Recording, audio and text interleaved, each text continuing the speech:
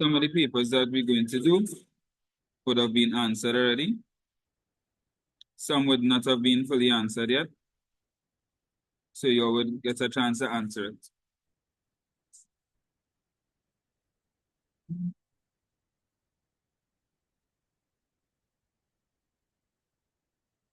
So you're going to start off with 2022.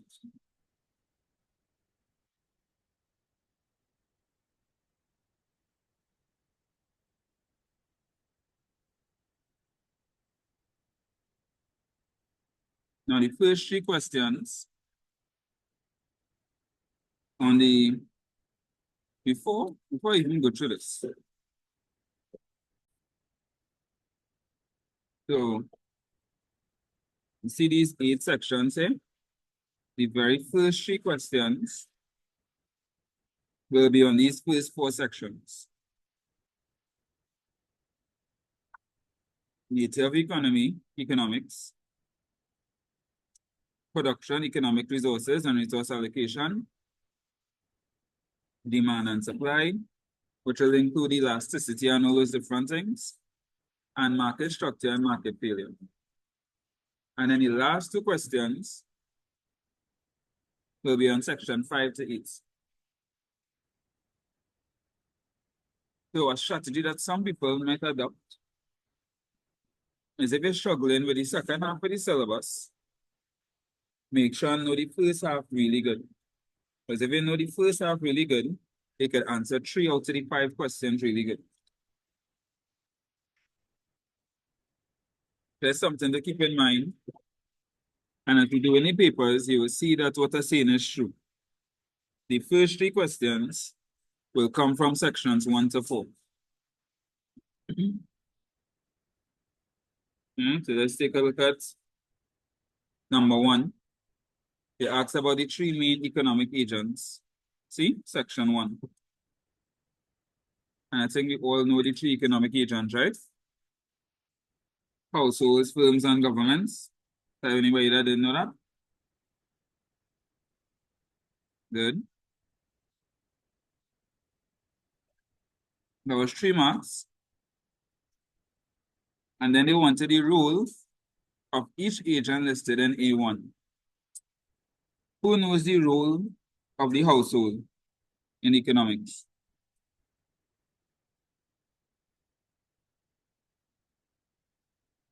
Nyasha?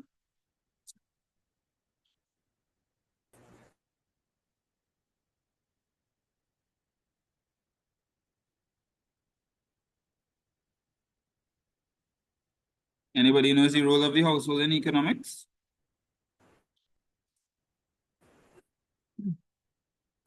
Sure.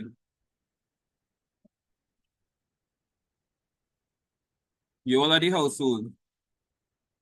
What do you all do? By the facts. Provide the factors of production and to buy goods and services, right?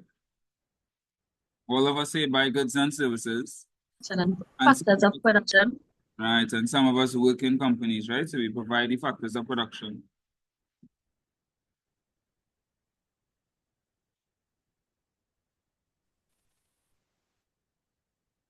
You hear me good?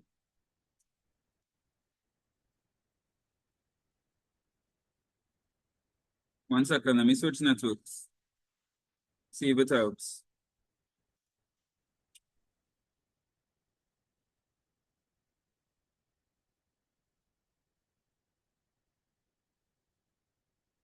I'm gonna switch networks, right?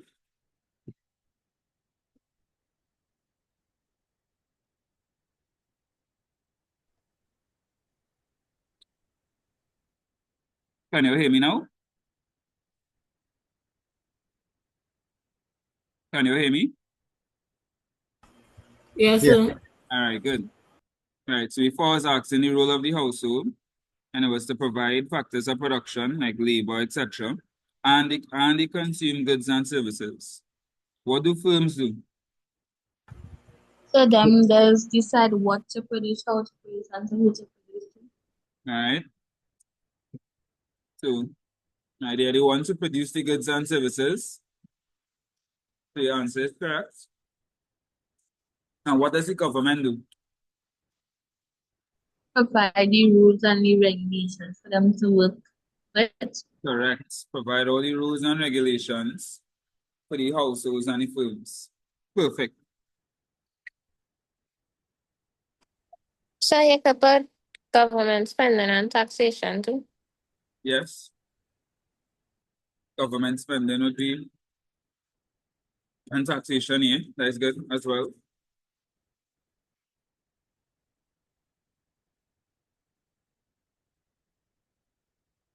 Then it asks, explain how scarcity creates the economic problem. You could say this one. When consumer wants exceed the needs, scarcity is a problem that Which one appears. wants to exceed needs? Your And want, the your want government don't have exceed enough to satisfy the society's needs. right? So it's when your wants exceed the available resources, right? Because you have unlimited wants, but you have limited resources, right? So that creates the economic problem, right? And will lead us to have to make choices.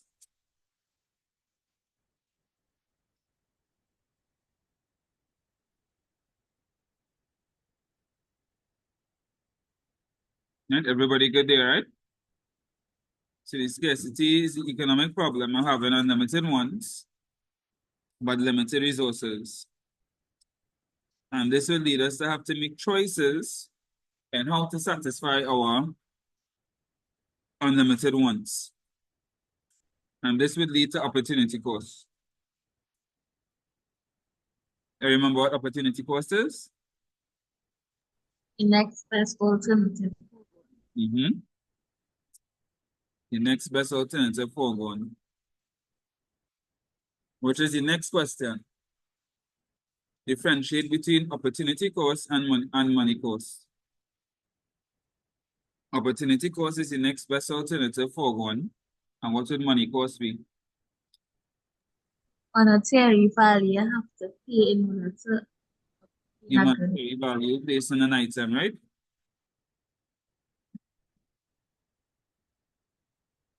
Very good.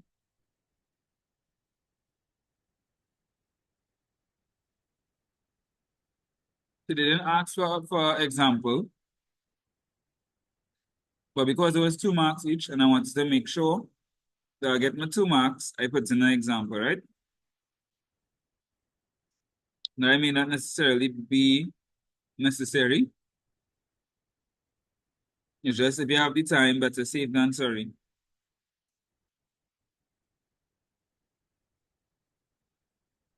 Now, here, you said using a label diagram of the production possibility frontier, explain the concept of opportunity cost as production moves along the frontier.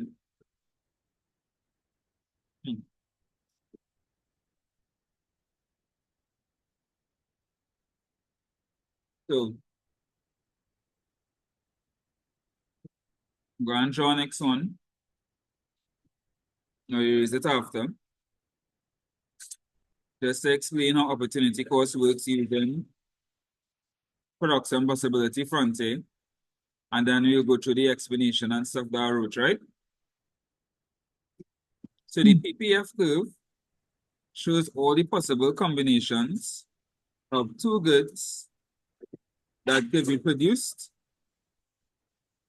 using all the available The green. resources, right? It's about green. So I have 2 goods here. Good A, good C, and good D. And I could create some amount of goods, right?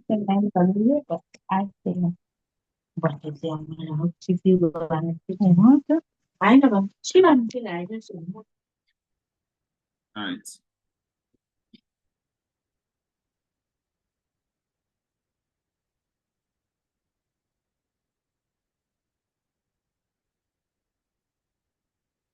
So let me show you. So let's say this is the production possibility curve, right? Showing all the different combinations of good C and good D I could produce. So if I decide to produce 5 of good C, it means I'm not producing any of good D.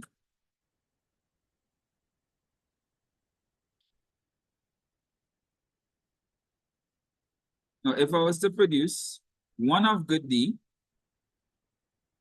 in order for me to produce 1 of good D, I would have to give up some of good C. I won't be able to produce the same 5 anymore. I'd have to give up some of good C. If I had to produce 2 of good D, then I have to give up even more of good C. If I wanted to produce 3 of good D, then I have to give up even more of good C. And as it goes, right? So the opportunity cost of producing a good D will be the amount of good C I am giving up. You all understand? You want me to do it again? I understand. Everybody understood? Yeah. Yes, sir. Yeah? You Why understood? people going over the pigs outside? Oh, Right. So that's how the production possibility curve shows opportunity cost, right? The more of one good they produce is the more of the other good they have to give up.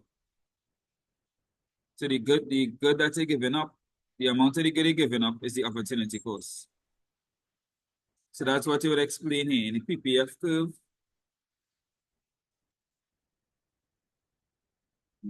In the PPF curve drawn above, points A to F represent different combinations of goods A and B that can be produced when all resources are utilized.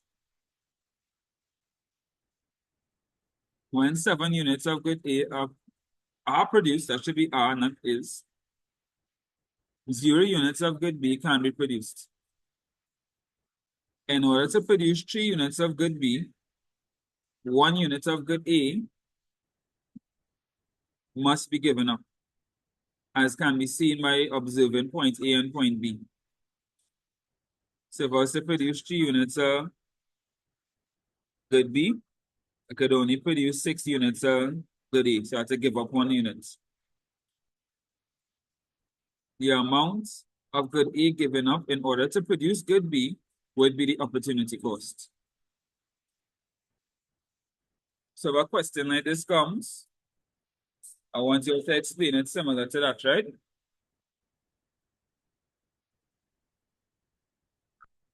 The amount of one good you have to give up to produce the other good will be what we call the opportunity cost. Everybody follow there, right? Yes, sir. All right, nice. A nice 20 marks. Well, you could more than get a 20 marks.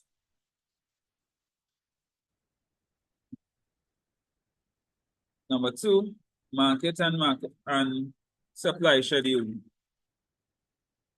All of this is part of the first 4 sections again.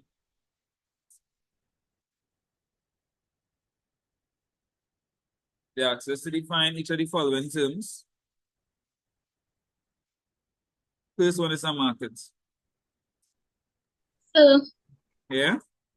for that one, you could have put a market is a place where the buyers and sellers meet to engage in trade. Yes? Or that is the POB definition. Oh, that's good. You could put that same answer. It's the same thing I'm saying here, no? Any structural situation allows buyers and sellers to communicate and exchange goods and services. If I said buyers and sellers can meet and trade, it will be the same thing.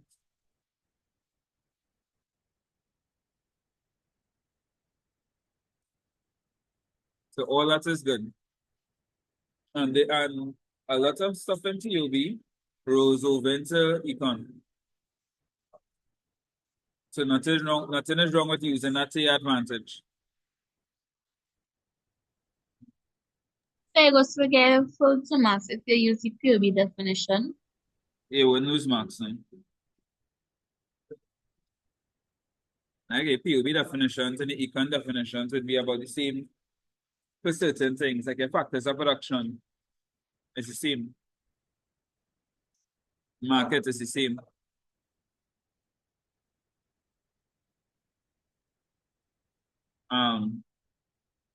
Tomorrow maximum prediction for tomorrow. I have no idea. I'm sorry. I don't want to do that prediction thing at Econ.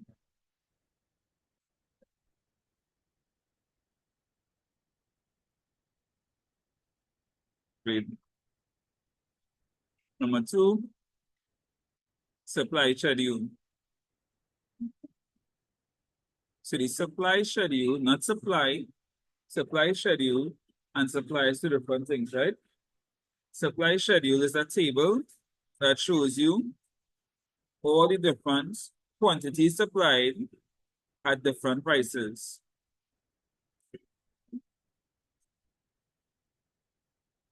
So if the price is $5, how much quantity supplied would be? If the price is $10, how much quantity supplied would be? If the price is $15, how much quantity supplied would be? And so forth, right?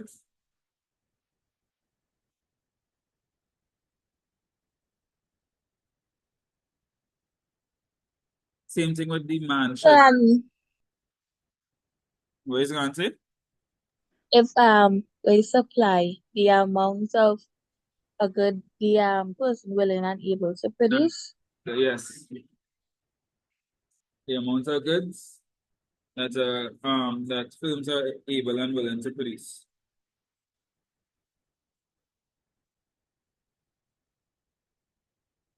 Demand schedule will be a table showing you the different levels of demand at various prices. Demand is the amount of goods consumers are willing and able to purchase. So make sure you don't mix up demand and demand schedule and supply schedule.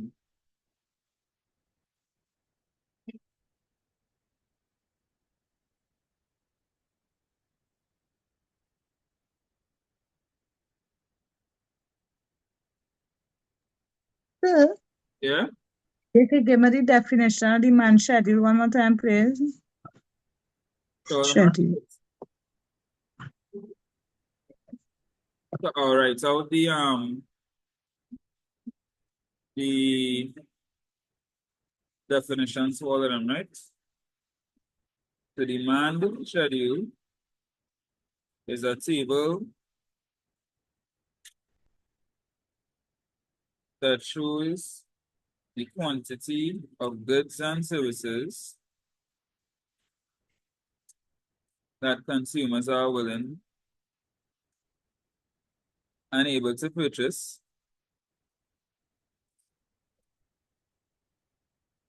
at different price levels.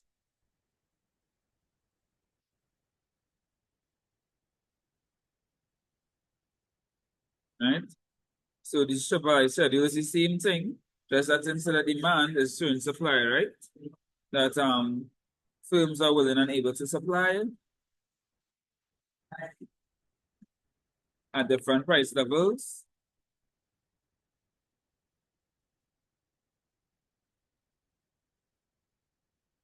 Demand now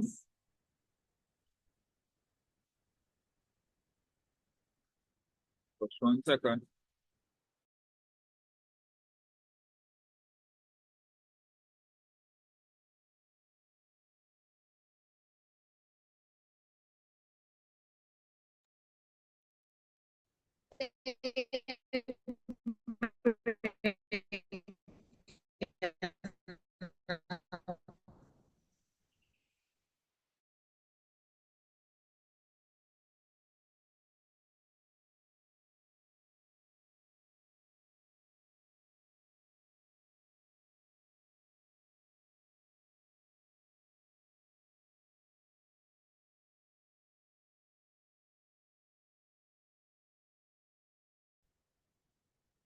So let's get from here.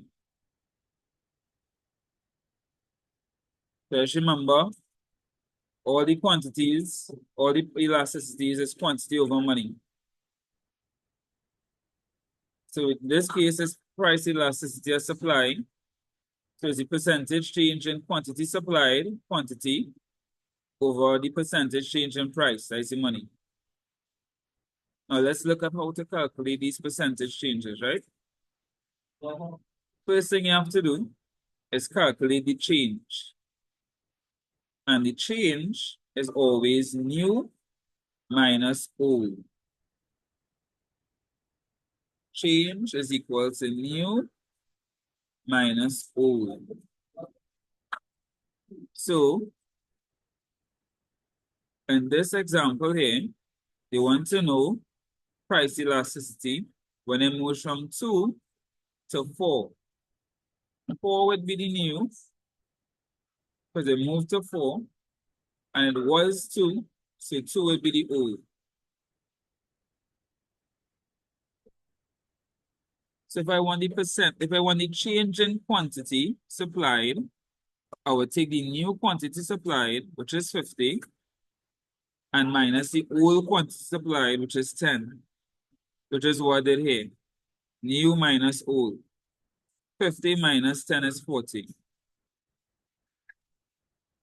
Once I have that, the next part now is to calculate the percentage change. And the percentage change is equal to the change divided by the old multiplied by 100. No matter what it is. It could be the change in percentage change in price, percentage change in quantity demanded, percentage change in income, percentage change in quantity supplied. It's the same thing. Change over old multiplied by 100. So we calculated the change in supply to be 40. So to calculate the percentage change in quantity supplied, we'll take the change, which is 40, divided by the old supply, which is 10, and multiply it by 100. And that's how we got 400% here. So that's the percentage change in quantity supplied. Now we calculate the percentage change in price, and we do the same thing. We calculate the change first, which is new minus old, which will be 4. 4 is the new price, minus 2, the old price. 4 take away 2 is 2. After you calculate that, then you're going to calculate the percentage change, which is the change divided by the old multiplied by 100. The change is 2. The old price is 2. 2 divided by 2 multiplied by 100 is 100%.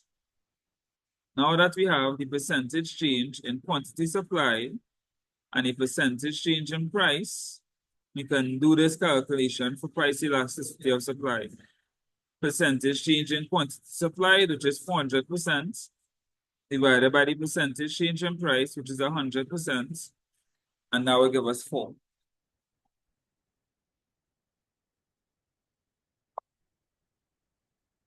You'll understand, right?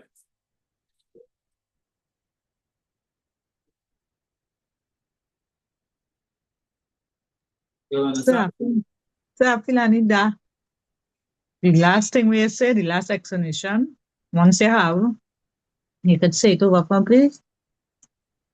Once you have the percentage change in quantity supplied and the percentage change in price, Right. okay, let's do this equation now. The change in quantity supplied divided by the percentage change in price, and that gives you the price elasticity of supply. All right. Right? So remember the very start, I said the formula for the price for any elasticity is change in quantity over change in money, right? Yes. So price elasticity of supply is the same with price and supply. It's the change in quantity supplied divided by the percentage change in price. Okay. All right, so the first thing we did was calculated the percentage change in quantity supplied. Then we calculated the percentage change in price. And once we had it, we could have now come and do this formula. Percentage change in quantity demanded divided by the percentage change in price. Yes, sir.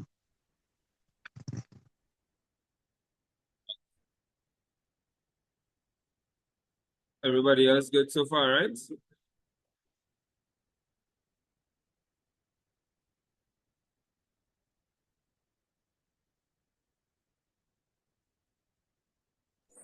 Yes, sir. Right.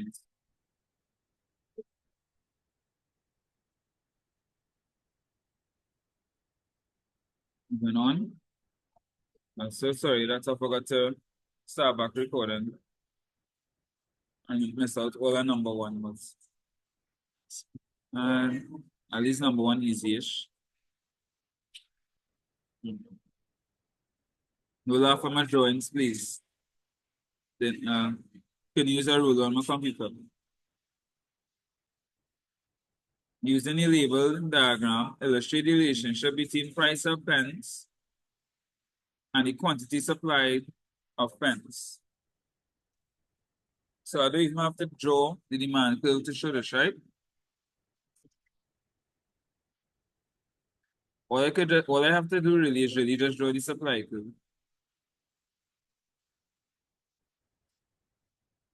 Quantity supplied, price. And the price, and the quantity, the supply curve, sorry, is an upward sloping curve.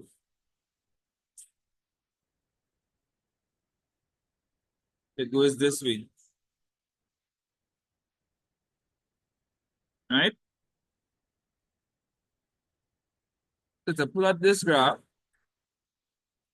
I am going to use my supply schedule. So when price is 1, let's see, I'm going to put in my prices first. 1, 2, 3, 4. 1, 2, 3, 4.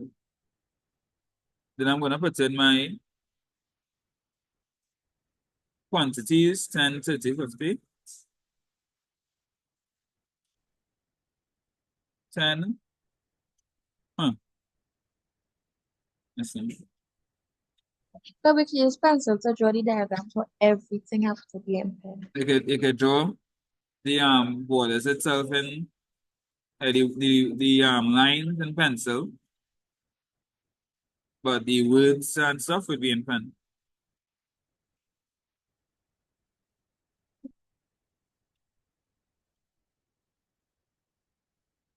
All right. So when price is 1, quantity supplied is 0. So I'm going to look where price is 1 is. Price is 1 is here. Quantity supplied is 0. 0 is here. So my first point will be right here. Price is 1, quantity supplied is 0. When price is 2, quantity supplied is 10. So when price is 2, which is here, quantity supplied is 10, which is here.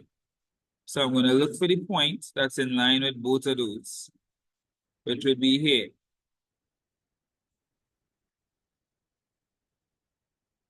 All right, so I have point 1, point 2. When price is 3, quantity supplied is 30.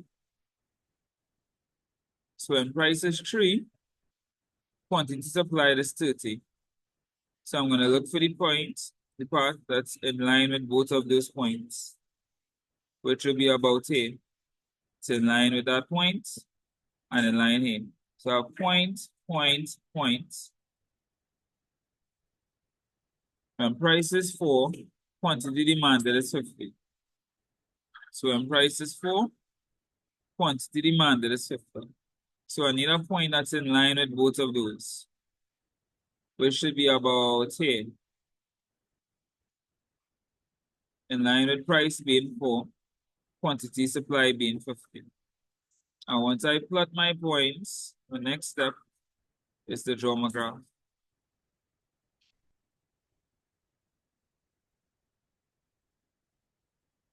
And then underneath I'll write,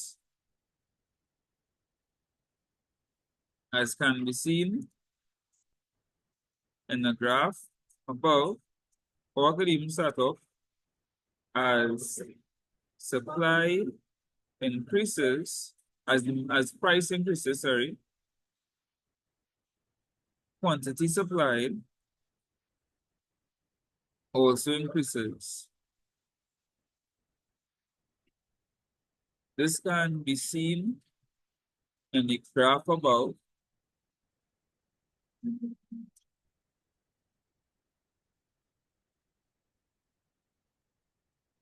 For example, when price increases from 1 to 2, quantity supplied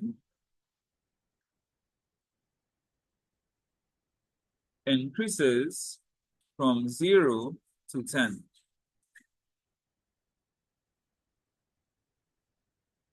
And that way I'm able to show the relationship between price of pens and the quantity supplied of pens.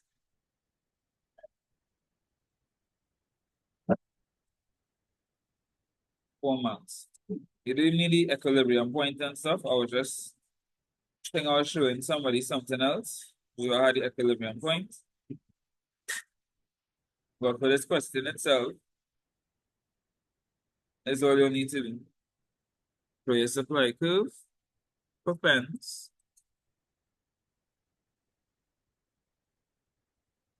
Which is always upward sloping. Use the schedule to plot it.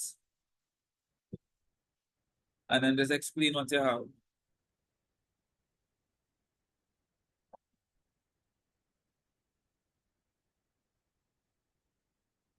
Everybody good? Yes, sir. All right. You'll give me one moment, please. Just give me one moment. D now, using it information in table 1, discuss each of the following.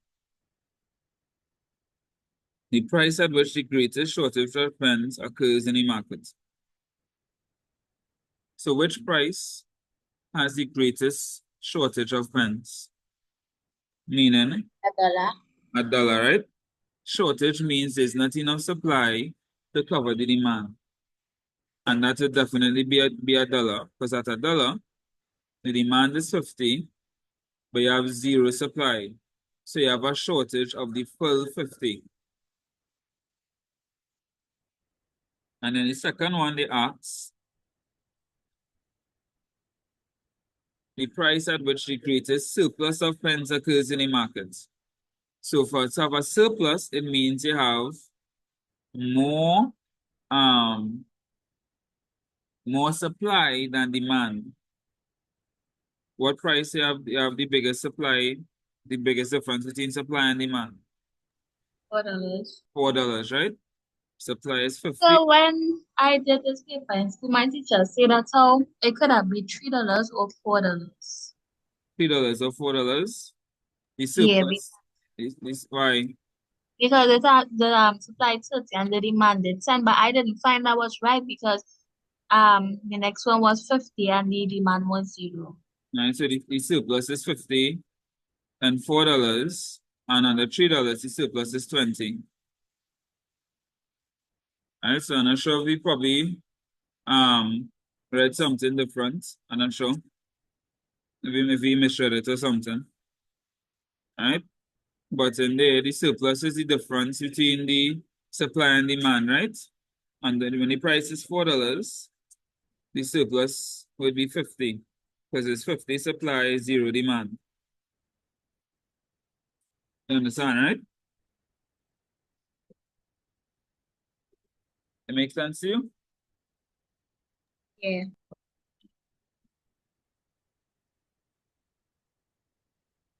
All right. did that, did this, and that was our next 20 marks.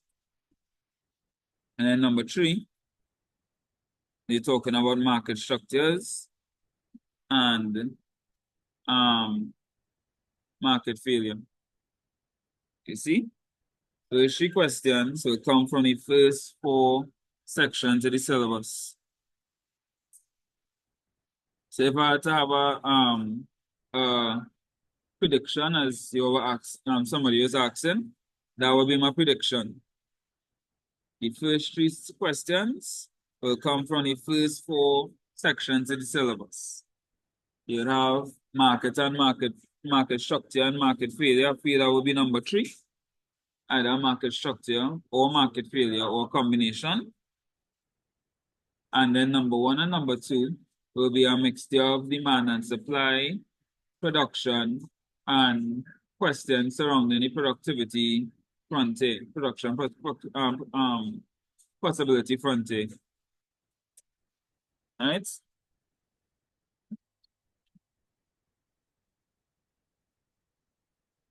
They could even bring any course curves.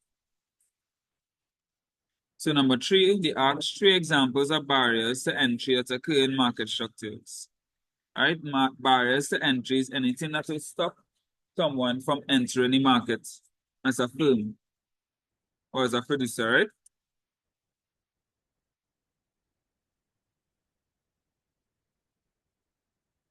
So there's like laws and regulations. So you might have to meet certain requirements according to the law in order to be able to join the market. Or you may not have the resources needed to join the market. Or you may not have the technology.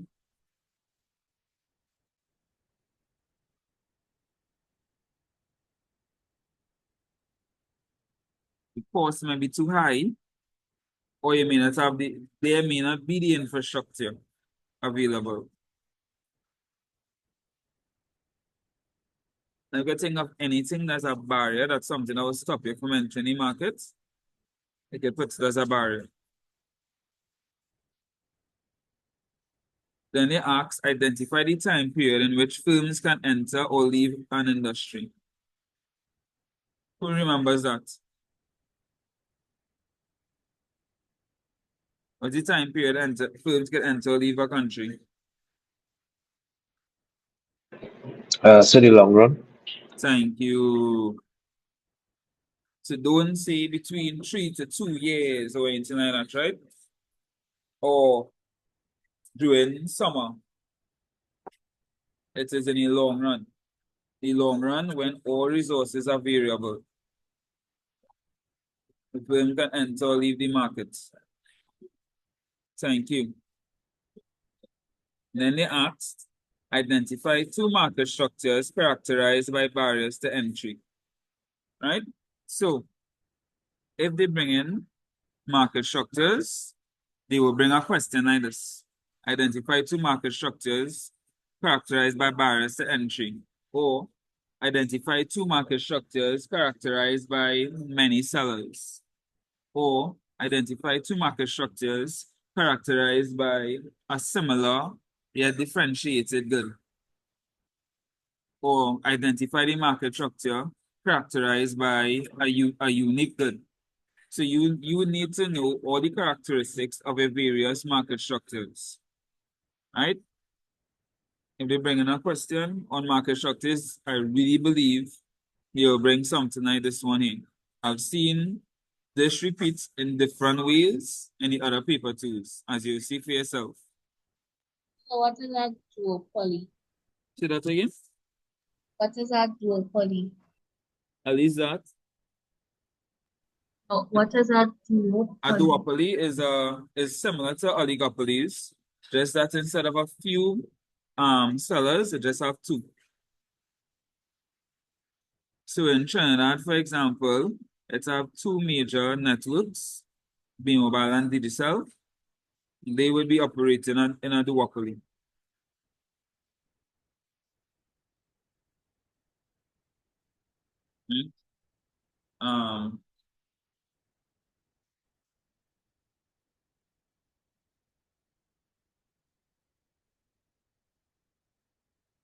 Right. Then they said, before I even go to this question, you must quiz all the a little bit, right?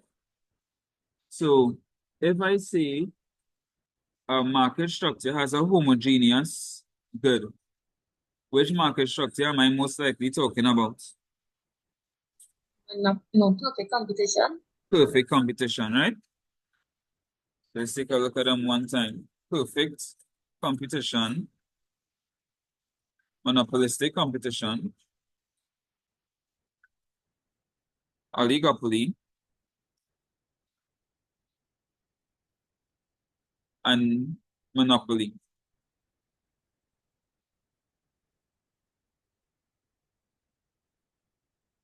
The homogeneous good would be perfect competition. Which one has a unique good? Monopoly. Monopoly. Which one has similar but differentiated good? Monopolistic. Monopolistic. And oligopolies could have a homogeneous or differentiated, right?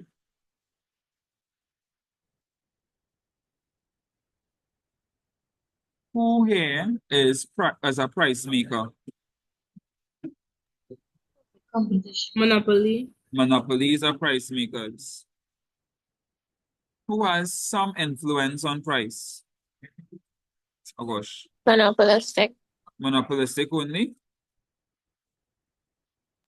So perfect competition is not price makers too. No, they are price takers. Whatever the market decides the prices, they have to go with it. Both monopolistic competition and oligopolies have some say in the price, right? And then perfect competition have no say. Influence on the price.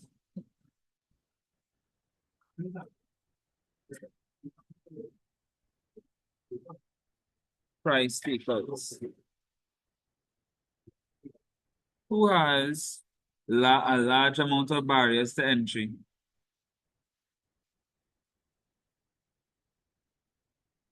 Oligopoly.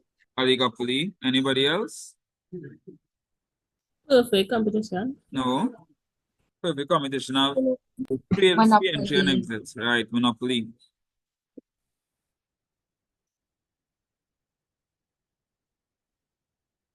Who has free entry and exit? Perfect competition. Perfect Perfect competition. Who has little barriers?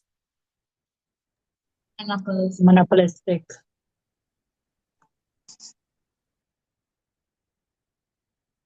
Right. Good. So far, so good. So you see how you're able to do this here? You'll have to be able to do this if they give you a question like this. Right? So So and raise price rigidity. That's good. what is what? Price and the word is RIGIDITY.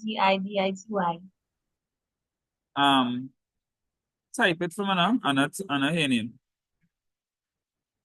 Or wait, price rigidity. That's what you're saying? Yeah. Right, so that is when oligopolies of price rigidity. So this is where there's a situation where prices kinda take a while to adjust to changes in demand. So demand increase and it take a while before the price increase as well. So oligopolies have some price rigidity.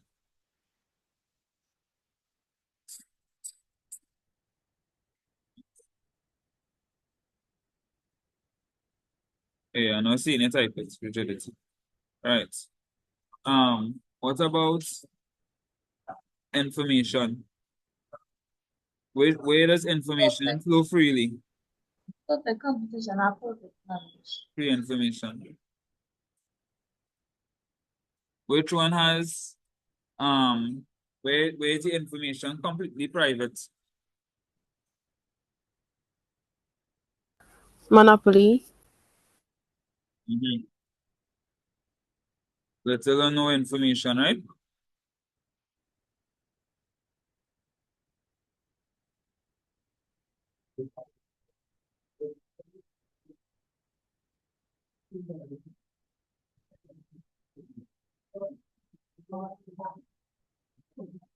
And oligopolies have some information.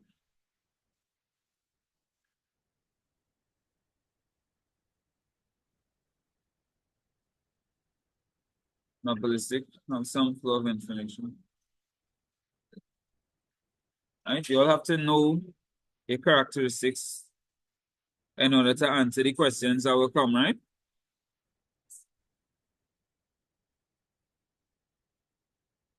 All right, so moving on now. So we don't want to know the advantages, I'm saying?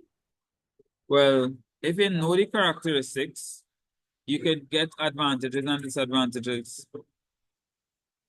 Which one of these has caused market failure? Monopoly. Monopoly, yeah. Monopolies cause market failure. Very good. Let's check it. So that's based on this, you can create your own advantages and disadvantages if you can get the characteristics. Though I don't see that question coming, you never know. The quicker I see them ask you to identify what market structure a certain scenario is, and they might ask you to draw the graph either in the short run or the long run to show either economic profits, normal profits, or losses, which is what I think coming up next. So they said, in a big city, there are many small fried chicken restaurants. Though they all sell fried chicken, each restaurant is known for their own unique recipe. The restaurants are very competitive and they have freedom of entry and exit. Draw a label diagram to illustrate the long-run equilibrium of a firm in this industry. So what industry is this? What market structure is that? The perfect competition. Perfect. They've all selling fried chicken, but it's differentiated by the unique recipe. Which one is that? Monopolistic. Monopolistic. Monopolistic competition. Monopoly. Yeah. Monopolistic. Monopolistic competition, right? Yes, The goods sir. are differentiated. All of them selling fried chicken, but it's differentiated by the unique recipe. And it's our freedom to enter and exit. Monopolistic competition have very little barriers. Alright? So all that should indicate that it is monopolistic. Perfect competition, the goods are homogeneous, so there's no difference. So for example, this example I use in my class is sugar or flour. If I buy two different brands of flour, open up the bags and put the flour in front of you probably won't be able to tell which is which. Same thing with sugar. Same thing with salt. Yeah? Now let's look at how to draw the curve in the long run. So I'm going to draw it over here, bit by bit.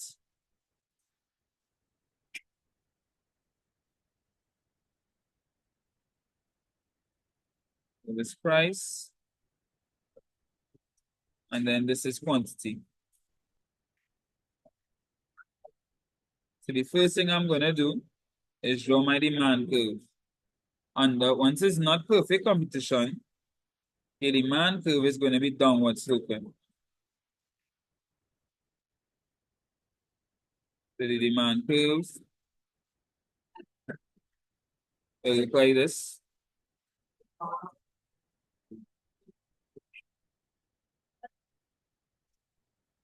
And the demand curve is also equal to your average revenue.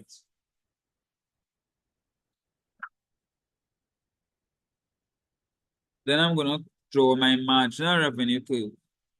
When it's once it's imperfect competition, so monopolistic competition, oligopolies, or monopolies, this is how you join it. your marginal revenue will be on the inside of your average revenue, downward sloping as well.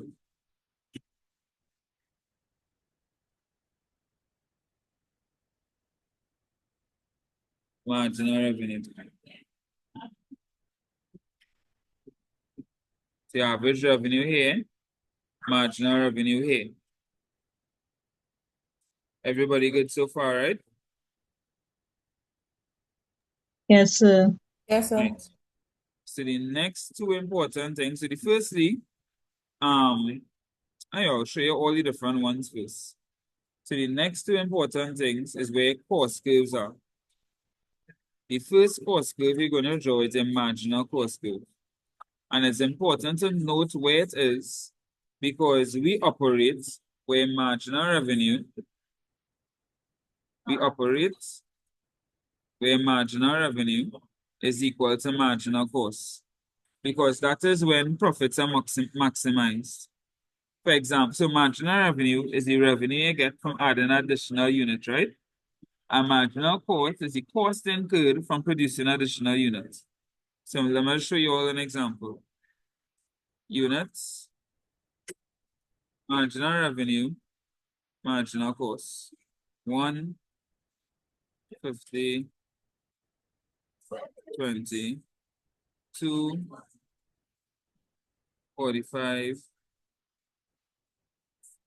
30, 3, 37, 37, 4,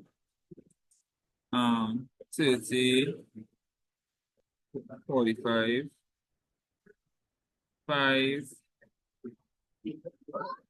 20, 50. So if I produce 1 unit, I will get a profit of $30, right? Because marginal revenue is 50, marginal cost is 20. You see that? Yes, sir. If I Yes, produce sir. the next unit, I will still make money because my marginal revenue is higher than my marginal cost. You're seeing that again, right? I produce at 30 units, it will break even because my marginal revenue and my marginal cost is the same. If I produce a 40 unit, however, I will make a loss on that 40 units because my marginal revenue is smaller than my marginal cost. So should I produce that 40 units? No, sir. No. So I stop at 3, where my marginal revenue is equal to my marginal cost in order to maximize my profits. So we are going to operate at the point where the marginal cost curve is equal to the marginal revenue curve in order to maximize my profits. So my marginal cost curve looks like this, like a tick sign, marginal cost. We are going to operate here, where marginal revenue is equal to marginal cost.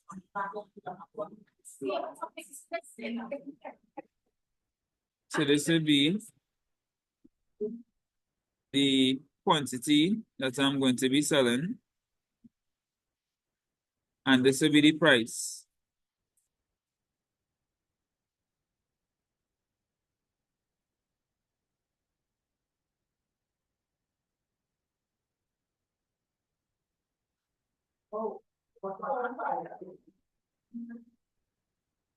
You're good there, right? That's the point in which I'm going to be operating because I want to maximize some profits.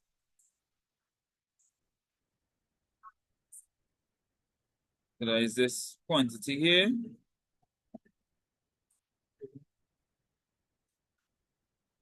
And this price here.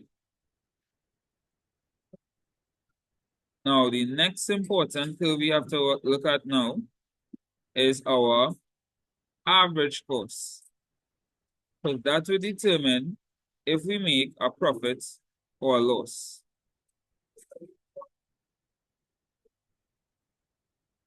So this is where we operate in. if at this point, let's see my average cost is here.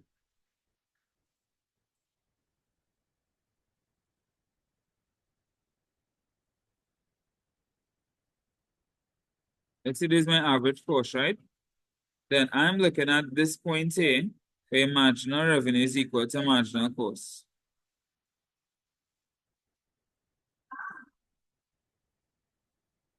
So, I'm gonna draw it a little better.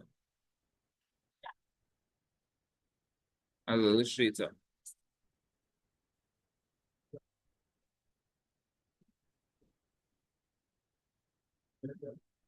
Right.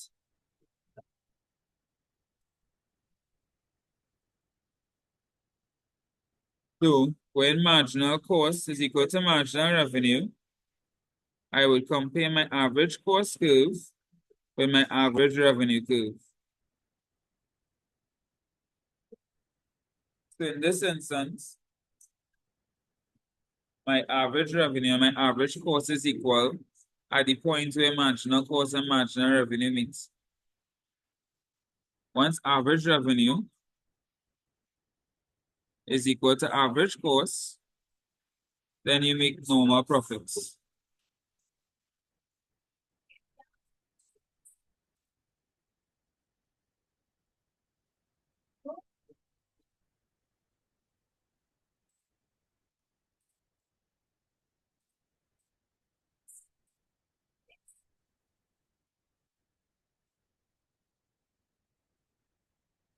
Now, let's say under the same graph, let's say average cost curve was up here.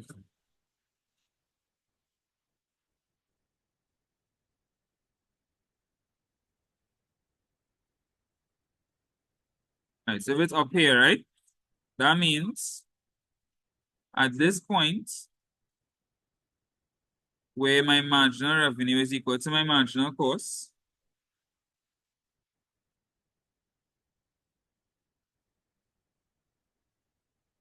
gosh. At this point, my marginal revenue is equal to my marginal cost. My average revenue is here, but my average cost is up here. So in this case, my average cost is higher than my average revenue. So that means I'm making a loss. So if your average cost is greater than your average revenue, it means you're making a loss.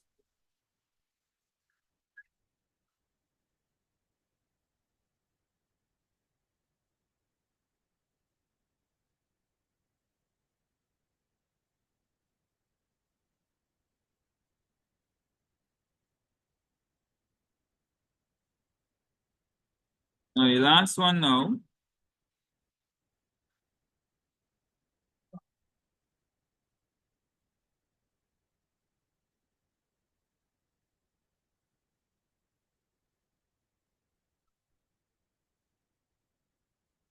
Gosh.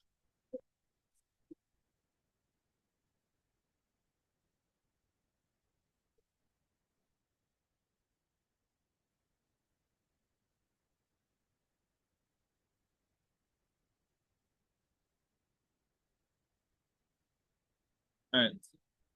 So again, let's see, we operate in here, where marginal cost is equal to average cost. And we see we have our average cost here.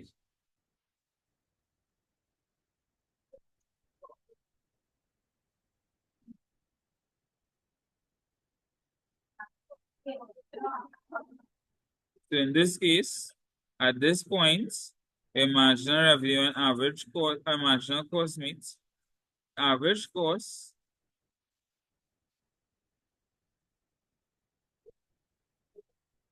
at this point, the average cost is lower than a marginal than the average revenue. So that means they're making what we call super profits or abnormal profits.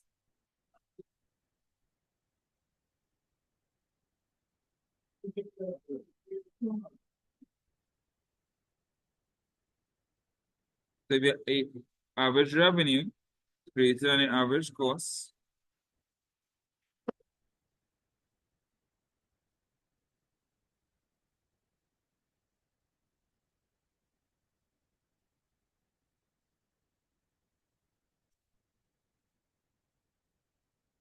Here equals AC, then you are making super normal profits.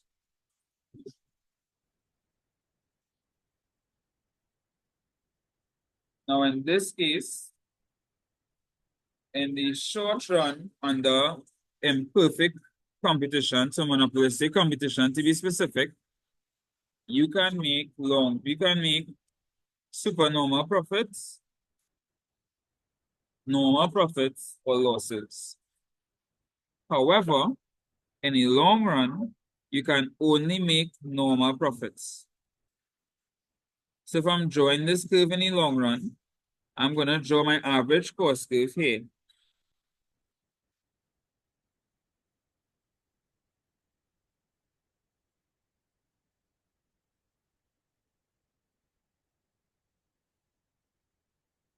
That way, at this point where marginal revenue and marginal cost meet, my average revenue and average cost will be the same.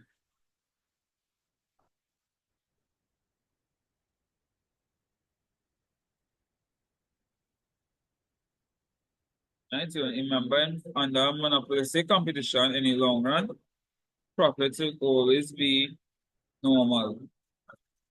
If you was making abnormal profits in the short run, in the long run, more people will join the market, which will reduce the amount of profit that goes to you until it goes down to a normal level.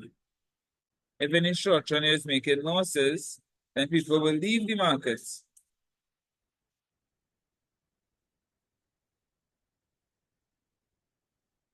And if people leave the market, that means the money will have less people to share up amongst.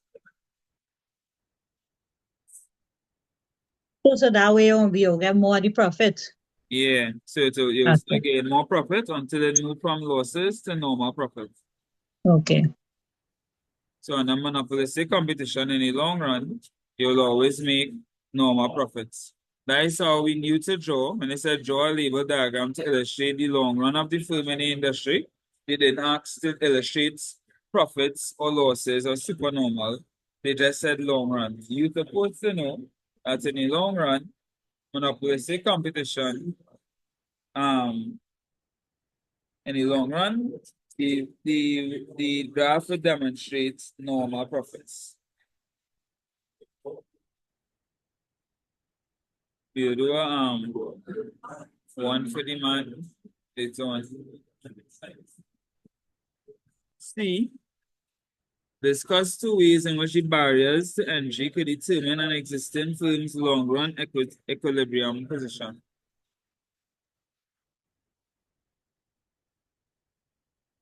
Right, so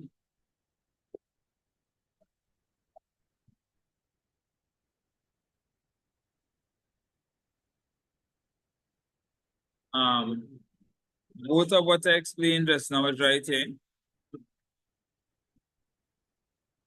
If we make it supernormal profits, more people will join the market. And then the profits will drop to normal.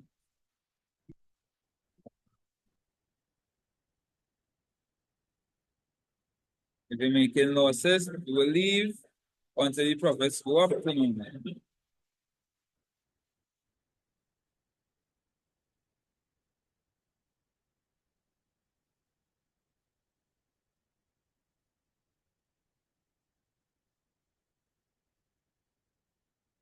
And that is the first three questions. All on the first four sections of the syllabus. The last two questions, number 4 and number 5, on the second part of the syllabus.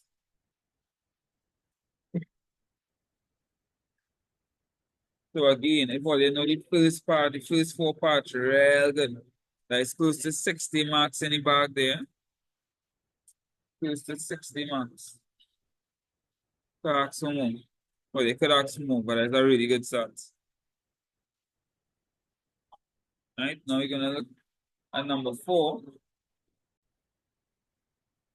Number 4, they ask about some economic concepts.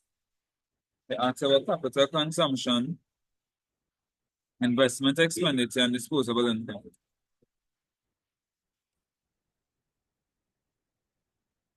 Capital consumption is when your fixed assets or your physical assets are being used up.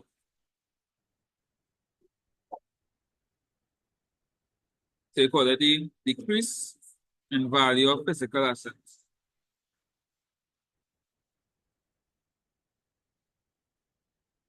Investment expenditure is the amount of money spent on capital goods or investments.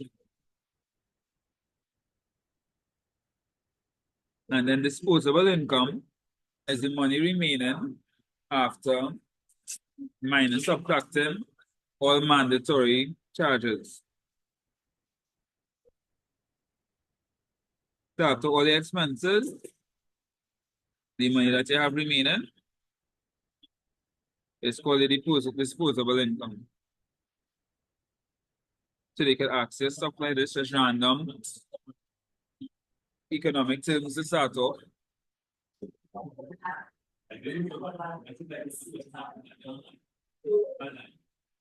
And then here, they gave us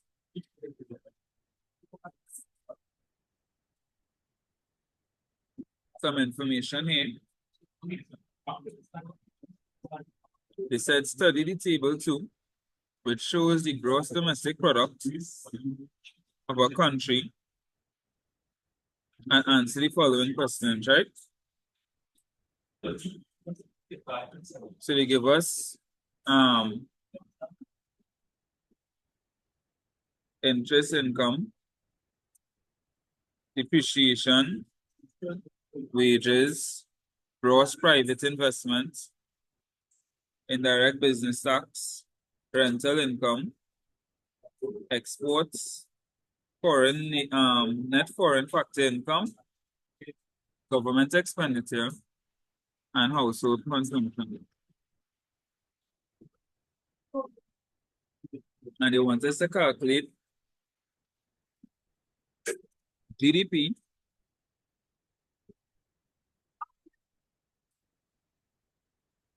using the income method first, then the output method, right?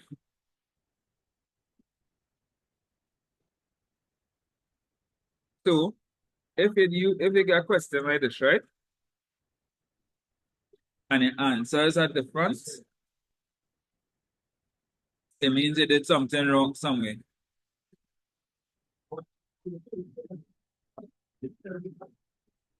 Right? The income method, the output method, and the expenditure method are 3 different ways to calculate the same thing. Right? The example I was using in my class is doubles. So let's see, someone made doubles for $6, right?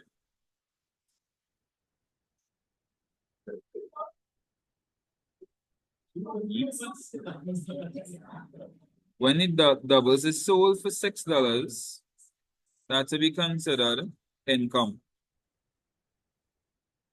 So I can see this as income of $6. When a person made the doubles, it was worth $6. So I can look at it as the output, the value of the good is $6. And when somebody purchased the good, purchased the doubles, they spent $6. So I can look at this as the expenditure is $6.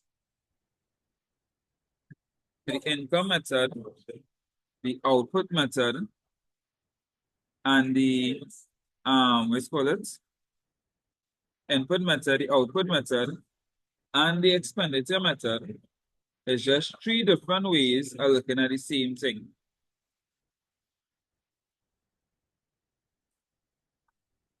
So for the income method, we're gonna look at all the income that we get in the market, right? So let's see. Our factor incomes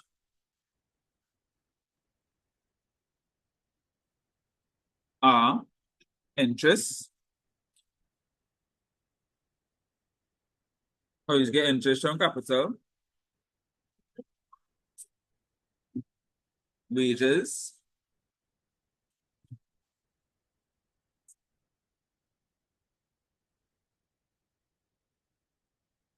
we get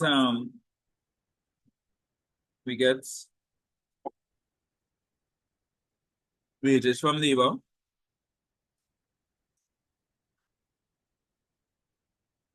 business profits,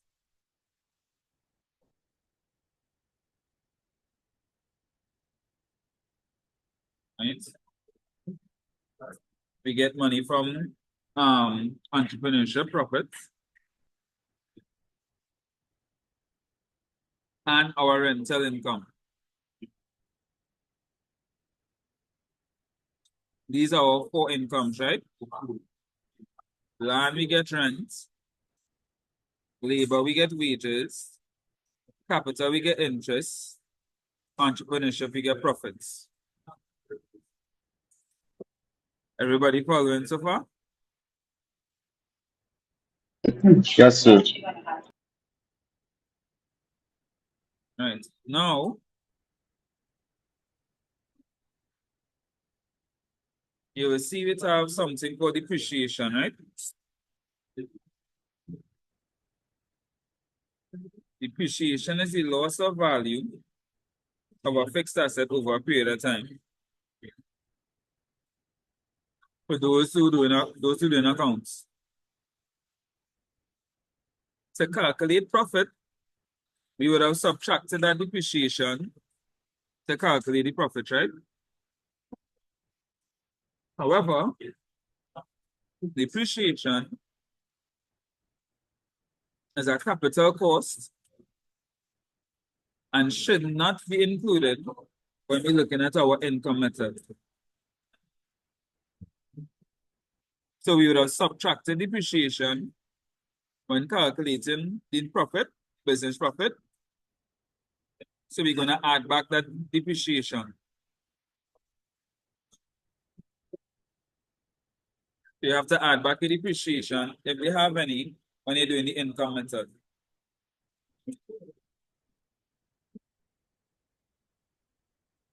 The next one now, business tax.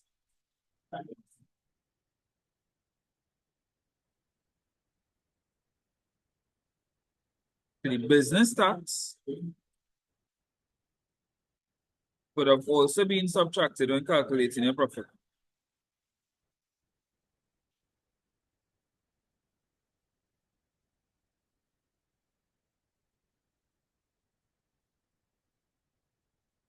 But it takes away from the actual income earned from your profits.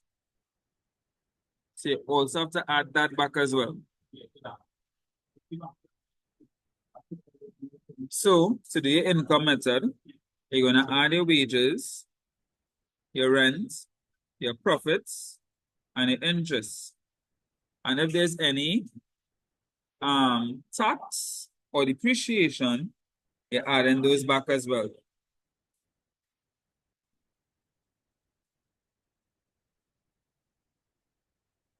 So when we add up these things,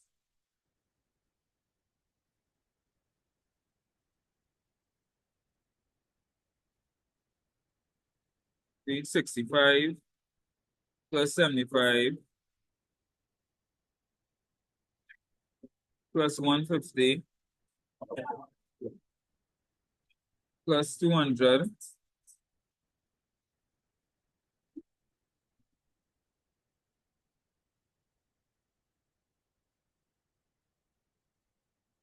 one, you have to add any net foreign factor income. I didn't see that. That's the next income.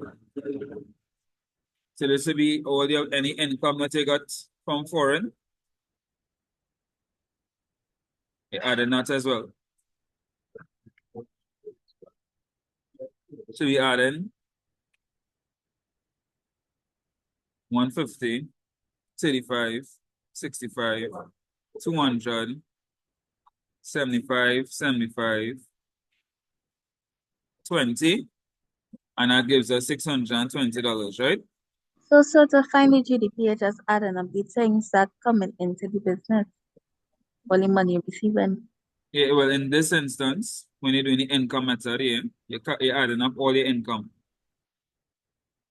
So I add my rent, my wages, my interest, and my profits. I add my net foreign factor income, and I add back any depreciation or sales tax, because I would have subtracted that to calculate my profits. I add in that back to get my true profits.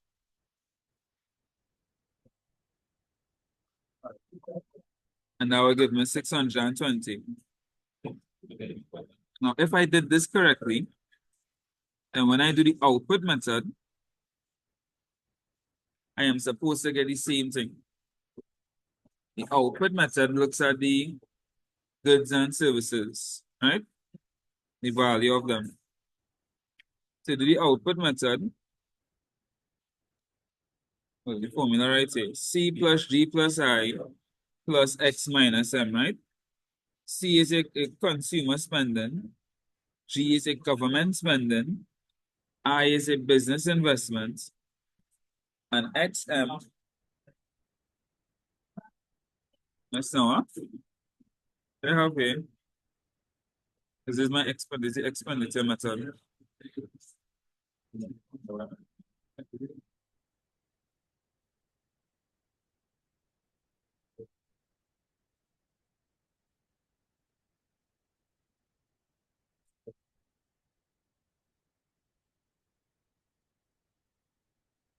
So you're missing the net exports in the formula.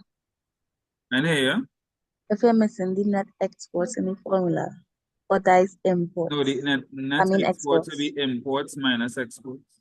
But they give it to you here. So you don't have to calculate it.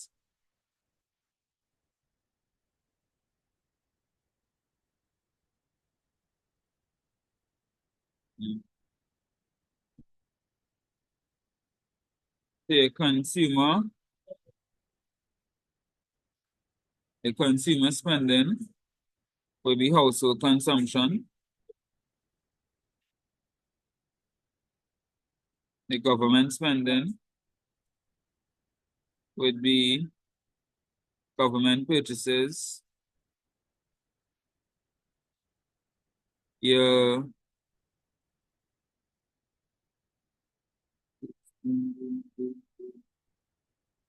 right investments,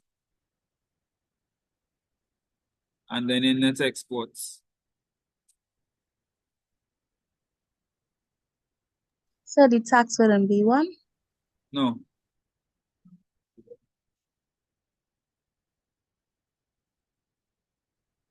There will be a household consumption, your government spending, your investments, and your net exports. If we are correct, this should also equal to your 620. Let's see. 300 plus 150 plus 50 plus 120 is also equal to 620.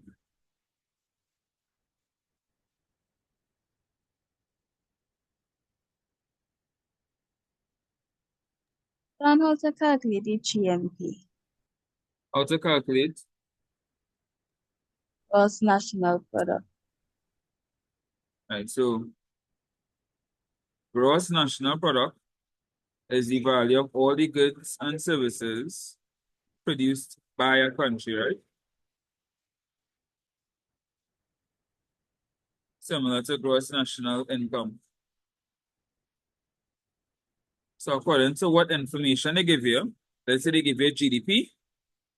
If you take your GDP and add your net factor income from abroad, for example, and that alone will give you your GNP. So you remember GNP is the value of all the goods produced, regardless of where the location is, right? Once it was produced by the country. So your GDP will have all the goods produced within the country, and your net factor income abroad from abroad will have the value of all the goods produced outside the country.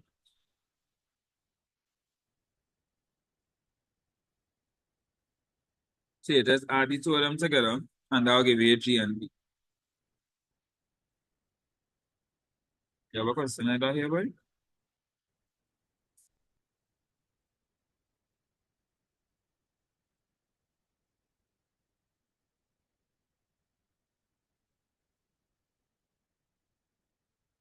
No, we don't have it. All right. Oh, yeah.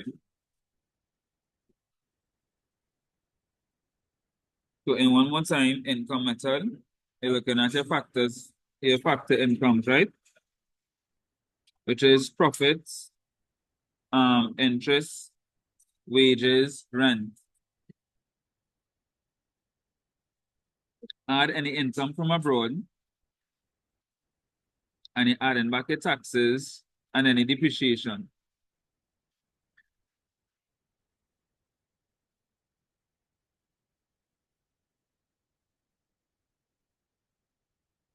And the next method, output method or your expenditure method, the consumer spending plus the government spending plus the business investments plus the net exports, which is exports minus imports. CGI X minus M. So your consumer spending would have been the household consumption, as the consumers. The government spending is the government spending.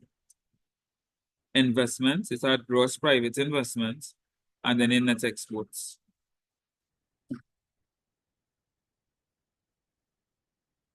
Income method, you factor incomes, add any foreign income, net foreign factor income,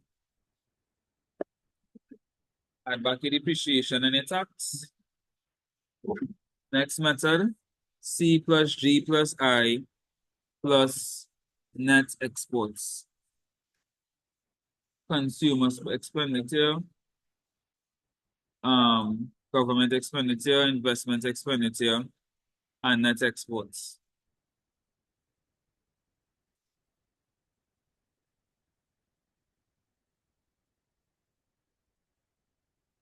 Now C, it said study the table which shows the macroeconomic and other indicators of growth and development in a country A and B, and answer the questions that follow.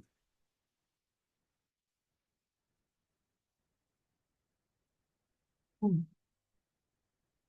right. They said identify which country has the higher economic growth and give a reason to justify the answer. So country A had annual percentage change in GDP to be 3% and GDP to be 200,000. GDP per capita, no, sorry, 20 million, not 200,000. GDP per capita, 300,000. Does anybody know what GDP per capita means? The income an individual makes in a country during a given period. Say that again. Income an individual makes in a country during a given period. What does the per capita part mean?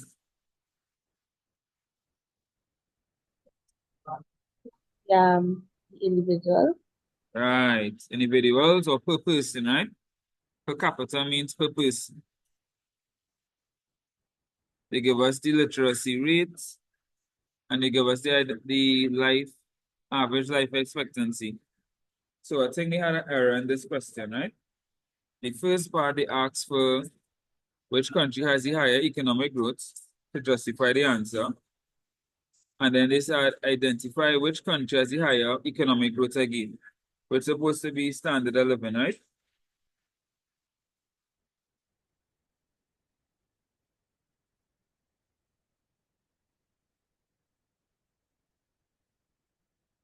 So since I made that mistake, what went over the children back?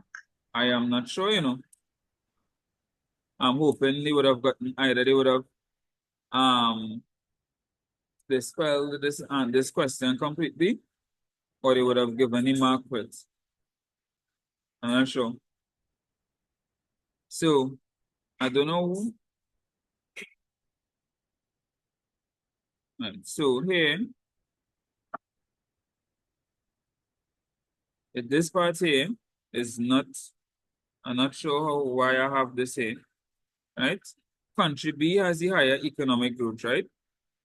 And that is because country B, GDP increased by 5%, while country A GDP increased by 3%. Not because of country B has a higher GDP. I don't know where that come from. Country B had a higher change in GDP, 5% than country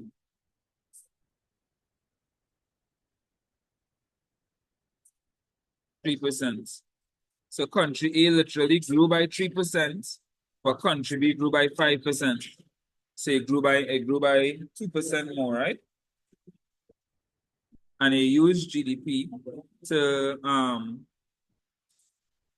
assess economic growth. Now the reason why I am assuming that number 2 was standard 11 is because they gave GDP per capita. And they normally use GDP per capita to assess standard 11. If it was standard 11, then country A would have had a better standard 11 than country B, because country A had a higher GDP per capita. So although country B had larger GDP by far, they most likely had way more citizens than country A. So this 200 million was able to do a lot more for their citizens than country B's 45 million. It's more important to watch it per capita. Think of it like this. Group A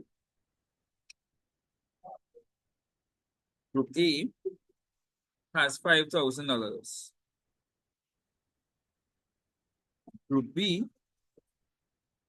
has $20,000. So right now, Group B looking better than Group A, and you would say Group B looking better than Group A? Yeah. Right? Yes, sir. Yeah. But Group A have 5 people.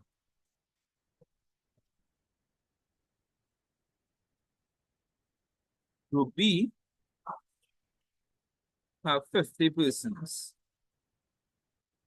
If that 5 people splitting up that 5,000, each person getting 1,000 each. 50 persons had a split of 20,000. Each person getting 400 each. So who really have it better off? The group A. Group A, right? So when it comes to the standard of living, each person in Group A working with 1,000, while each person in Group B working with 400. That's why you have to watch the per capita to see who has the better standard of living.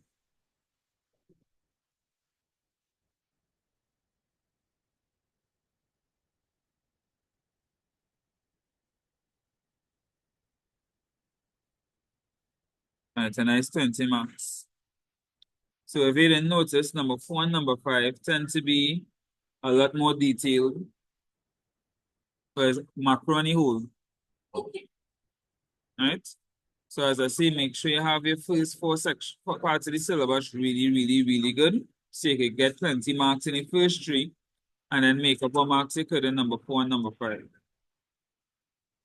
Number 5, now they said define each of the following economic concepts and give one example of each. Protectionism is basically protecting your local businesses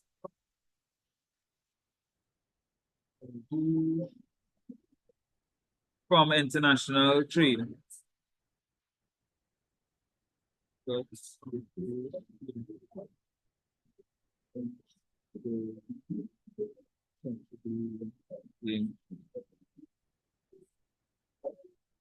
Right. So examples would be having tariffs, which is taxes on imported goods, having import quotas, etc. to reduce the amount of goods imported, right?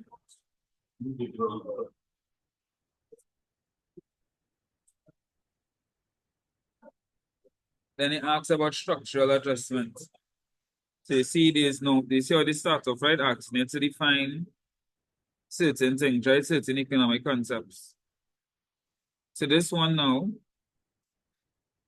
structural adjustment is basically economic reform, right? So when the International Monetary Fund or the World Bank wants to give you a loan, they have certain criteria that they have to meet in order to get the loan. For example, they might ask you to change your tax policies or increase trade barriers, etc. That refers to that is what they refer to when they talk about structural adjustments.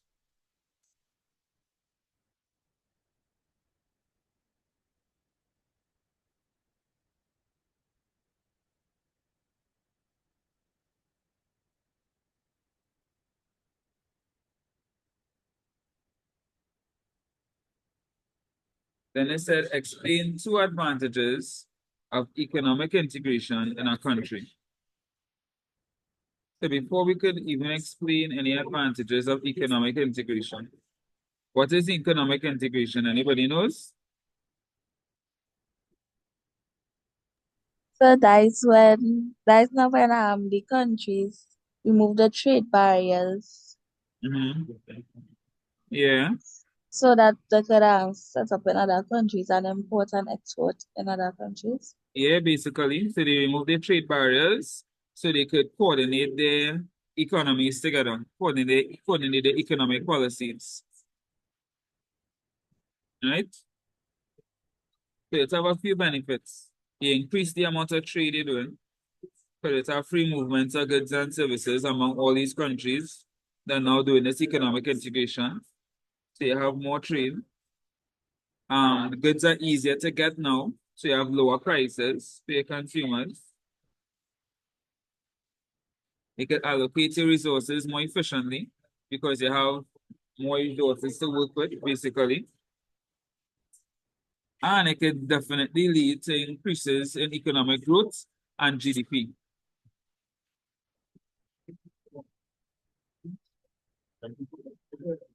Right? So you have more trade, you have because you have a larger market to sell to.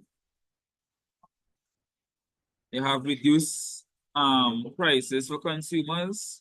You have potential for increasing GDP and economic growth. Remember, economic growth looks as measured by a GDP increase, and standard of living is measured by GDP per capita. Strain that out there to remember. But it have a lot of benefits.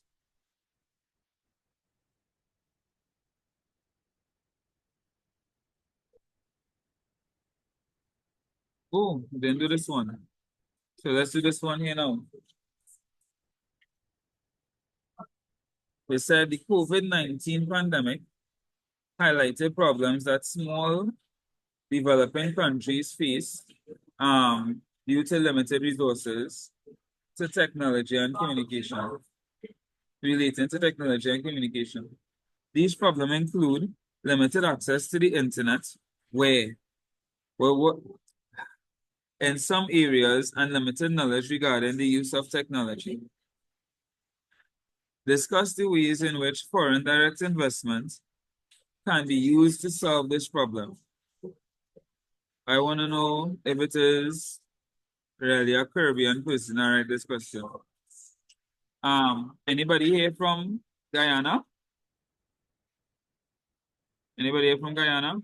Yes, sir. You all have access to internet? Yes, sir. You all have access to technology? Yes, sir. Anybody here from Jamaica? No Jamaicans here? Any Grenadans? Anybody from Grenada? All right, and well, I know the Trinidadians, well, I can speak for myself. We have access to technology and internet. So I do not find this it's kind of disrespectful, but what you can see. So firstly, we have to know what foreign direct investment is. What is foreign direct investment? A country set it up in our next country. Right. It's international investment. From one country into another country, right? So this is refers to or foreign direct investment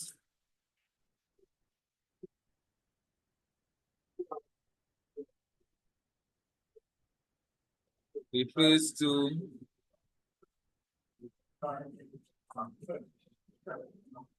an investment made by an individual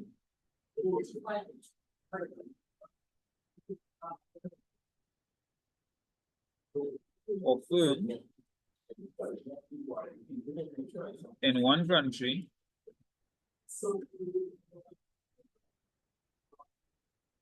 into the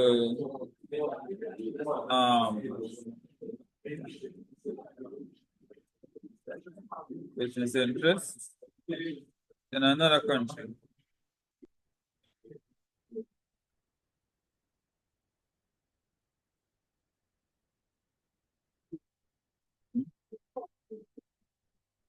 This can be used to address.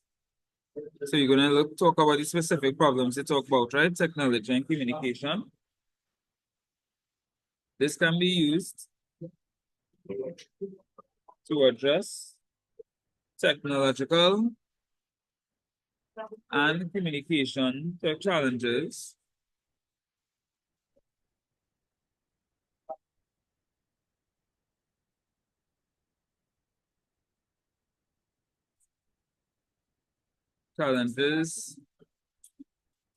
faced by developing countries. Don't know which developing countries talk about, probably Caribbean, during the COVID-19 pandemic. To me, the problem we had was people were hardened and didn't want to stay home, which caused it to spread. So one thing they could do, if they invest into our country, they could invest into things such as infrastructure. So they could improve our internet.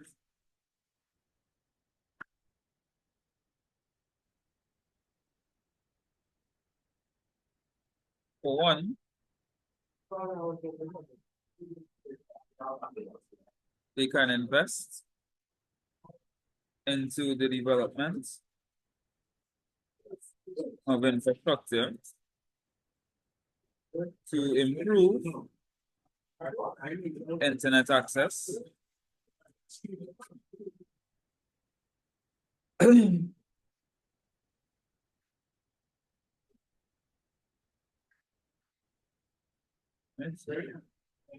Companies can invest into various parts of the communication industry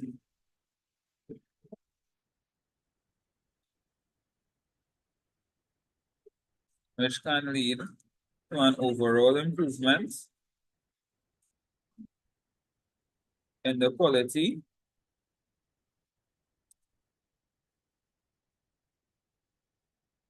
of the internet provided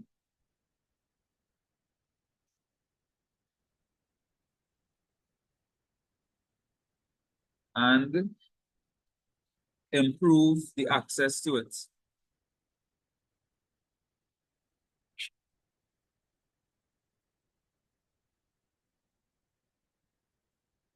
Right? So the two main things you get from foreign direct investment, right? One is the infrastructure itself, and the second one is the knowledge and training. So not only would it bring the stuff that we need, we would learn how to use it and how to provide it for ourselves.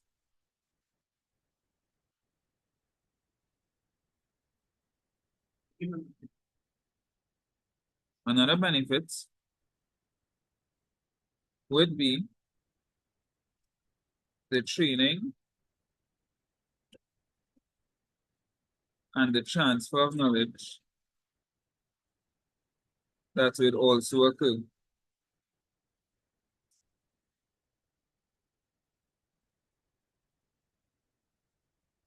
Foreign countries or foreign firms will bring with them training programs and technical expertise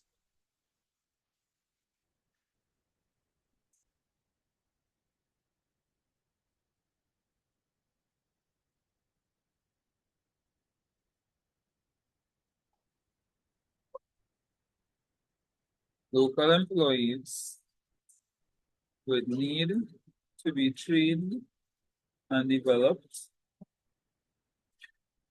in order to operate the new technology, and for the foreign organization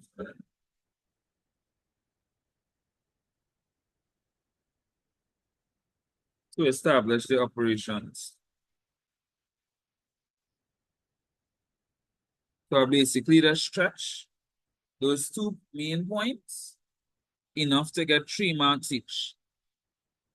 Right? But basically just saying that they could improve the technology by investing into it, and they could train the workers so they could use it. I just make sure and put in as much detail as I could because it was 6 marks in total and I wanted to get 3 marks each.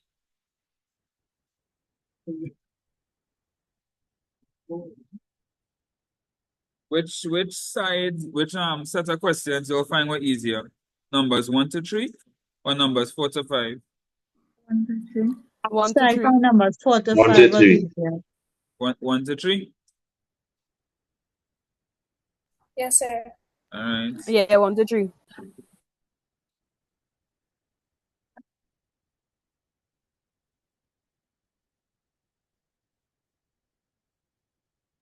As I was saying, if you can master, or ideally learn everything, but if you can master the first half of the syllabus, 1 to 3 could be some easy marks.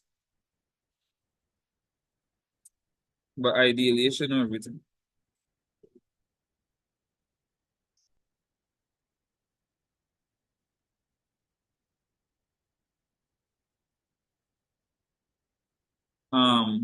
This is 2023 now. So I have a 2025 paper from January. And here, Is it have a paper from January? no, Econ is not open in January. Oh. So we have the 3 full papers. So we're gonna do 22, 2022, 2023, 2024, 2021. All right? the syllabus changed in 2018, so usually from 2019 up. Choosing the four most recent ones. And I'm anticipating, because we're going into detail, like how we're going into detail here, we wouldn't get past four past papers. We could rush through, but I feel like taking our time, like what we're doing here, could be more beneficial. What y'all think? If y'all rather rush through, we could rush through and do more. Which one y'all think better? Sorry, what you explain? Explain? Sir, yes, so me sir. too. Explain, sir. Take Yes, your so take your time. time. Yeah, that's what I think too. Yeah, do that. Right. So number one, again, from the first set of sections, define the following terms: labor and capital. Those are from factors of production, right? Labor refers to the physical and mental efforts of humans, right? It's the human aspect of the production process. And capital is the man-made resources used to produce goods and services, or the man-made goods used to produce other goods.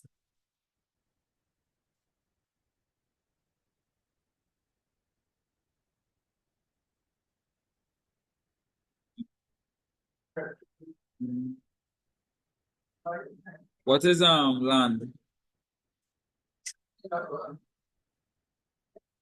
Anybody? Land is a natural Land resource is a natural resource. All the natural resources. that are free. Right. And what is entrepreneurship? Entrepreneurial ability. The risk of Right. The ability to combine the other three factors to produce a good or service for profitable enterprise. Right. So because the other three factors, land, labor, and capital, will be useless unless somebody was combining them, right?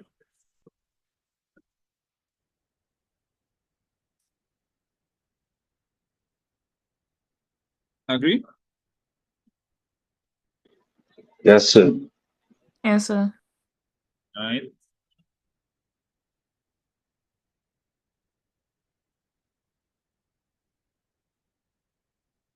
B, state two disadvantages of division of labor for employees.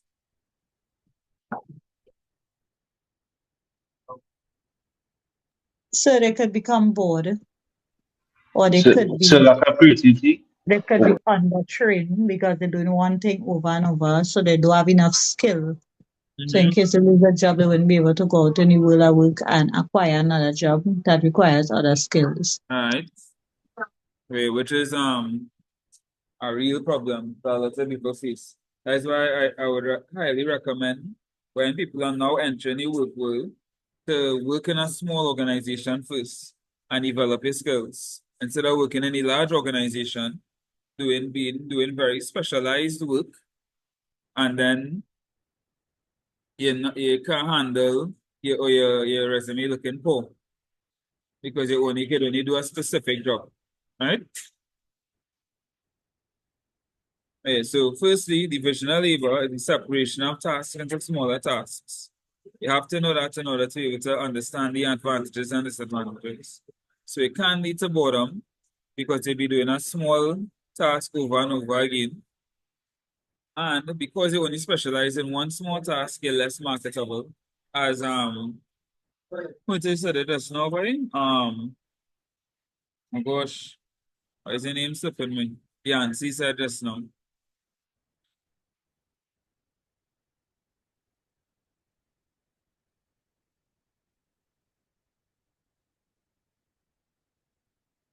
Everybody agree? Yes, sir. All right, moving on.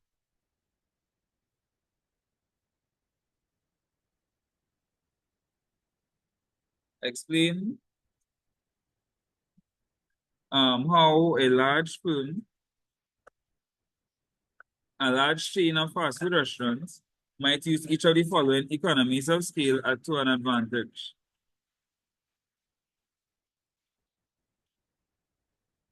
Financial economies of scale. So what is economies of scale? The cost advantages a business benefit from when the business grow. Say that again. The cost advantages the business would benefit from when the business grows.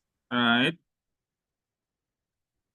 So financial economies of scale will be financial benefits that you're getting because of the business growing, right? So a reduction in cost of production could be an example of that. If you explain it, yes, you can get that. Because they're buying in bulk. So you're getting, so there's like how you have buying in bulk, how are buying in bulk, eh? Because you're buying in bulk, your cost per unit to be less.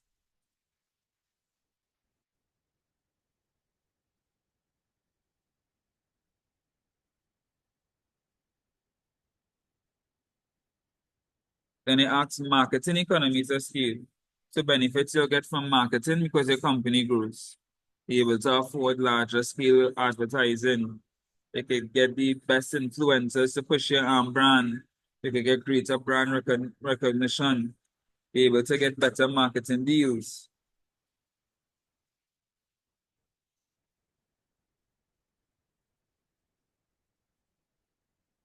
You'll agree? Yes, sir.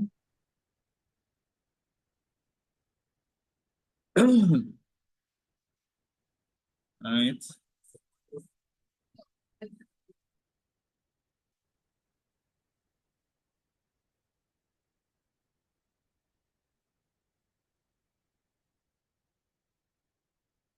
Technical economies of scale. So what technology? Again, Tim, you get the technological advantages from growing. You could get the best technology because you have more money. Right? You could use more sophisticated production processes. You could get the best software.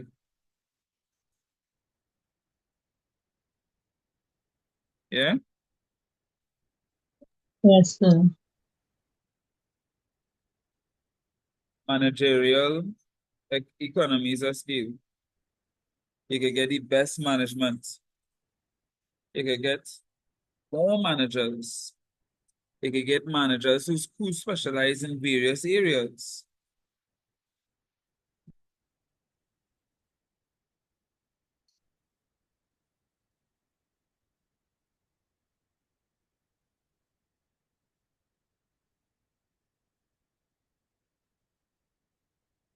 And here, it said XYZ Limited is a small firm that makes bicycles. Use the information in table 1 below, which displays the quantities of some cost incurred by XYZ Limited to produce bicycles, and answer the questions that follow. Insert the answers in the table in the spaces labeled. Right. So let's see if we can understand how I got these answers here, right?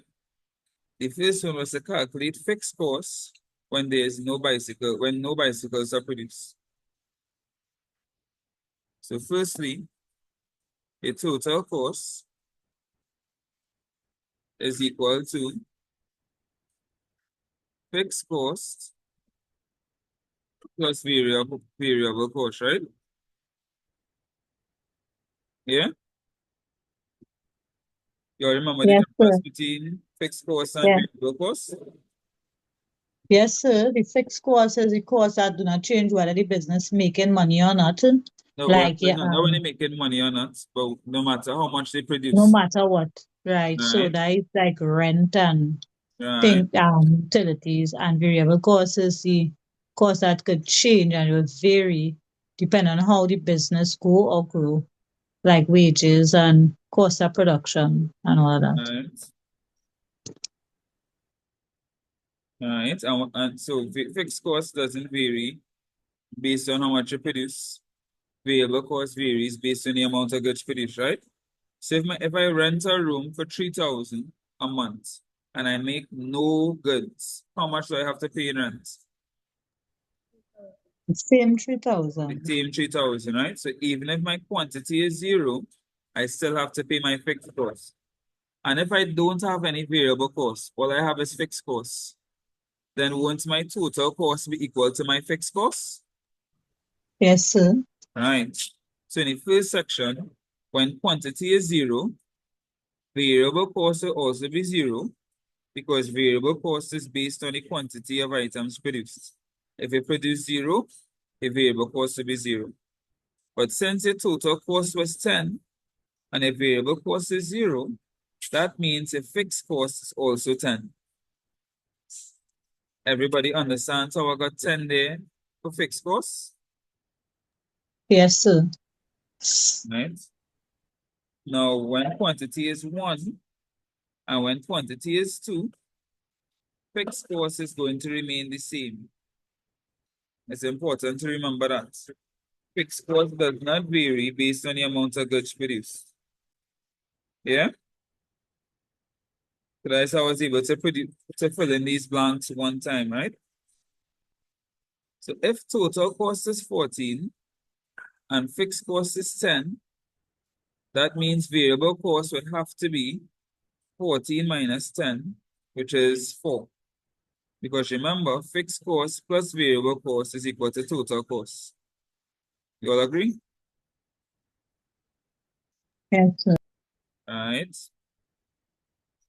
And then the last one, we know fixed cost is 10, and we know variable cost is 17.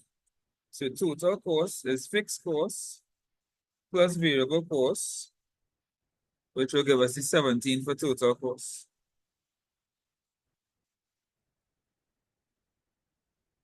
Everybody good, right? Everybody good with that? Yes, sir. Yes, sir. Right.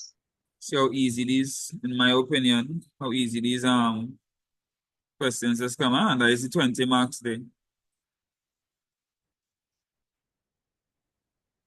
Number 2, list 3 non-price factors other than its own price that affect demand for a good. I feel like they didn't have to say other than its own price because they said non-price factors. So what are some non-price factors that would affect demand? Availability for substitutes, Right. Substitute Taste and goods fashion. and complementary goods. What else? Taste and fashion. Taste and fashion. So advertising, advertising, Brand loyalty. brand loyalty.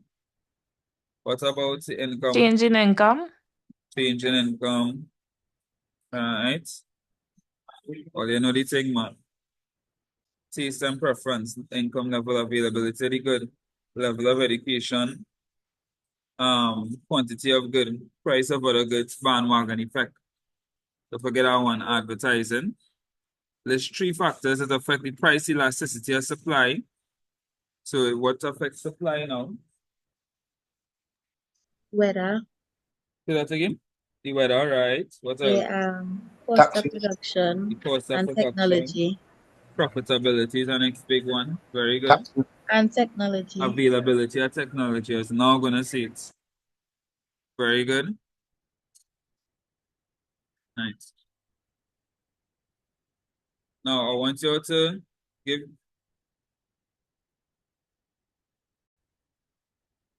So you agree with the first one? So I don't understand why you put that as the first one because as CS said because it have many substitutes, so it wouldn't be all motor vehicles. Alright, so think about it, right? Let's look at it. For each of the following pairs of goods, explain which good has higher price elasticity of demand, right? So if you could choose between a red motor vehicle, a black motor vehicle, and a blue motor vehicle, right? And the red motor vehicle is 60,000, and the blue and the black are 30,000. Which one you buy? The blue or the black end? Yes, sir. All right, so let's say imagine all of them were 30,000, and then you read one change from 30 to 60. You would go on by the blue or the black, right? One time. So a change in price greatly affected the change in demand for red motor vehicles. Now let's look at all motor vehicles. You need to buy a motor vehicle. All motor vehicles change to 60,000. And if you need to buy a motor vehicle, you're still gonna buy a motor vehicle because you know like you have any other choice, you have no other substitutes. So the change in price will affect the change in demand less. So the red motor vehicle will have the higher price elasticity of demand. The change in the price for the red motor vehicle will affect the red motor vehicle more than if all the motor vehicles price change. You all understand? No? If you still don't understand, tell me, you know. Explain it one more time. I kind of Take explain it one more time, please. All right. So we have red motor vehicle, a blue motor van, and a black motor van. Right? All of them, the price is 30,000. You need a motor vehicle. So you want to buy one, right? You like the red. The red only price change from 30,000 to 50,000. Which one you gonna buy? the black or blue. The blue or The the black? black or blue, right? So a change in price affected a change in demand for the red motor vehicle. Yeah. Yes? So that means that's the price elasticity, right? Now let's look at this next scenario now. You need a motor vehicle. All three prices change to 50,000.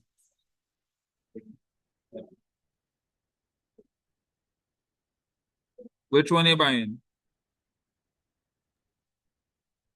Done. You're buying them, but you need a motor vehicle. Oh, well, I'll buy blue. You'll buy the blue, right? So you're still buying one of them, right? So even though the price change, you still purchase one. So that means the price elasticity, the effect of the change in demand due to the change in price was less in the second scenario because you still purchase one. In the first scenario, the change in price caused you to not buy the motor vehicle, which means the effect on demand was high. You understand? Yeah. So in the first one, the change in price caused you to not buy the motor vehicle. So that means the price elasticity of demand was high. And then the second one, the change in all the prices of motor vehicles, you still buy a motor vehicle. So the elasticity of demand was low.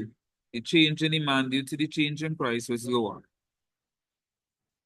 So that's why the red motor car would have the higher elasticity.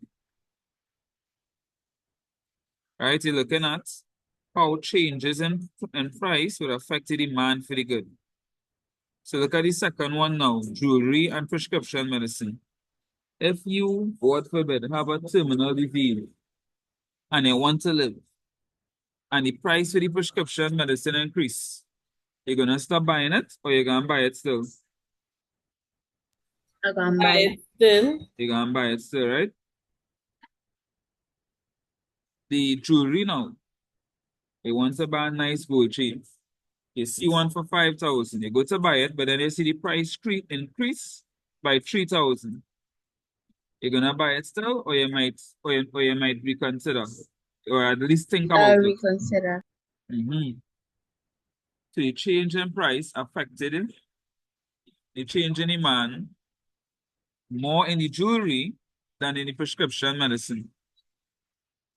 So the jewelry will have the higher price elasticity.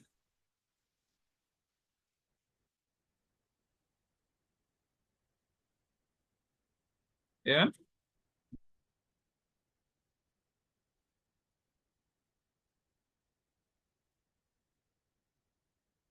Next one now, an increase in gas price today or a tax on gas a year after the tax is introduced.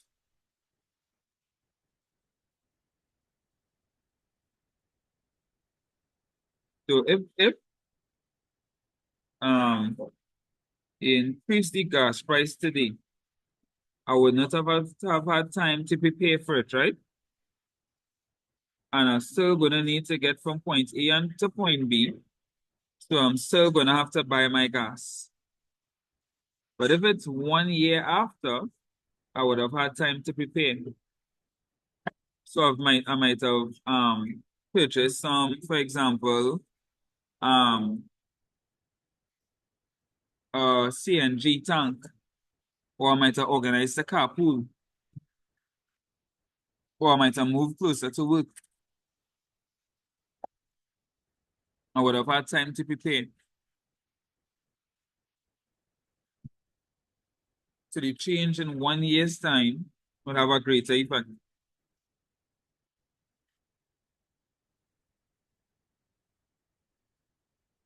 Then the last one, laptop for electricity. And this was proven in Trinidad when TNTech raised their prices for electricity. Nobody said, you know what? I fed up with electricity, yes? I gonna use candles. Nobody said that. Still buying electricity because it's basically a necessity these days. So electricity change in price, you're still gonna buy it.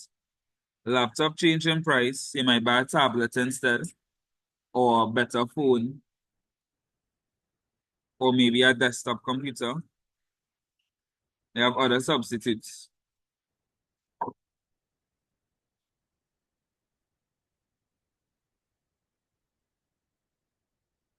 Everybody good so far, right? With those, right? Yes, sir.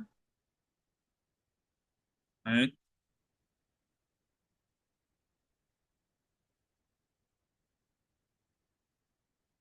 E. Study figure 2, which represents the markets of coffee in Joland, and answer the questions D1 and 2.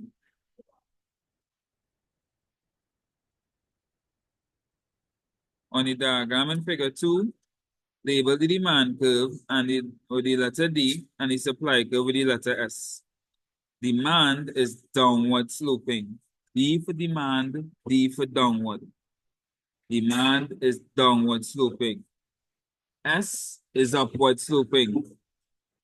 Right? D for downward. S for, I don't know, Superman. Superman, let's fly, upward sloping. What we need to do, right? D for downward. S, supply, upward sloping.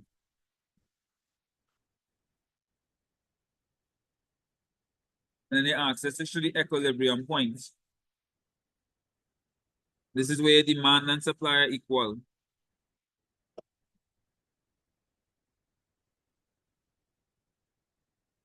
The point where demand and supply cross paths.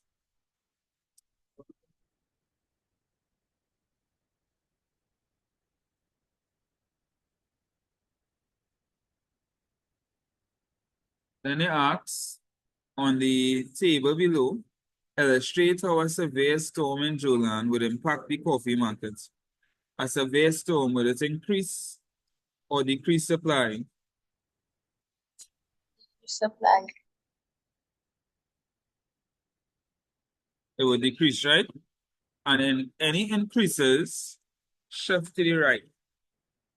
Any decreases, shift to the left. That is demand and supply.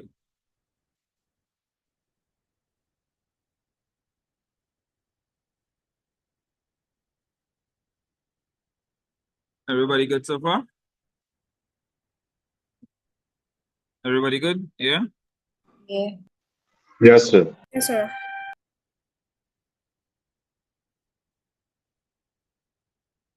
Nice, 20 marks.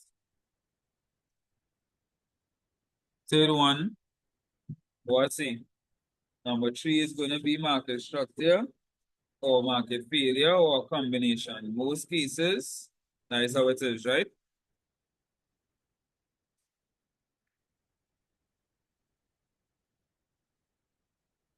Right. So here they ask, identify 2 characteristics of each of the following types of market structures. So you're supposed to know this.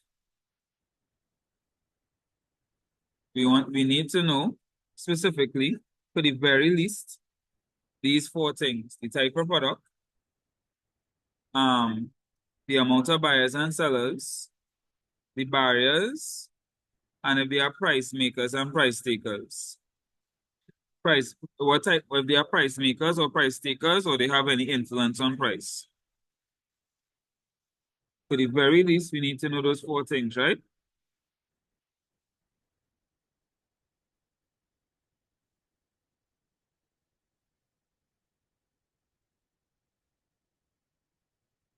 So for perfect competition, we know they have and knowledge, or the amount and freedom of information. They don't have to have, they should know that one too. So the perfect competition, they have perfect knowledge. The type of product they have is homogeneous. They have many buyers and sellers, freedom to enter and exit, and they are price takers. Monopolies, remember, there's just one buyer, one seller, sorry. So they have many sellers, many buyers, one seller, sorry. They have a lot of barriers to entry. They are price makers. They decide what price they want to sell. They have a unique price, a unique product, sorry.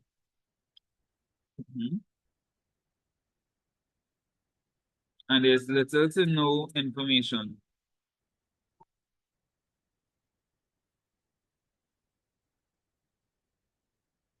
Monopolistic competition.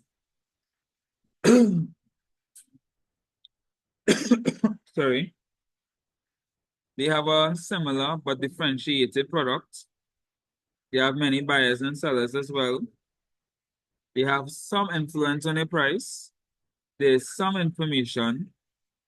And they have little to no barriers to entry and exit.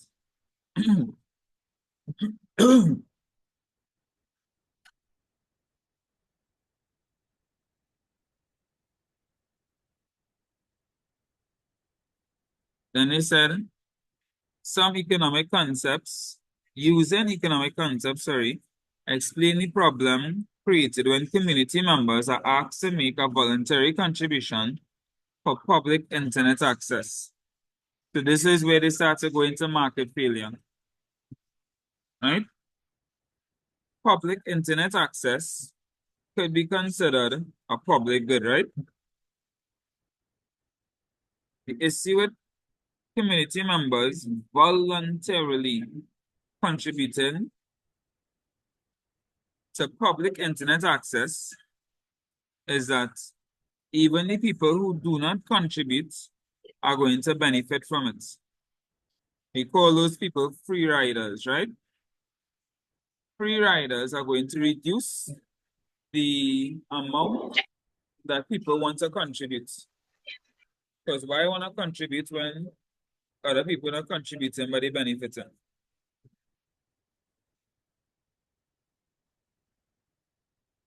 Which will reduce the chance of the public good being provided.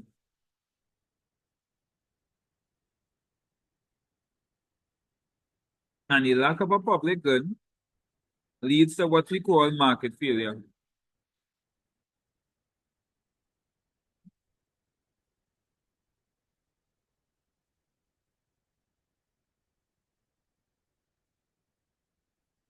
Why must I pay for the public internet for everybody to get through? Why somebody else can't pay and I get through?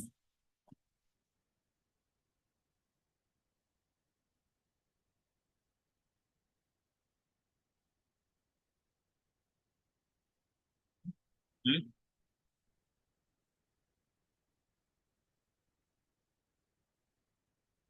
You all understand that, right?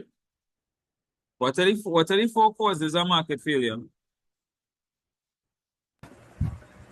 Externalities, Externalities, Merit goods, merit and demerit goods, merit and demerit goods, monopoly. monopolies, and and public public goods. goods. Right.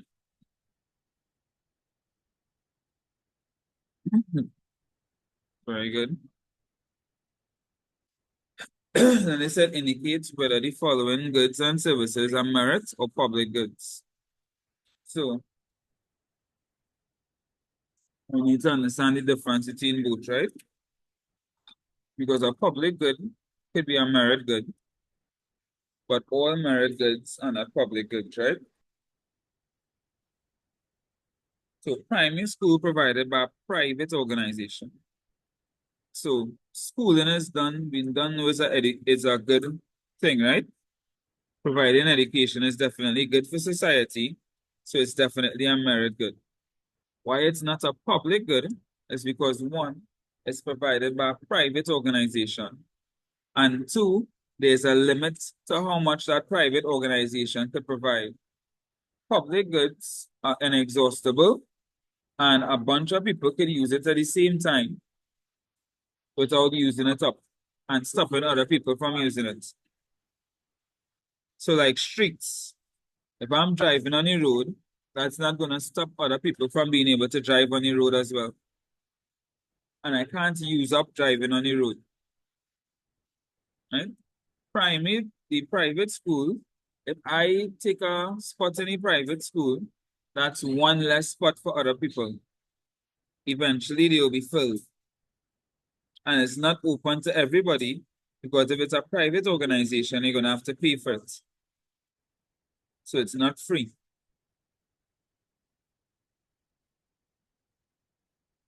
The second one, the national army of a country. Now, yes, this is a beneficial thing. It's good for your country, so you could see why it's a merit good.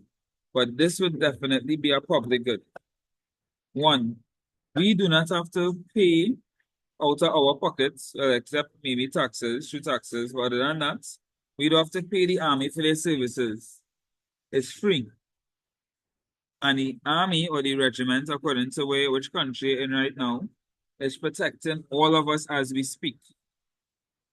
Right? By protecting me, doesn't mean you have to protect somebody else less. All of us getting protection at the same time.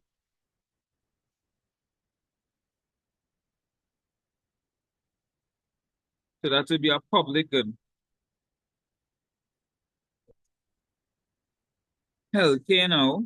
Now, healthcare, I understand why a lot of people just think healthcare is a public good, right? But the reality is, not every country has free healthcare. Right? Yes, in Trinidad we have it nice. You may not realize how nice we have it, but we have it nice, right? We have free healthcare, but not every country has free healthcare one. So when you go to the private hospitals, you have to pay money. It's not free. On top of that, hospitals have limits. All the beds could be filled, all the rooms could be taken, all the nurses could be occupied. Right? So that would be a merit good because it brings a benefit to society.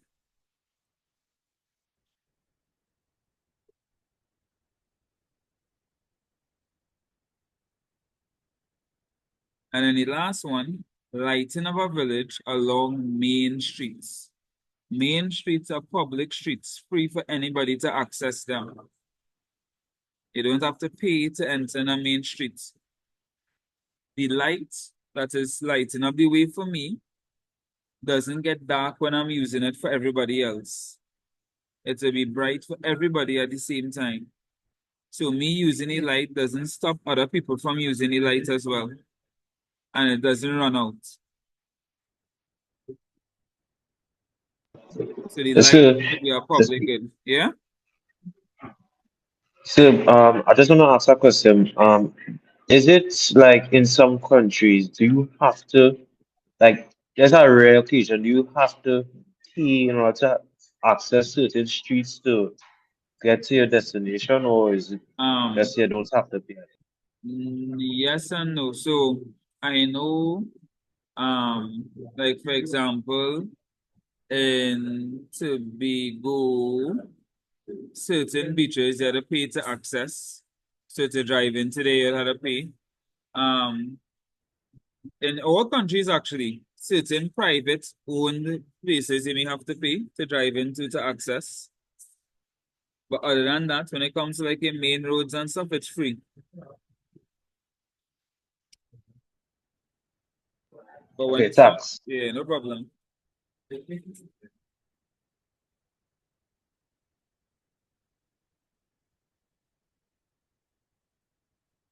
The bottom line is bringing a benefit to society, and you have to pay for it, and it could be used up. Merit good. It's free for everybody to access. It cannot be used up, and one person using it doesn't stop other people from using it. Public good.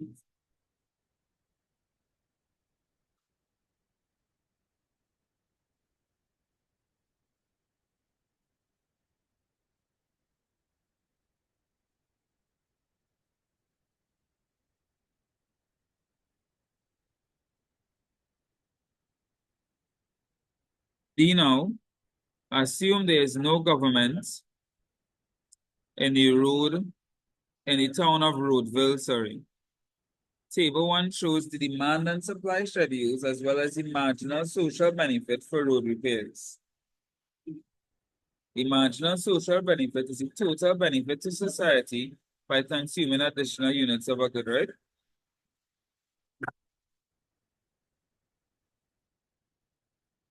So we are still on market failure. Once you see marginal social cost and marginal social benefits, it means you're still talking about market failure. They said identify the cause of market failure in Roadville's road repair markets. Based on the information here, what do you think is the cause of market failure?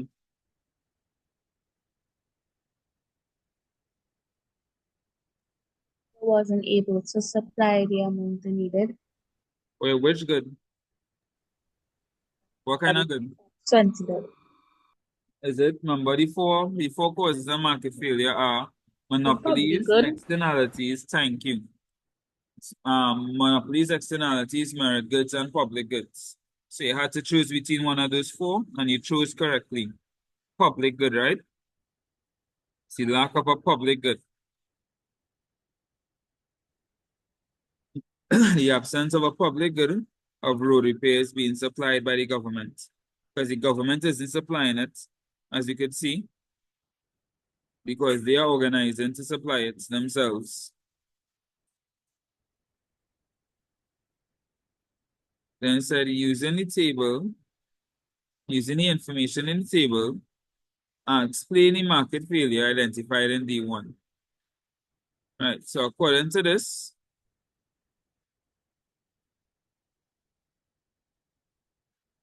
oh, oh, yes, sorry, the highest marginal social benefit is when the price of the bottle is $20. However, so that is when you're maximizing your social benefit, right? However, at that point, demand may be 14, but supply is only 2, which leaves a huge shortage of 12.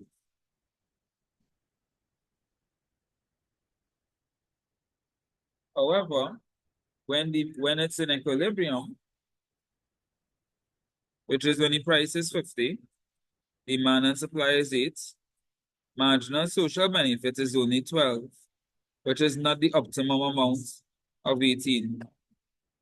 So your marginal social benefit is not being maximized.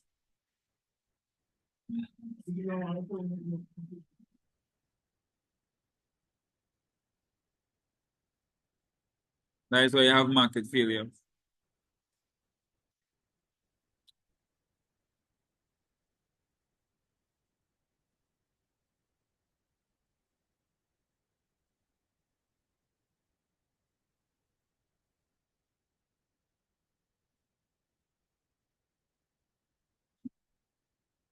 And that was number 3.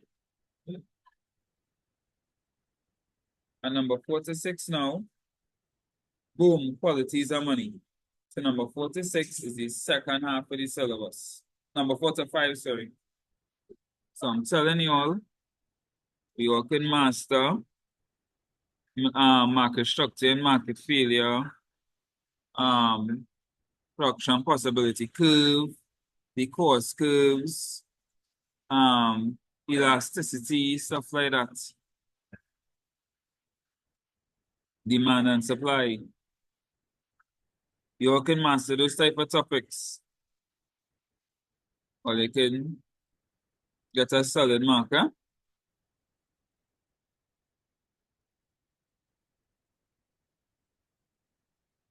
Imagine you get 50 out of 60 in those 3 questions, and then 10 in number 4 and 10 in number 5. Like 70 you get in a paper 2.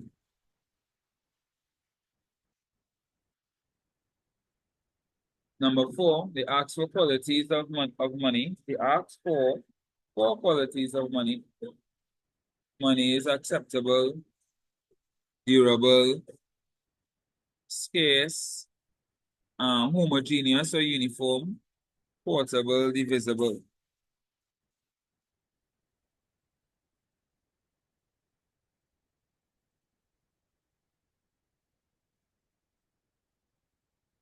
Then they ask, define the term the financial sector. So this is the part of the economy. What is the financial sector? Somebody tell me. Instead of me saying. That's the part of the economy that deals with the money and the financial services. Right? Exactly. All the organizations surrounding money. So if you want, and you're not sure you're getting your full 2 marks, you just set them with an example. Banks, credit unions.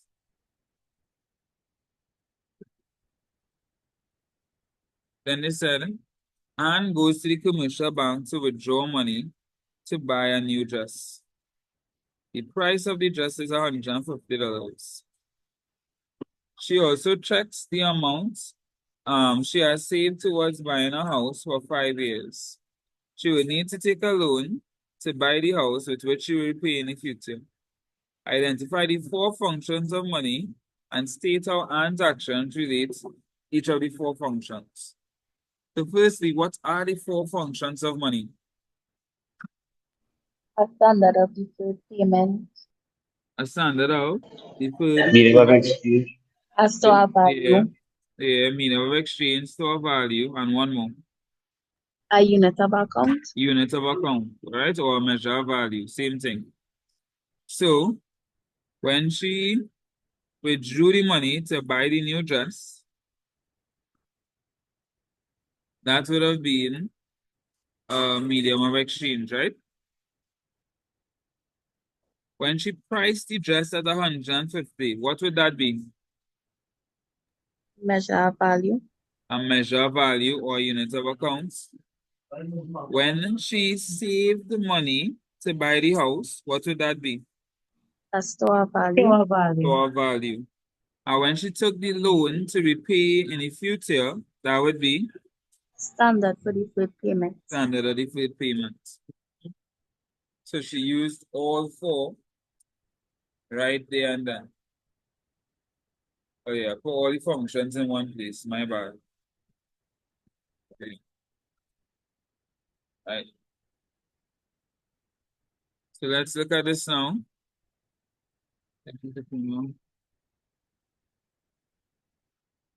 Maryville and Somerville can both produce banana chips and chocolates.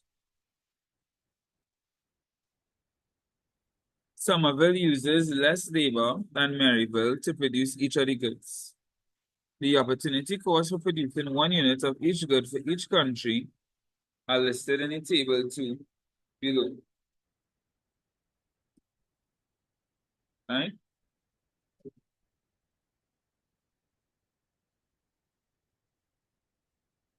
Let's see if the answers here are correct. So we have Maryville's opportunity cost is 1/3 chocolate for banana chips. And for chocolate, it's 3 banana chips.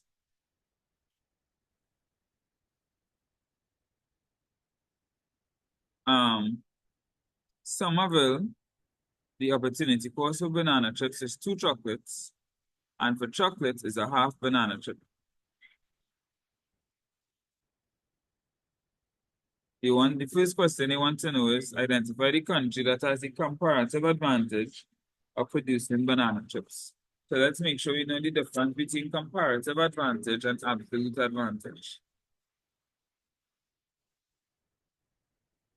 So comparative advantage is the ability to produce a good or service at a lower opportunity cost than someone else, right? The ability to produce a good or service at a lower opportunity cost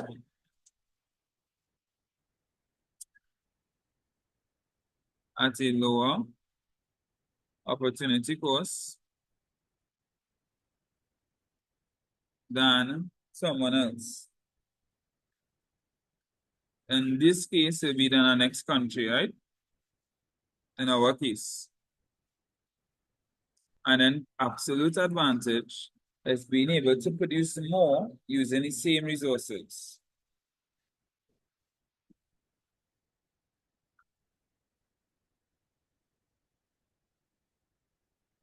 The ability to produce more goods with the same resources than someone else. In our case, another country.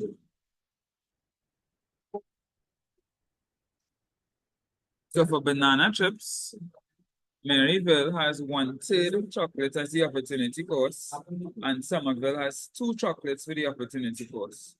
Who has the lower opportunity cost? Maryville. Maryville, right? That's how we get Maryville. So that's correct, right?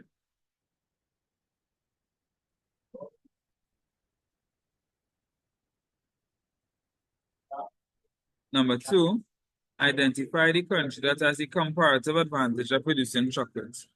So Maryville, the opportunity cost for chocolate is 3 banana chips, and for Somerville, it's half of a banana chip. So that would tell us who has the comparative advantage there. Who has the lower opportunity? Somerville. Somerville, right? You'll understand how we got Somerville and how we got Maryville for the first one?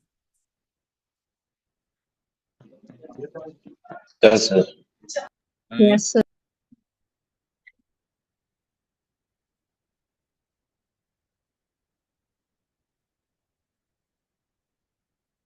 Third one now, identify the country that has the absolute advantage of producing banana chips. So, we want to know who's more efficient, right? In producing banana chips, and who's more efficient in producing chocolate after. No. Yeah, chocolate after. So for the banana chips,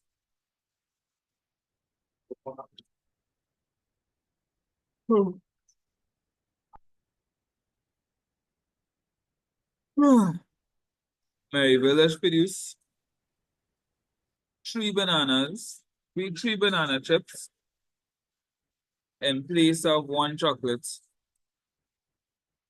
Somerville has produced half a banana chip in place of 1 chocolate. So from that alone, we could see that Maryville does produce more banana chips. So the answer for number 3 would be Maryville. Number 4, who's produced more chocolates? Somerville does produce 2 chocolates. in place of one banana chip. And Mary Village produce a third chocolate in place of one banana chip. So Somerville is clearly produce more chocolate.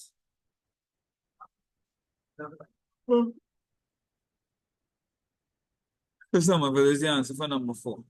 Number 5, which country should export banana chips? And that's definitely Maryville, with a low opportunity cost and the ability to produce more banana chips. Maryville should definitely export. Maryville should definitely export banana chips. And then Somerville, who's produced more chocolate and has the comparative advantage, should export chocolates.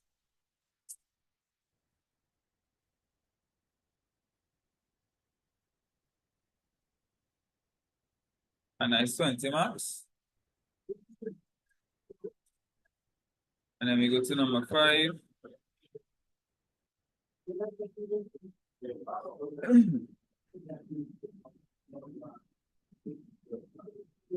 They ask to describe the difference between bilateral agreement and multilateral agreement. Bi means 2. Multi means more than 2, right? Means multiple. So a bilateral agreement is an agreement between 2 parties. And a multilateral agreement involves 3 or more parties. And usually looks at larger issues that affects all parties involved.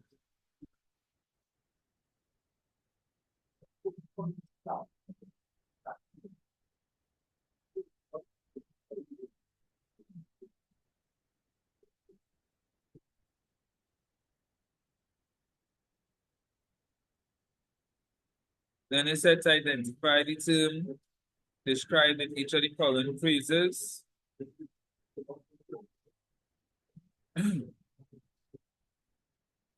The increase in our country's real GDP, real output of goods and services over a period of time. Somebody else asked about any prediction topics or questions for tomorrow. Only thing I can tell you is the first 4 sections of the syllabus will come in questions 1 to 3. Master those.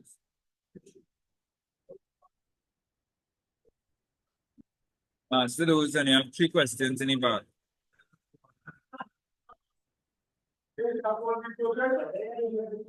Number 4 and 5 will come from the second half of the syllabus, but they are very difficult to predict. All right, so remember before we said an increase in GDP is how we calculate economic growth. So they said an increase in a country's real output of goods and services over a period of time, usually 1 year, is the same as saying an increase in a company's real GDP.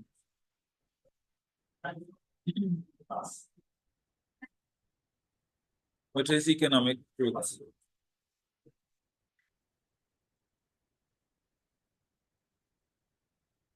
Number 2, a set of economic reforms that the country must adhere to. We did this one in the last question as well. Right? They call it conditionality. You can also call it what? Why is it slipping my head now? Let me go back. Number 2 on the structural Adjustment. Thank you. Structural adjustments. What was that you said? Yes, sir. Sorry? You said something else now?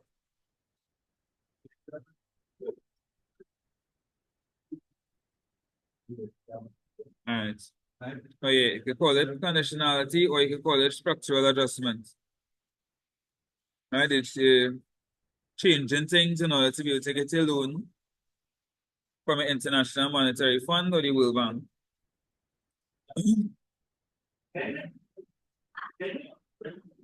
Third one, a type of trade bloc or agreement between nations that allows products, labor, and technology to move freely across borders and that is creating a common market.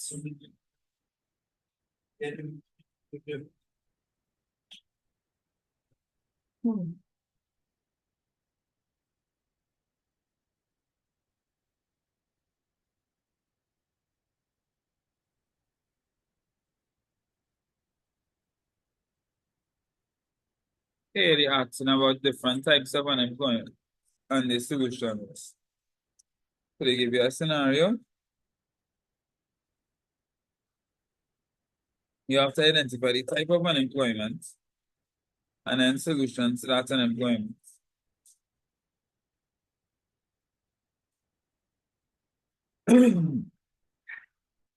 The first one, Mary lost her job as a travel agent due to an increased popularity of online booking websites.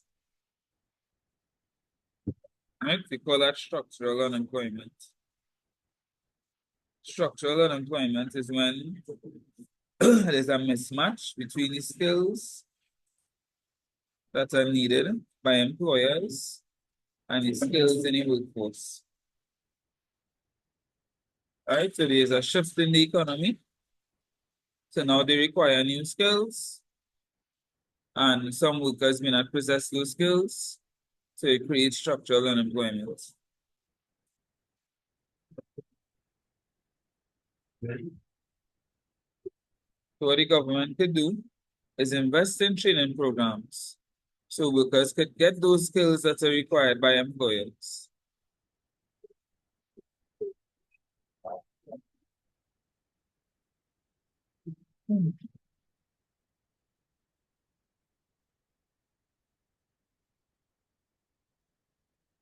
Then they said, second one, Patrick was laid off from the fast food restaurant when sales decreased because of an economic downturn. Unemployment due to economic downturn is cyclical.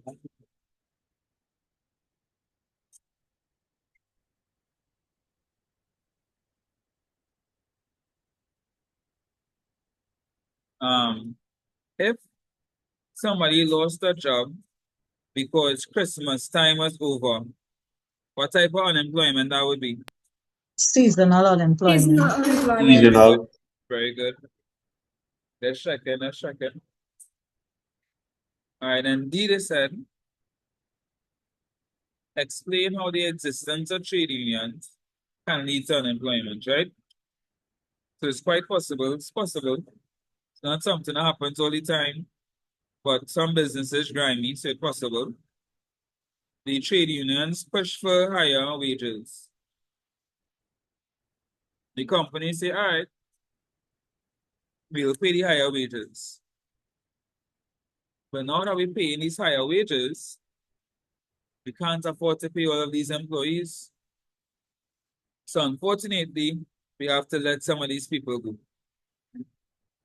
And boom, unemployment increases. So if they push for wages too much and wages become too high for employers to handle it effectively, they may decide to let workers go, make their jobs redundant and let them go in order to save costs.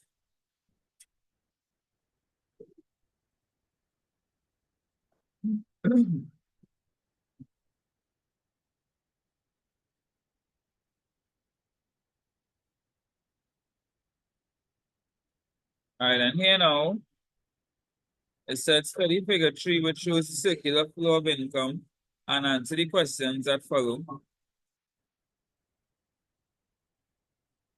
Here are some factors of production, goods and services, household firms. Identify the type of flow labeled in A and B.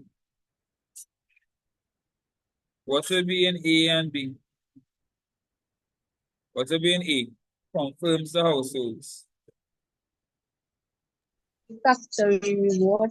Yeah, so firms will be paying households for the wages and salaries, which is the reward for labor. They may be paying rent. If they rent in a place, for example, they may be paying interest on capital and the profits as well will go to the entrepreneurs who are also part of the household. So the factory rewards will go from firms to households, and then from households to firms, households will be buying um goods and services, and they had to pay for it.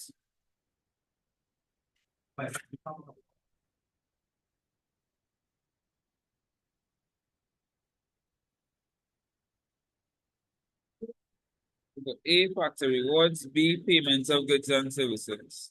And they said to fill any blanks.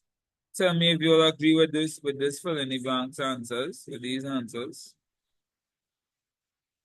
An increase in income tax will cause the flow of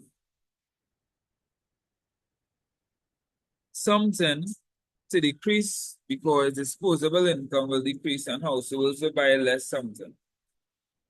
So an increase in income tax is going to reduce the spending because they're going to have less disposable income, right? Yes, sir. We know it's not disposable income because they use disposable income in. There has to be flow of spending. And that will decrease and the households will buy less goods and services.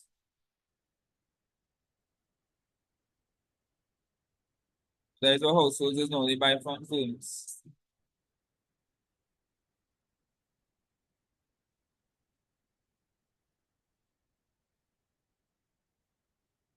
Then the asks explain how inflation affects the ability of households to purchase.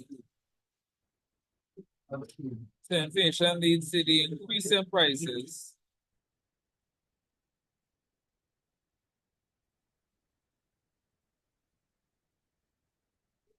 Now is it? So increase the prices of food. And is it? Again, between 1 to 3 and 4 to 5, which questions were easier? So for me, I find it was 4 to 5, yes? 4 to 5 this time? Yes, sir. Yes, sir. 4 to 5. Hopefully 4 to 5 come easy tomorrow. Hopefully 1 to 5 come easy tomorrow. That was 2023. For 2024.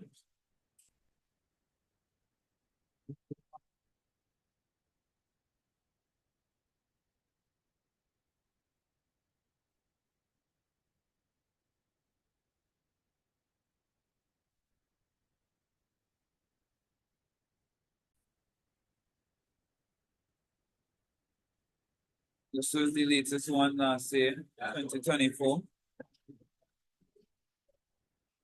Start with the factors of production question again. There's 3 factors of production. We're supposed to know all the factors of production: land, labor, capital, and entrepreneurial behavior or entrepreneurship. You all know all of them, right? Yes, sir. Yes, sir. Right. And you all know the factory rewards. What's the factory reward for land? Rent. Labor, Wages, capital, interest, and entrepreneurship, profit. Profit. profits.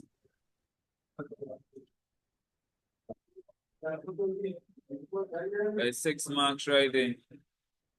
Then they said describe characteristics of each economic system given below in relation to the ownership of factors of production and the role of the government. Gosh. So the traditional economic system, also known as the subsistence economic system, And yes, you could use a POV definitions as you call it. Here as well, you will get the answer correct.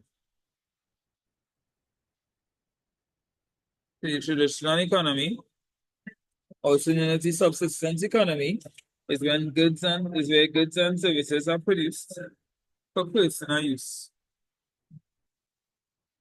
We call that direct production.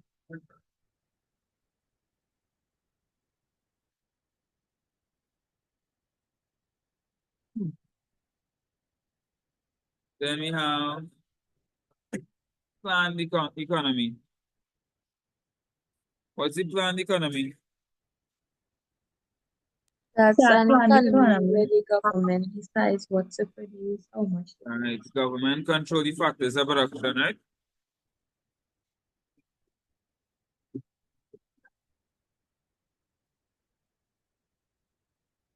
The government owns all the factors of production. What about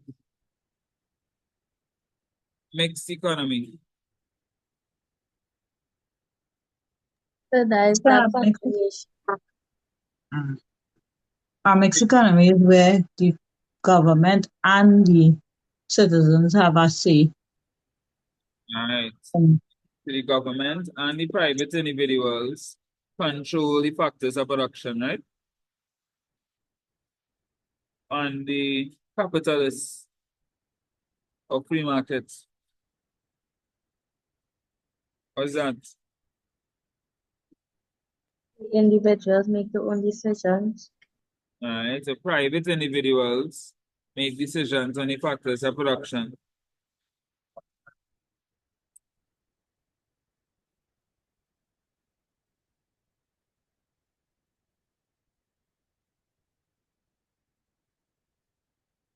Right. So then it said indicate the effect on the demand and supply curves in each of the following scenarios.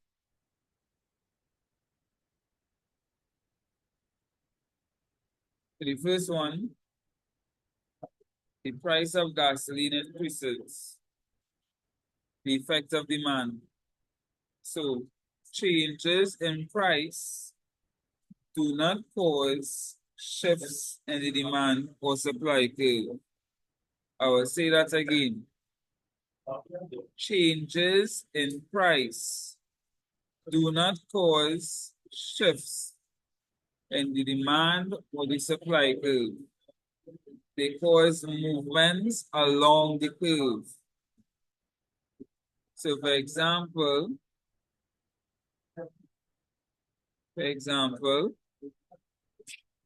price, quantity, demand curve is upward sloping or downward sloping?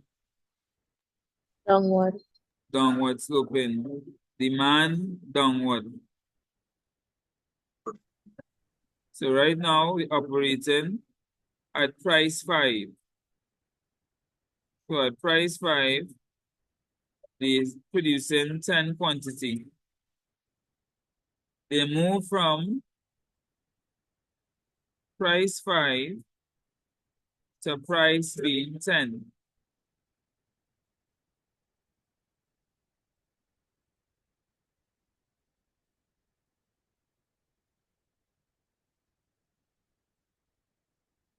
So if you say the demand group upward sloping from left to right, you will get that wrong.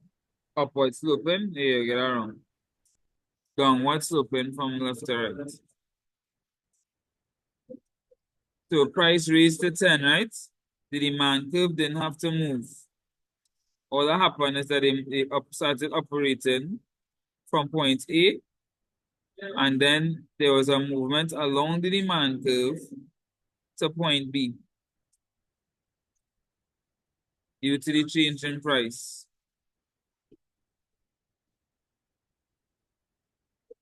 So a change in price causes a movement along the demand curve. If the price increases, it will cause a movement along the demand curve upwards.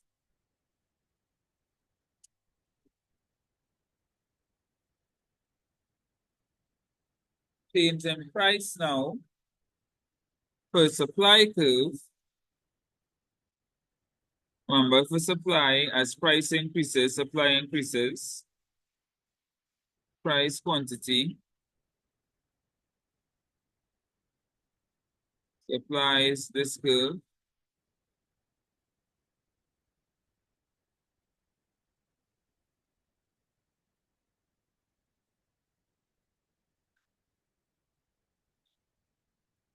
So let's say price is $5. Quantity supplied will be this amount. And let's see the price increase to $9. So of course the supply curve stays the same place. I'm just operating at a higher point now.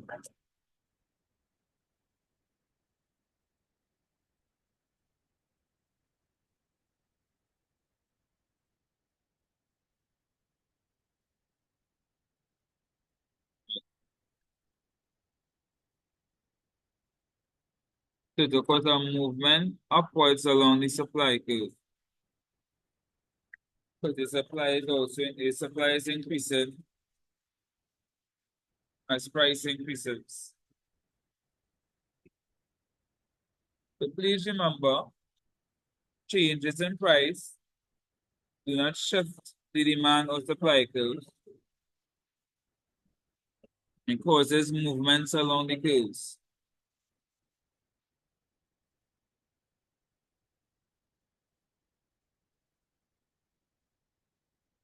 The next one now, consumer preference for coconuts has increased.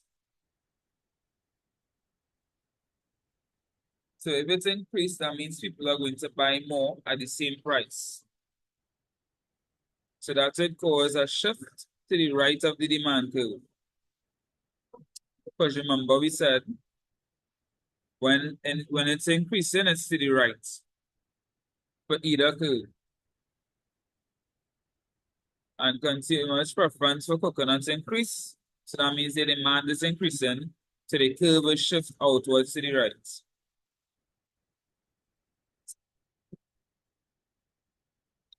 As for supply, initially there will be no change. If it's stopped by no change, you'll get a full marks. I just went to election, but eventually an increase in demand will increase price, which will cause a movement along the supply curve. You don't have to go through all that. You can just put no change and you'll get full marks. So it's 1 mark each. Drought has affected the production of bread. Weather affects supply. A drought will reduce the amount it could supply.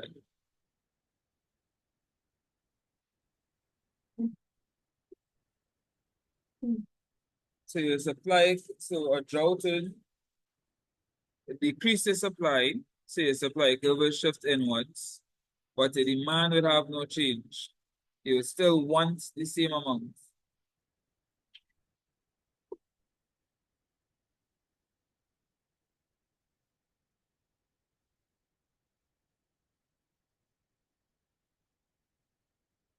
Number 2, one of the easiest questions ever. What are the 2 branches of economics? Microeconomics and macroeconomics.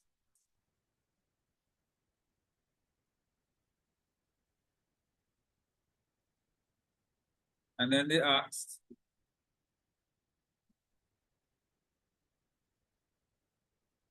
complete the table below by listing the characteristic of the goods sold by each market structure.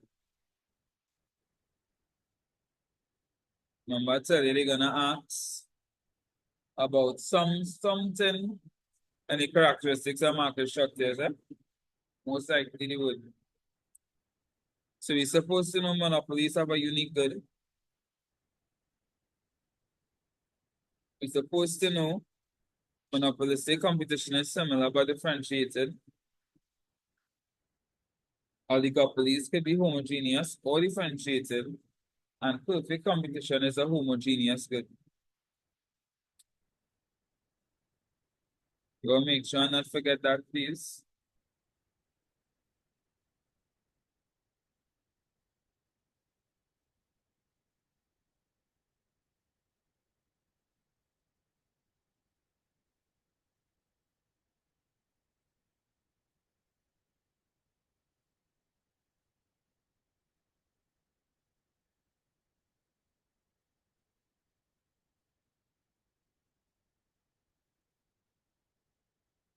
See,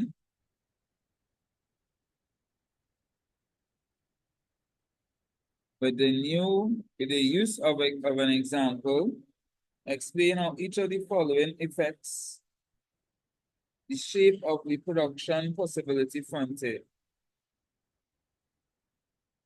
So increasing opportunity cost has this belly here, right? As we're increasing opportunity cost looks like. You can see it's bowed outward.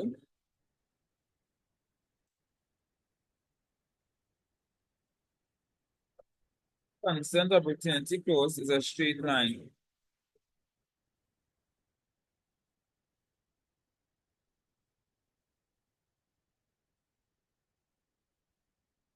And decreasing opportunity cost is basically like an inward belly. So instead of being bowed outward, it's bowed inward. So bowed outward, increasing opportunity cost.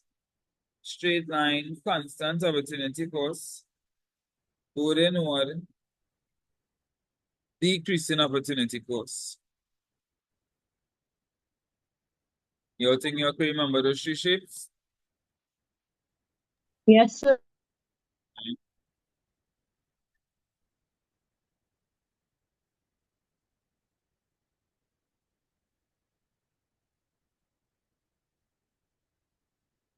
D, real easy question. A perfectly competitive firm sold 10 pens, 50 pens at $10 each. It cost the firm $6 to make each pen. Calculate the firm's profit or loss, show all working.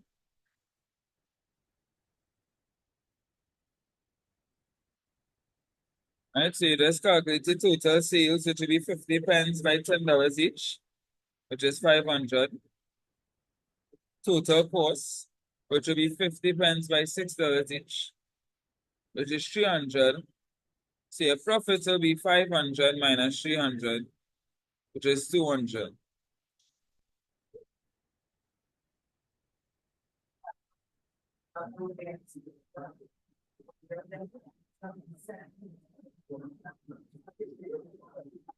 So you could go over that again, please. No problem. They wanted us to calculate profit or loss. We sold 50 pens. Each pen was sold for $10. To calculate the total sales we got, we'll take 50 pence by $10. And that's how we got 500 here. That is our total sales. Our total cost now, they said it cost the firm $6 to make each pen. Total amount of pens is 50.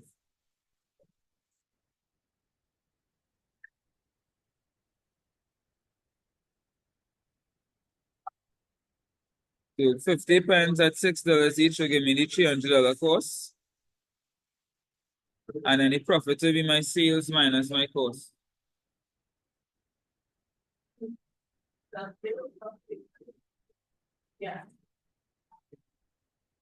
Everybody good? Yes. All right. Yes, sir.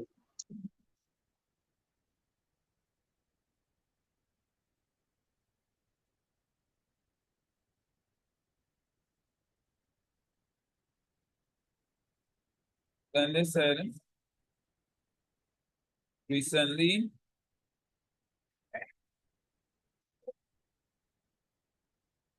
one second, huh? Right.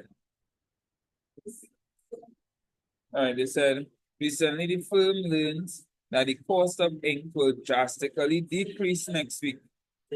This will result in a decrease in cost of production. Using demand and supply diagram, show the effect of the decrease in cost of production. So a decrease in cost of production will cause them to supply more. So the supply will shift outwards to the right. I will not change demand though. Yeah. But eventually, the price will drop to the new equilibrium point.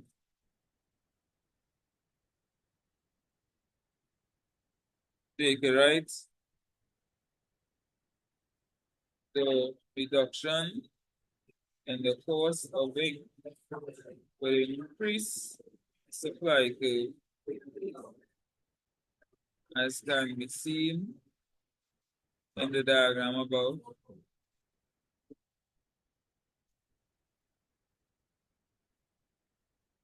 But above from S1 to S2.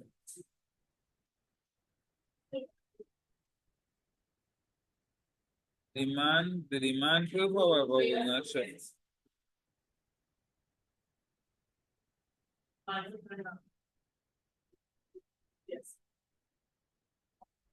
Demand curve stay same.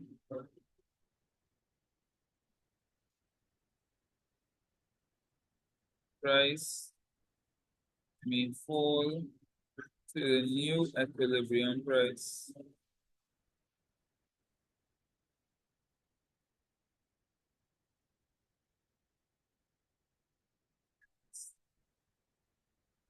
Causing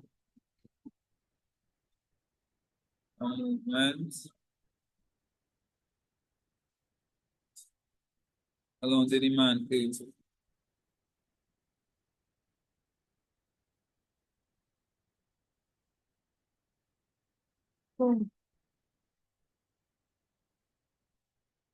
There's Centimax. You need to know demand and supply. What is that? Sir, can you explain the graph one more time? Sure. I will draw it over.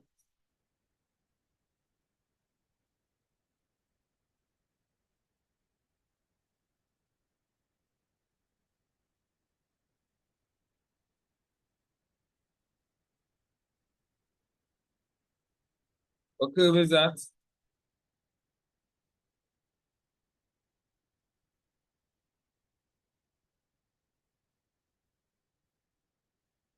Supply. If it's upward sloping, what curve is that? So the supply curve. Supply curve. Thank you.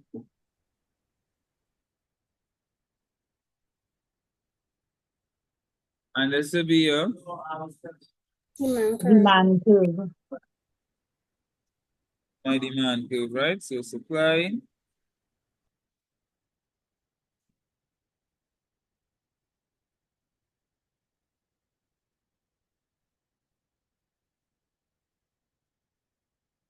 so a decrease in the factors of production will increase the amount supplied, right? So shift out.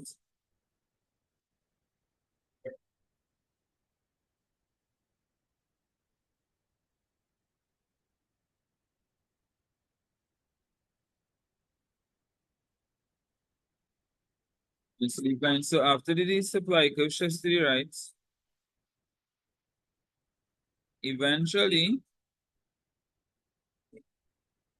the price will drop to the new equilibrium point.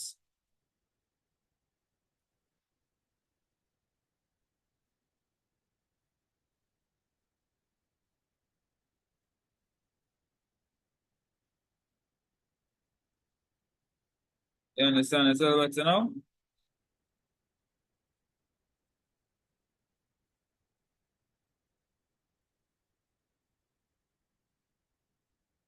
See, the second part normally wouldn't be necessary. You just look at supply, but they asked about, they said using a demand supply diagram. You just make sure you know that this situation will cause an increase in supply, and it will be good.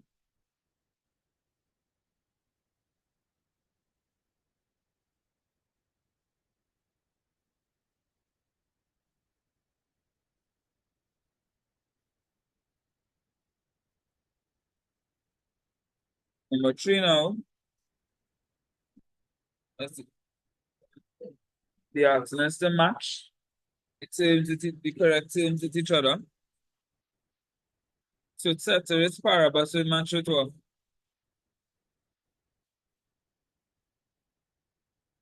So for the first small. Which one? So all things being equal. All things being equal. Mm-hmm. And now I contract work.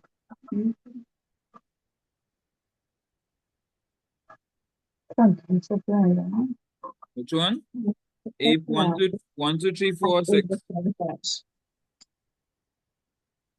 Which one? So Yeah. for of elasticity of demand. Just started. Just started. That's fine. Number 6. So go much other. Alright, so A would be all things being equal, like what ceteris paribus means. Cross elasticity of demand is responsiveness of quantity demanded of one good based on a change in price of another good. What is equilibrium? Point in the market where demand and supply meet, where demand is equal to supply. Alright.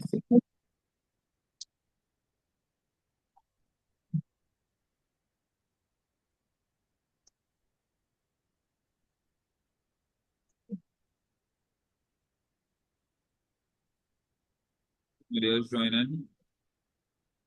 Scarcity would be Economic resources being unable to meet unlimited wants.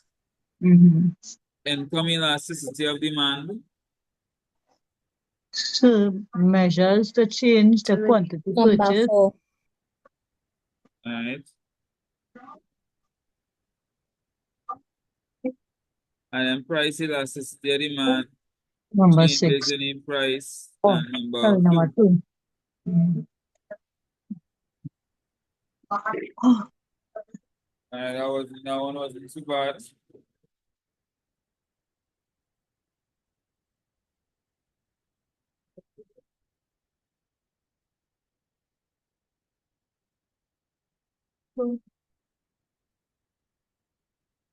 Alright, give me 1 second. Take a look at this in the meantime. So the ask within the use of example, explain price elasticity of demand in each of the following situations. So I put all of it across here, right?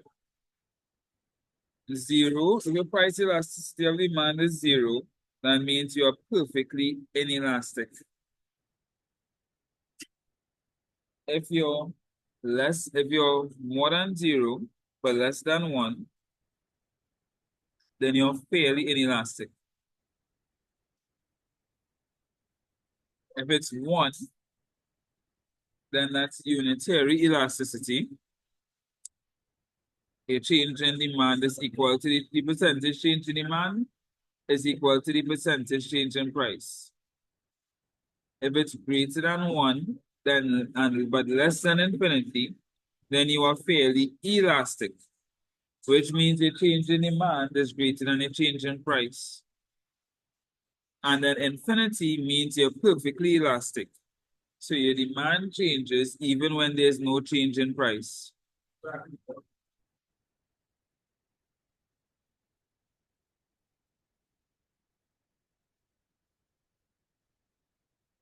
So you have to try and remember that whole sequence, right? Just in case. 0, perfectly inelastic. Greater than 0, but less than 1, fairly inelastic. 1, unitary, that is in the middle. Demand and the percentage change in demand, percentage change in price are equal. Greater than 1, less than infinity, fairly elastic, and then infinity, perfectly elastic. Right, so it goes in order from perfectly inelastic all the way to perfectly elastic.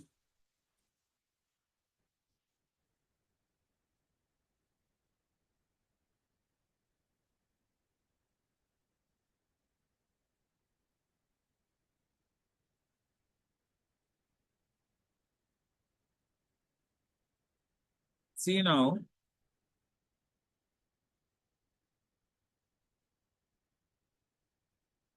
identify the type of elasticity indicated in the following scenarios. So the first one, John experienced a 20% increase in income, so our quantity demanded for juice increased by 20%. So we look at the change in income and change in demand. That's how we know that's income elasticity of demand, right?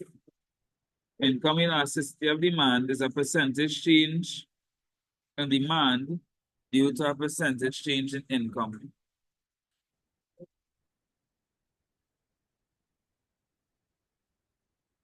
Then Joe's demand for jam increased when the price for jam decreased. This is demand of a good and price of a good. So that's price elasticity of demand.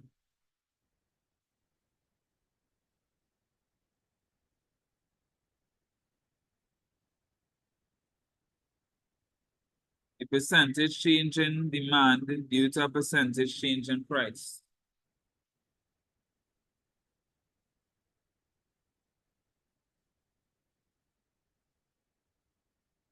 Then Jim started to sell more plums when the price increased by 20. So he's selling more plums. That will be supply and price. So that's price elasticity of supply. You all understand how I got all those answers, right? Yes, sir. All right.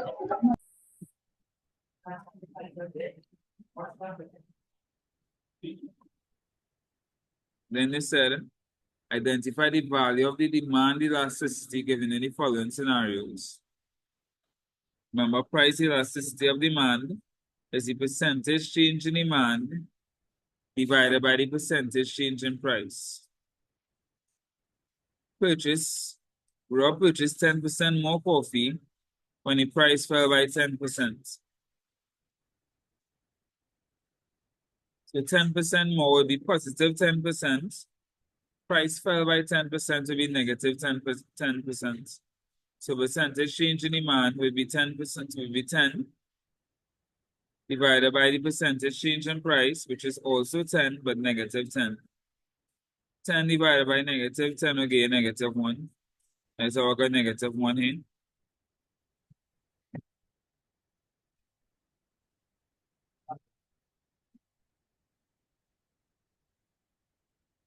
Second one, Rom's purchase of painkillers fell by less than 20% when the demand increased by 20%. So we don't know the exact amount. We just know that the price elasticity of demand will be less than 1. Because it will be less than 20% divided by 20, which will give you a fraction. All right, so we say price elasticity of demand is less than 1.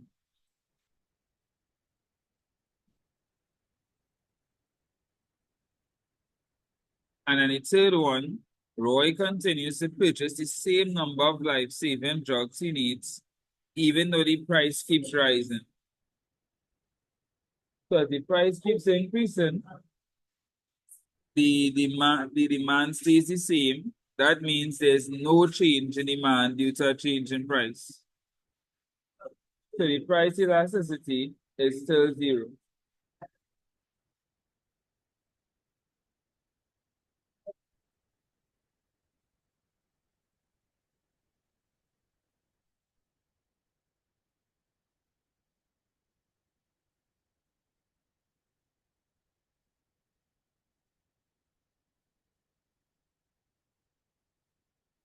So you see, for all the papers we did, the first 3 questions were on the first 4 parts of the syllabus, right?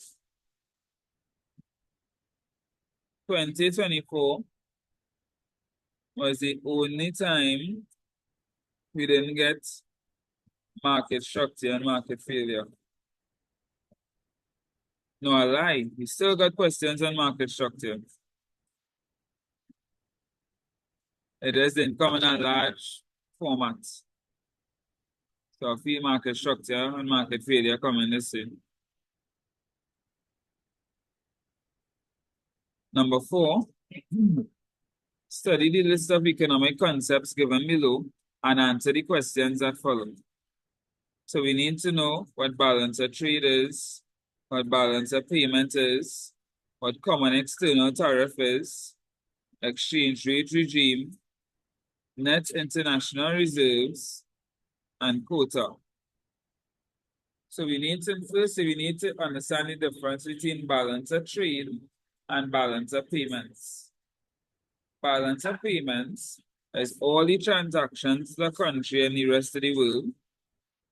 And balance of trade is the difference between the exports and imports of goods, physical goods.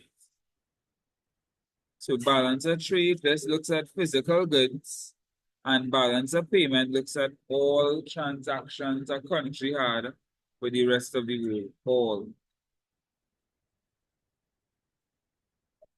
Need to make sure you understand that difference.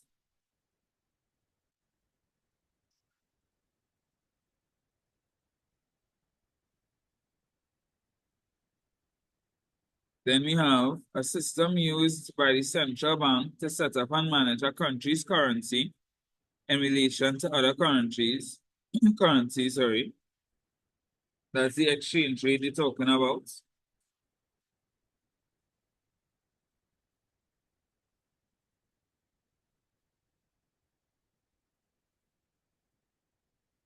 Then we see a country's insurance against unfavorable changes in economy. That will be the reserves, the money that they have set aside.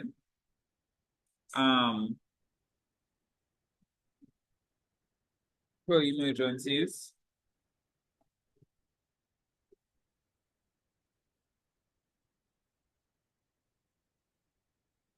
One second.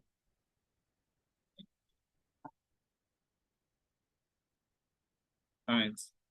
A quota is a limit on the amount of imports or exports of a good that you could have at a specific time or at a certain given time.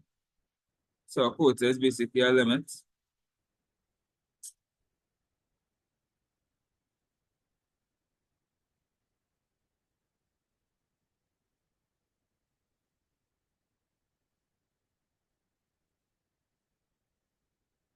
And then a common set of charges imposed by goods of a group of countries would be a common external tariff, meaning all of you are given the same tariff.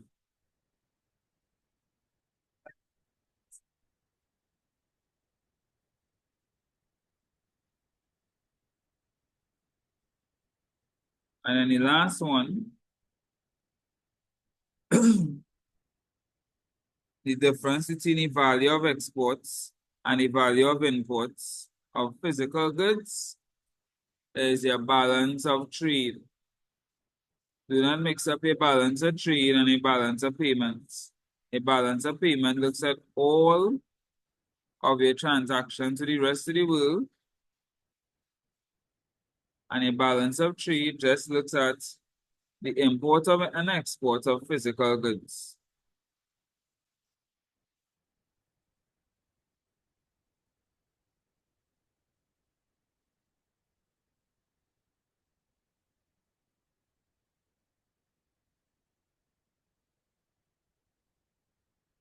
Then they ask, explain how each of the following remedies can reduce the balance of payment deficits in a country.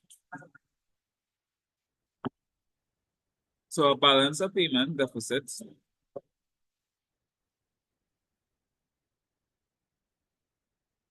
is when your imports are greater than your exports. And we don't want that. So we want to fix this. We want to either increase our exports or decrease our imports or both. Right? Either increase exports, decrease imports, or do both.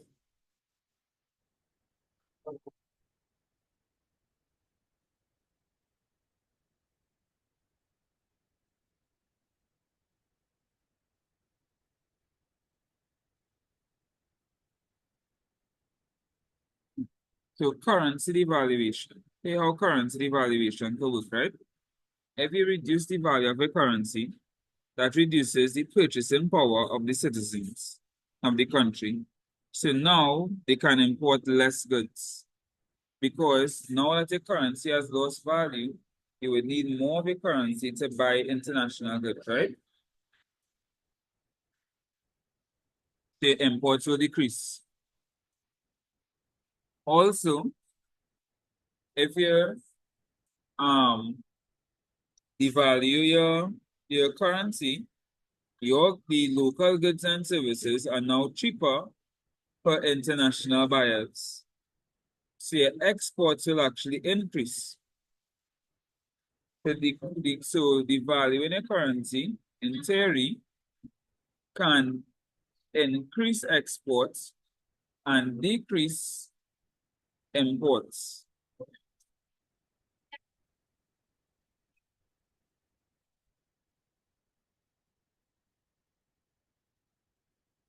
Trade barriers now. If they use stuff like tariffs, which is tax on imports, and quotas to limit how much you could import, that could reduce the amount of imports they have overall, which will make citizens buy locally more, buy more goods locally.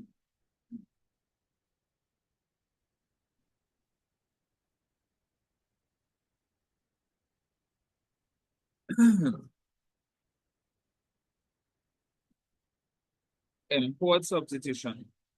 So import substitution means you're substituting some of the goods you import with local goods instead. That will again reduce the imports, which could help you balance the trade, a balance of payments, sorry. But remember, we're trying to either reduce our imports or increase our exports. And then the last one, export promotion, is when you try to give in incentives to increase our exports. That can help with our balance of payments as well. So you notice all four of these either decrease the imports, increase exports, or both. Currency devaluation, trade barriers, import substitution, and export promotion. Just in case a balance of payments question come and they say they have a deficit, and to give 4 ways in which you can reduce the balance of payment deficits. These are 4 ways right here. Using trade barriers, currency devaluation, import substitution to reduce the amount of importing, and export promotion to increase the exports.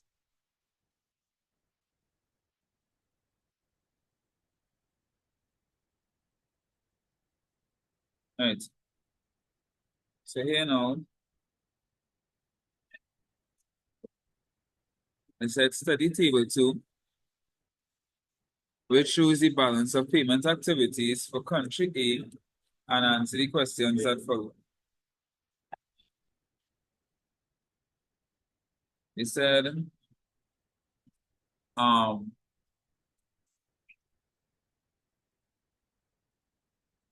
balance of payments for country A You have investment by local residents, exports, imports, and local investments by non-nationals.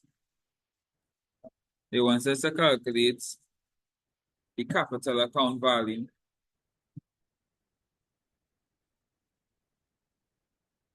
So this will be inflows, any money that coming in from international investments, minus any outflows from our domestic investments, money that we spending on investments. So our inflows would be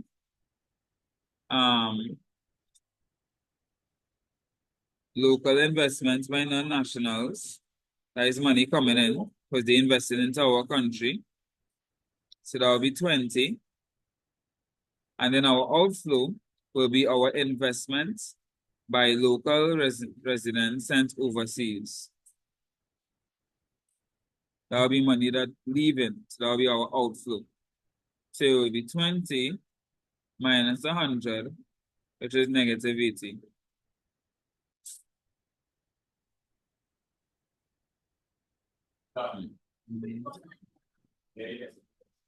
Next one now, and I'll go over that question just now. The current account. So the current account for here, all they have is export of goods and services and import of goods and services, right? So your current account will be exports minus the imports to get in the net exports.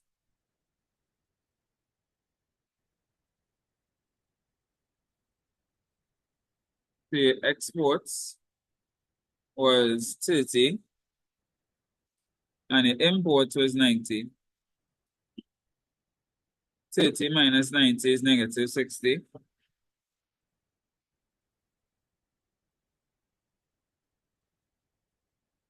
And then your total balance of payments would be a capital account, which is negative 80, and a current account, which is negative 60. Negative 80 minus 60 will give you a negative 140. So keep in mind, when you're looking at your balance of payments,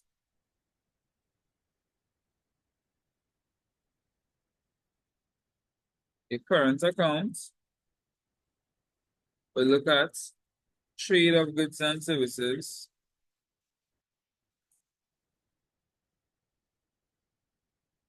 and income flows.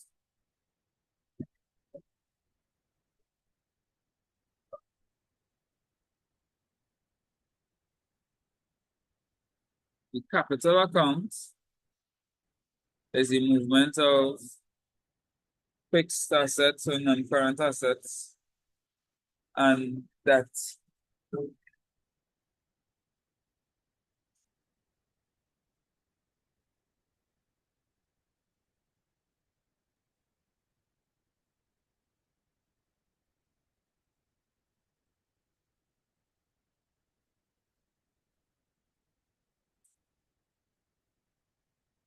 so that's why when we were calculating the capital account, we only looked at investments from local residents and to overseas.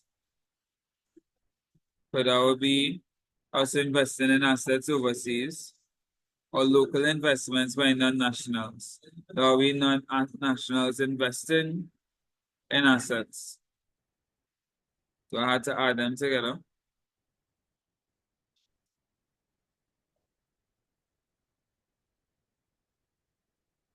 And then current, remember, it looks at trade. That's why we looked at exports and imports.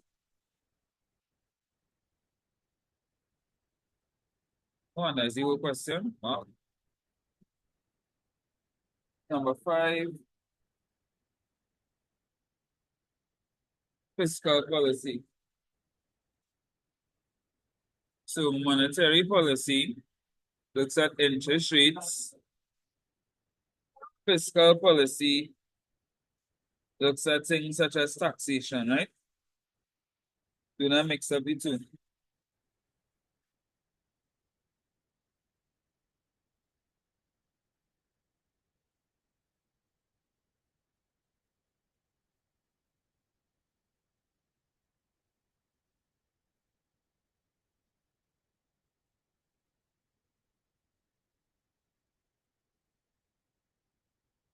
1 second, huh?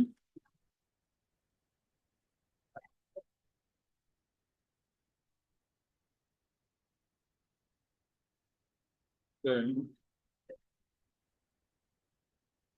Right. So do a mix of fiscal policy and monetary policy, please. Monetary policy, interest rates. Fiscal policy, taxation. Recession is an economic decline. I think everybody here knows what a recession is. A state of economic decline.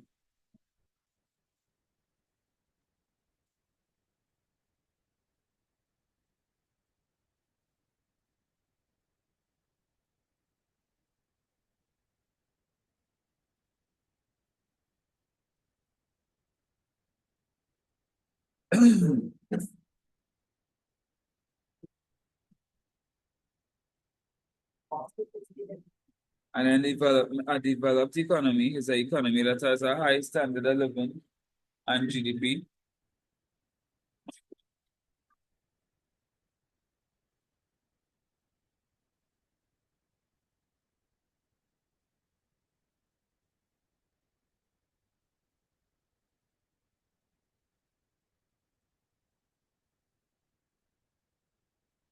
Then it asks us to explain how each of the following factors may cause a recession. A rise in exchange rates. So a rise in exchange rates will reduce the amount we could export because people will now be exporting less. Our goods will now become more expensive for international buyers. Not only that, but you'll end up importing more. Because you're importing more and we're not spending locally, that would lower our GDP, which could lead to a recession.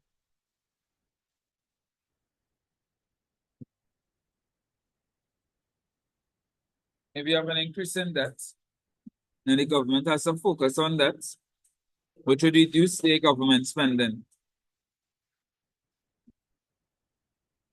This reduces GDP, it reduces standard of living, which could lead to unemployment.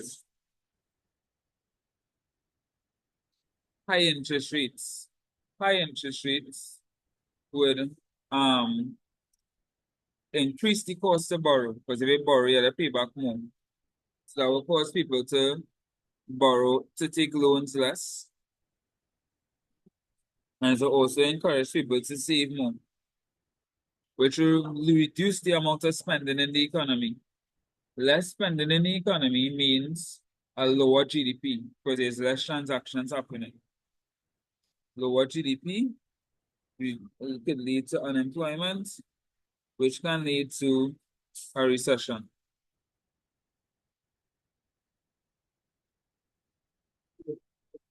A reduction in real wages. Now people have less money to buy things, which reduces standard of living, reduces GDP.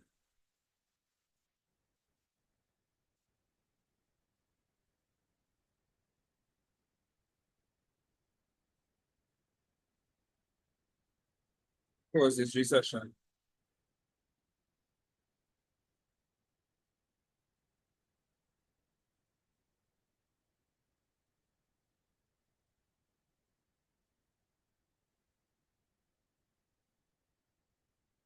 The last part now, they're asking about unemployment. So there's one little session here can teach you about all the different types of unemployment. They said Pennyville's labor market often experiences different types of unemployment. Identify the type of unemployment described by each of the following scenarios. So let's learn all of the different types of unemployment. The first one, Kim lost her job as a cashier because the company implemented self-checkout for customers. So now her skills don't align for the company, so that will be structural unemployment.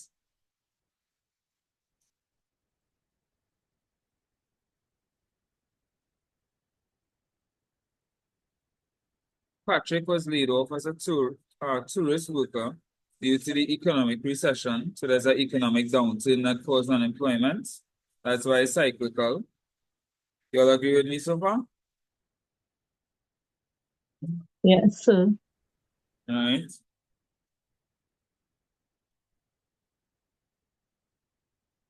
Third one, Martin quits his job as a nurse and is now looking for a new position. So he's in between jobs. When you're in between jobs, that is what you call frictional unemployment.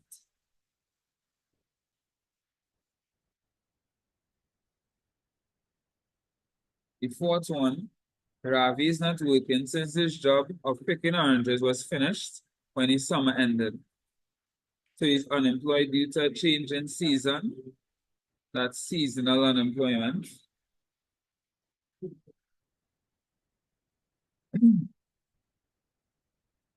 Then Nina is not working since she is unwilling to accept less than 1,000 from a restaurant that wants to pay her $900 to be a chef. That would be voluntary unemployment. She chooses to be unemployed. So she's not going through that. She knows her worth. Now, Kai just graduated and is looking for a job to match his new qualifications. So he's also in between jobs. That will be frictional.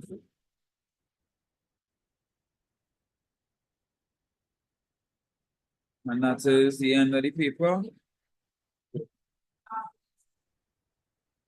That is 2022, 2023, and 2024.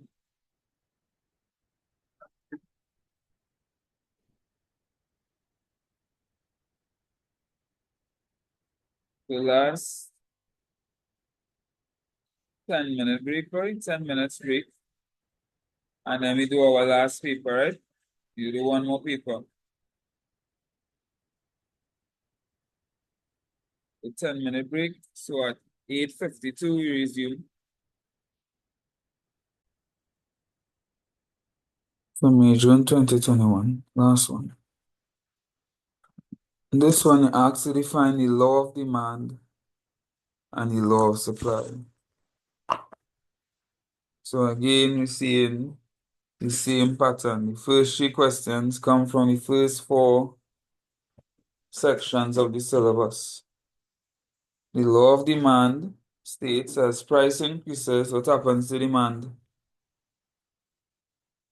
Demand decreases.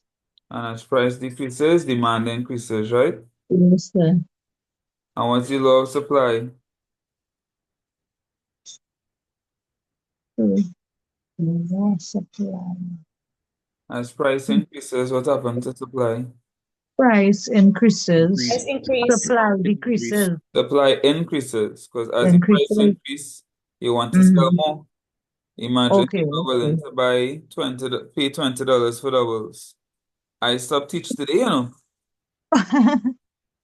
I have my doubles, Bali's delicious doubles set up one time. Right? So as price increase, supply increase. Yeah. Price decrease, supply decrease. And it asks about determinants of supply. What factors affect supply? So the factors that affect supply is the cost of production, cost Right, of raw materials for production. right. What else? So Taxes. Taxes natural and subsidies. disasters. So if it are like natural disasters like the weather, Right. cause it I'm so sleepy. Somebody said taxes and subsidies is sleepy. Oh gosh, don't worry, don't worry. Finish it now, finish it now. Right? Availability of technology, cost of production, weather, even the labor force could affect your supply. Gosh, how many of you all writing POA tomorrow as well. A few of y'all. Oh gosh, yeah, boy. Hey, we finishing this now. We finishing this now. For real, for real. Oh, yeah,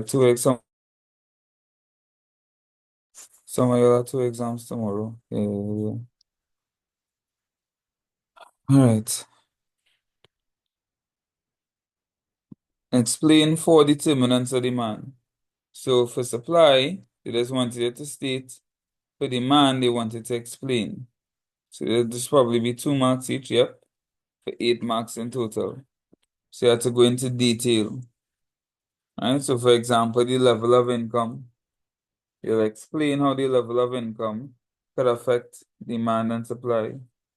So if your income increase, your demand would most likely increase. If your income decrease, you could buy less, so your demand will decrease.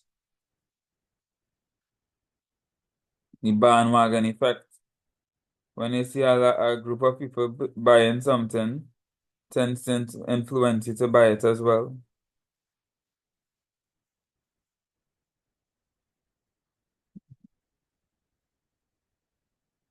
Then it have the price of other goods.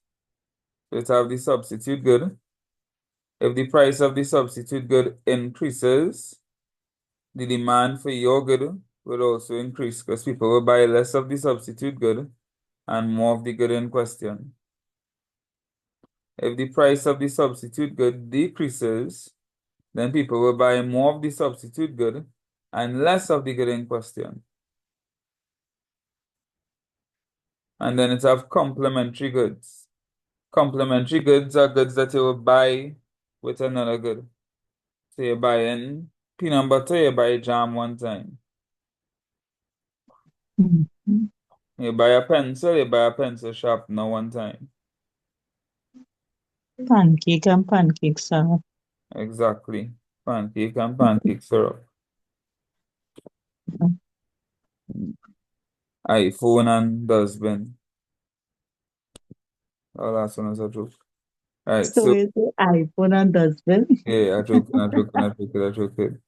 Alright, I don't like iPhone either, so I joking. I got somebody named iPhone have their hand raised, all kind of thing. I was joking. Right, iPhone good. My bad. Right, so as the price of the complementary good increase, the demand for both of them would decrease. But if you're buying less of the complementary good, you'll buy less of your good as well. As the price of the complementary good decrease, demand for the good in question would increase because now you're buying more of the complementary good, so you'll buy more of the good in question as well.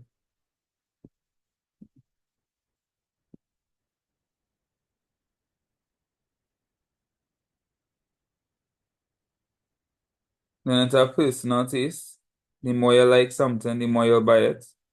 The less you like something, the less you'll buy it.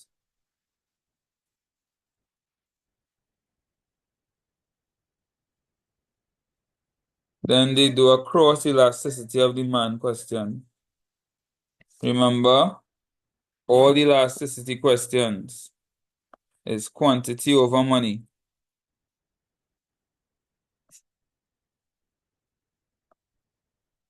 All of them, quantity over money.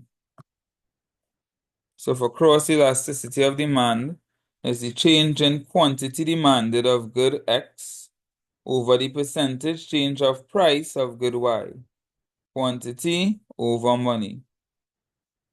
So it will be the percentage change in demand for the chocolate ice cream divided by the percentage change in price for the vanilla ice cream. So let's calculate the percentage change in demand first. Firstly, to calculate change, it is new minus old.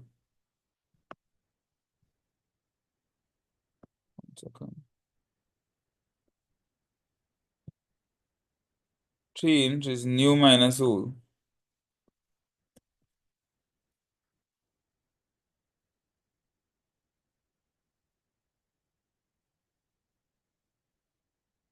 So They said as a result, the quantity of chocolate ice cream demanded decreased from 120 to 100.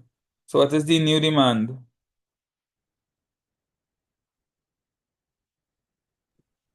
If it went from So, 120 to 100, what's the new demand?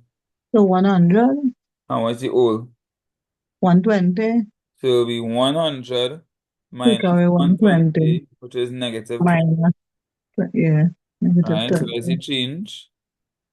And then to calculate the percentage change is the change over all multiplied by 100. So the change in demand, which is negative 20, divided by the whole amount. What's the whole amount? 120. Right, multiplied by 100. Mhm. So that is what we did here. Negative 120, negative 20 divided by 120 multiplied by 100. So we have the percentage change in demand. Negative 16.67%. Go on there. Right. Now we need to calculate the percentage change in price. So we calculate the change first, which is new minus old. What's the new price? The new price, It went from 80 cents to 70 cents. So what's the new price? 70 cents. And the old price is? 80. Alright, so it'll be new minus old. 70 cents minus 80 cents, which is? Like 10. Negative 10 cents. And now we're going to calculate the percentage, which is the change divided by old multiplied by 100. So the change is negative 10 cents. What's the old price? What's the old price? 80 cents. 80 cents. Negative 10 cents divided by 80 cents multiplied by 100, which is how we got the 12.5%.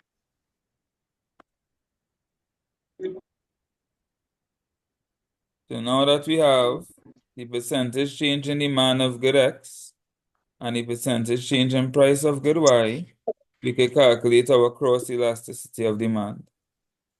Negative 16.67 divided by 12.5%.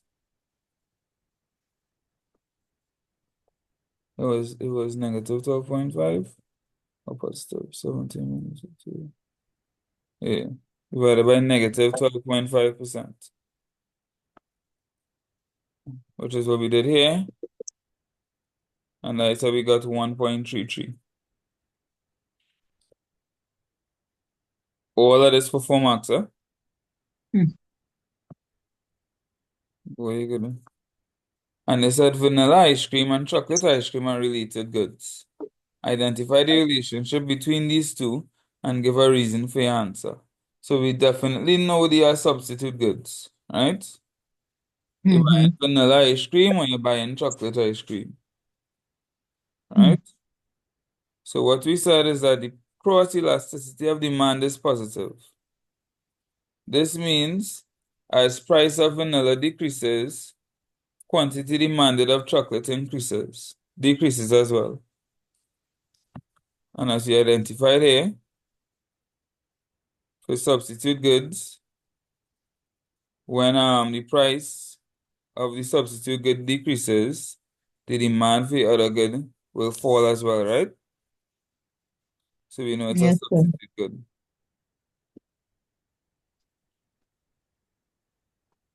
And that was 20 marks.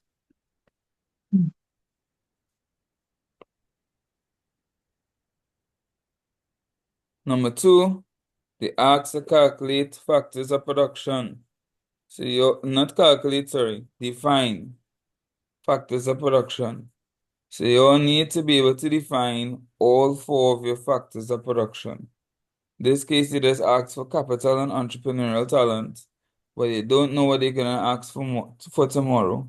They might ask for all 4: land, labor, capital, and entrepreneurship. You need to be able to identify all 4 and define all 4. Just in case, right? Yes, sir. All right. So we know capital is the manual resources used to make other goods and services. Entrepreneurial talent is the ability to combine the other factors of production to produce goods and services. What is labor again? So labor. Mm-hmm. Labor is the human efforts used in the production of goods and services. Perfect. And what is land? Land is a natural resource. I can't remember the whole thing, but I know it's a natural resource. Natural resource used in the production of goods and services. So you can All visit right. it, you'll get it. All right. Okay. Land, Right. natural Then it asks for two of the main sectors in the economy.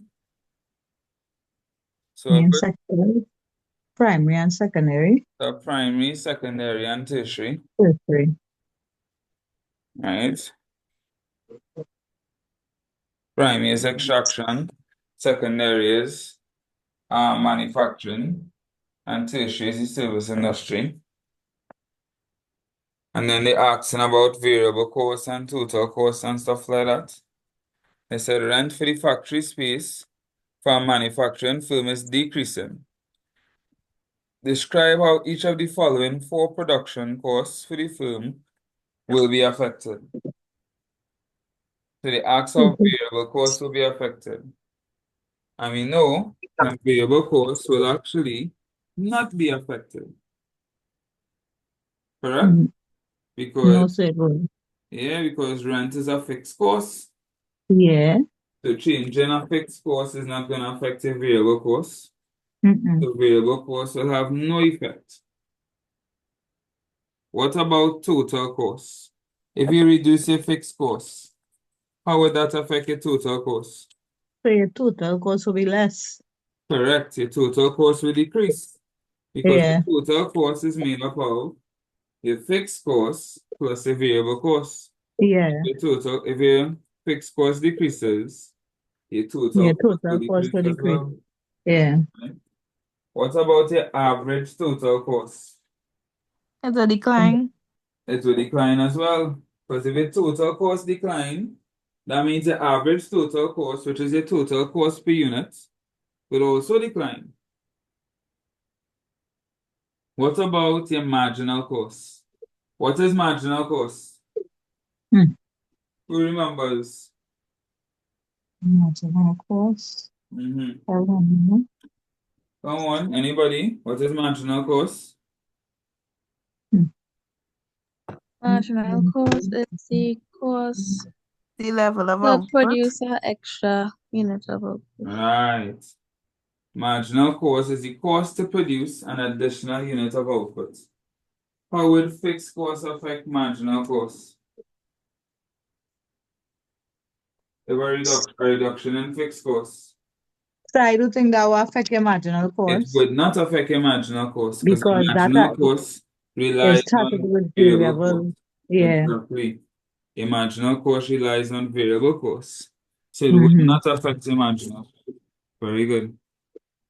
So see, total cost will decrease, average total cost will decrease. Marginal cost, no effect because it depends on your variable cost. 8 marks. Not bad at all. So that was easy. Mm-hmm.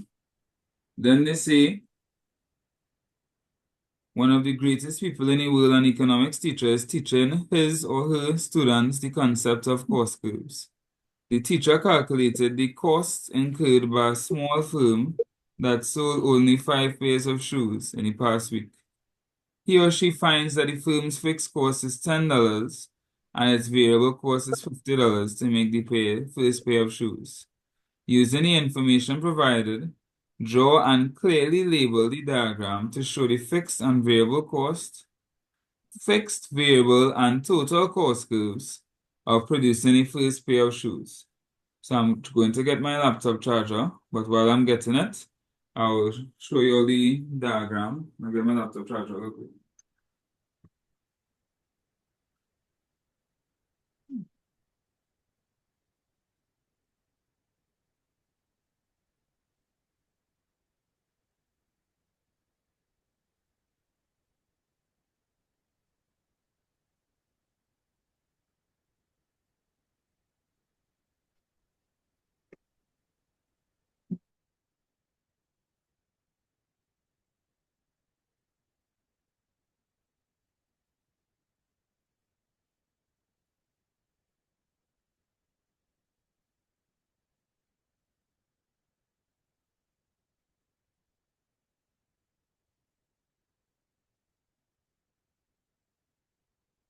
Right.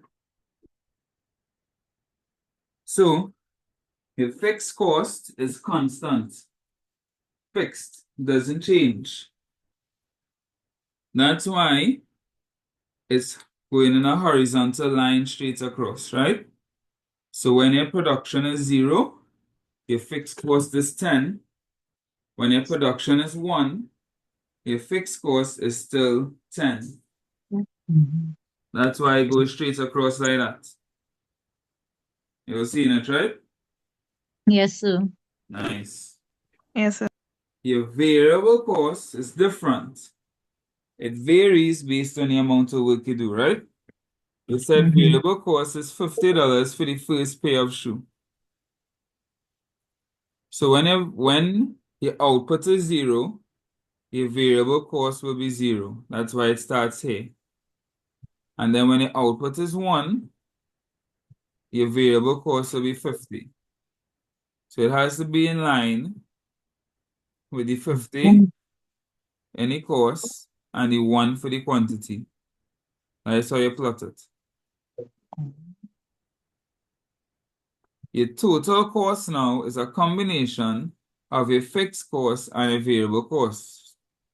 Now remember in our question before, we realized that if your output is 0, your total cost is equal to your fixed cost.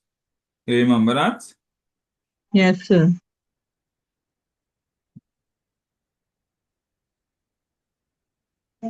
One second.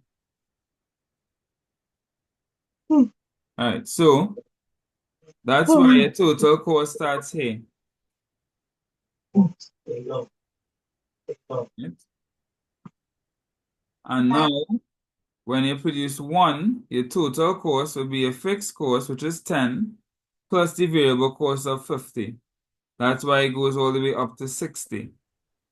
So it's in line with 60 in the cost curve, in the cost axis, and 1 on the quantity axis.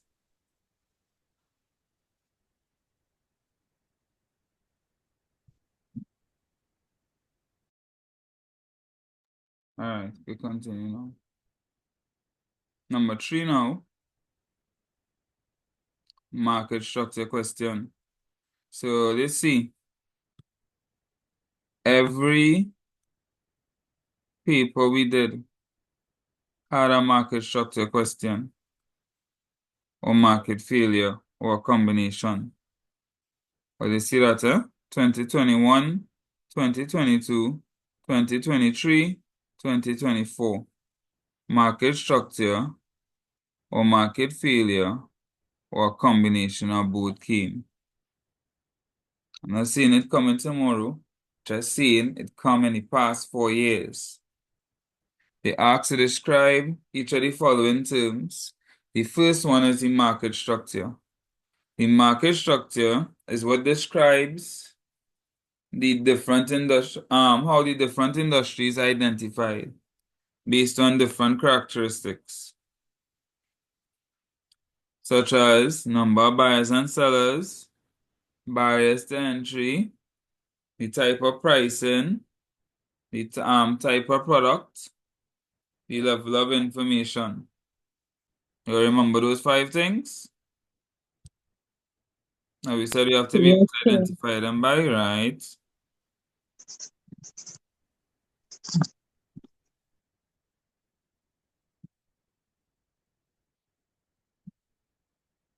Then they said market failure refers to a situation where the allocation of scarce resources are not done efficiently, leading to satisfaction not being maximized.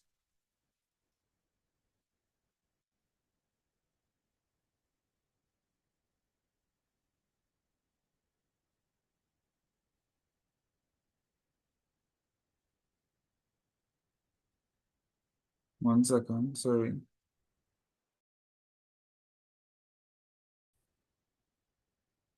All right, so as you're seeing, market failure, remember the whole purpose of economics is scarcity, right? Using our limited resources to satisfy our unlimited wants. Once we are not doing that efficiently and maximizing our satisfaction, then we have market failure. Before I go on to the next question, what are the 4 causes of market failure? So, merit and merit goods, Merit and demerit goods, that is one. good. Externalities, Externalities. and what the next one? Okay, the next one. Let's have 2 more. Public goods. And one that starts with M. Who can remember the last one? Monopolies. Monopolies. All right. Those are the 4 causes of market failure.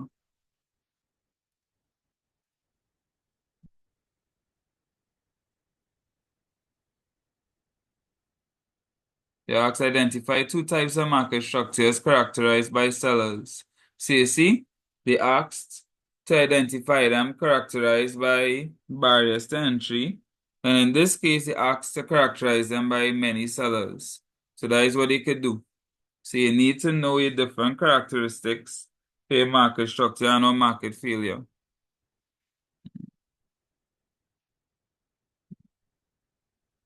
All right, so structures that have many sellers would be a perfect competition because there are many buyers and sellers, and monopolistic competition, which also has many buyers and sellers.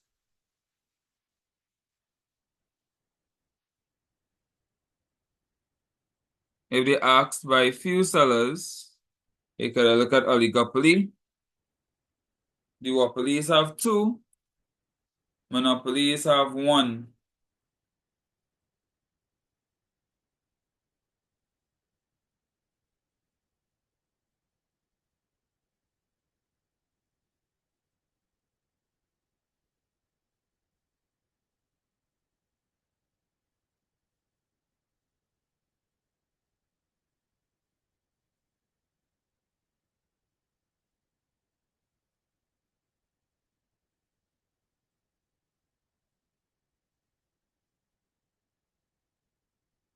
All right, now this will explain why the following could cause market failure. First one, externalities. So externalities, these occur when the actions of one party affect the actions of others, right? So I buy a cigarette, I don't smoke, I do not smoke. But let's say I bought a cigarette and I smoke, the smoke going into somebody else's face, they getting an impact even though they didn't purchase anything. Second-hand smoke. Right. Too much negative externalities can lead to market failure, and not enough positive externalities could lead to market failure. Right? If you want to go into even more detail, the reason why negative externalities end up leading to market failure is because their price do not reflect their social cost. If it reflected their social cost, then the price would be higher, which would cause people to buy less of that product, which would reduce negative externalities.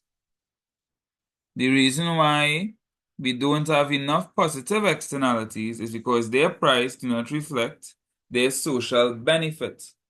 If it reflected the social benefit, then the price would have been less, causing people to purchase more items that have positive externalities.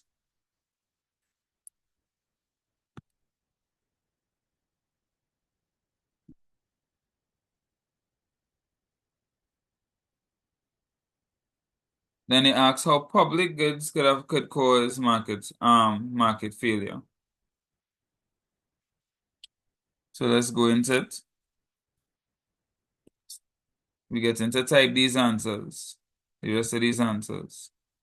How can public goods cause market failure? No firms are willing to supply these goods. All right. Firms may be unwilling to supply public goods because of the lack of economic benefit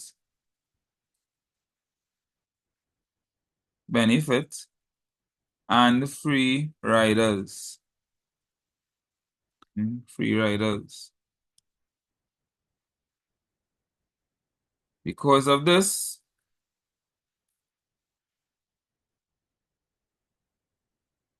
there may be a lack of needed public goods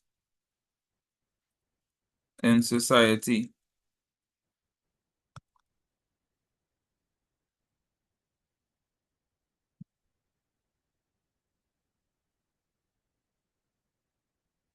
This means, or this can directly lead to market failure.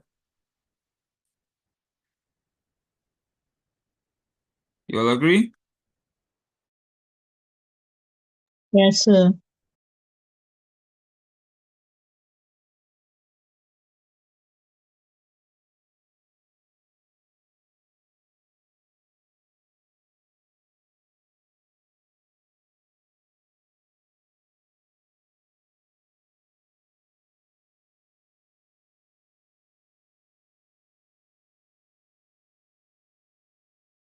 All right. Zero economic profit is a characteristic of a certain type of market structure. For instance, the local carrot industry sells 100 pounds of carrot at $2 per pound. The local carrot industry has many sellers and many buyers. Carrots. What type of good would carrots be?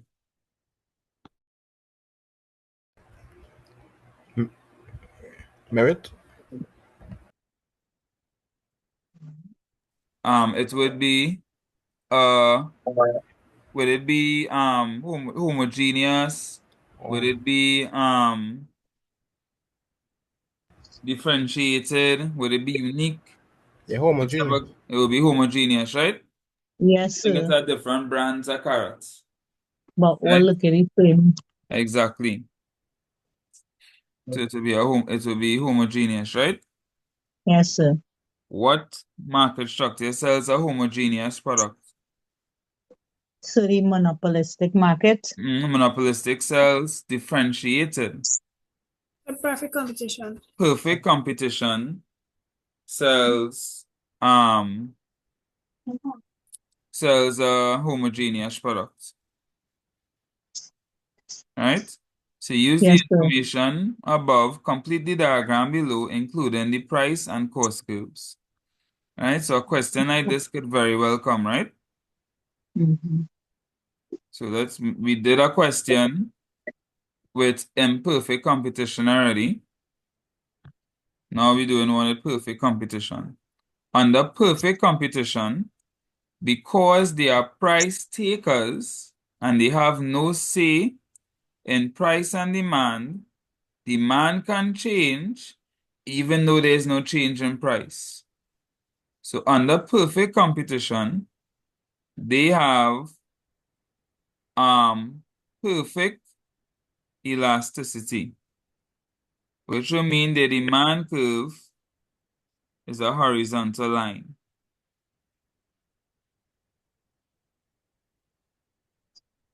Right? So at this price, the demand could change different times,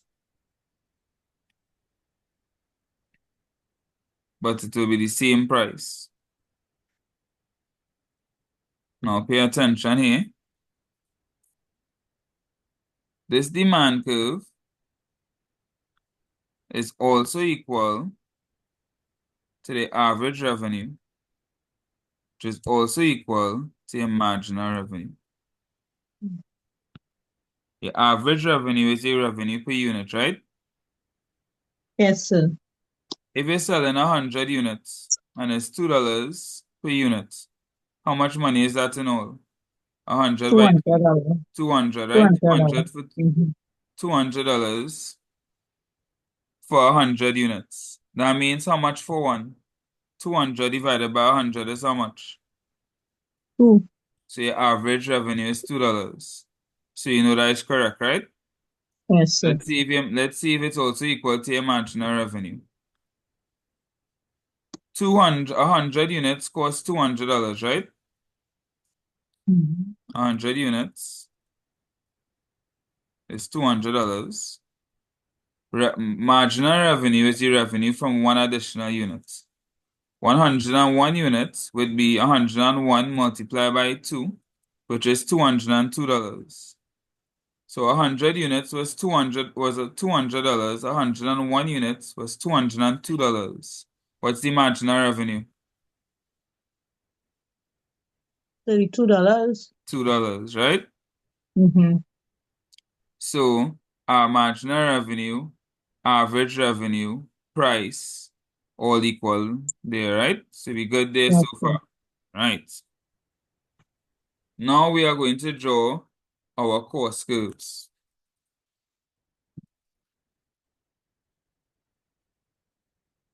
This is what your marginal cost curve looks like.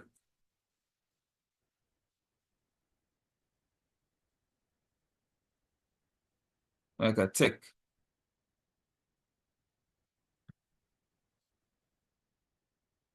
MC.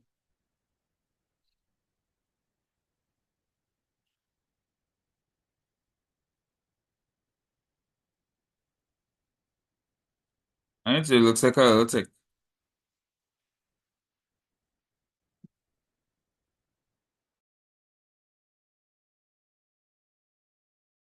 Now we operate where our marginal cost is equal to marginal revenue. That's why I drew it. I'm gonna draw it a little better. But that's why I'm drawing it like this. Gosh, 3 times the charm. Okay, no. Alright. So we operate here where marginal cost is equal to marginal revenue because that's how you maximize your profits. Alright? Remember, marginal revenue is the revenue from one additional unit. Marginal cost is the cost for one additional unit, right? So let's look at this real quick. Units, marginal cost, marginal revenue, marginal cost. Let's using some quick example, right? 2,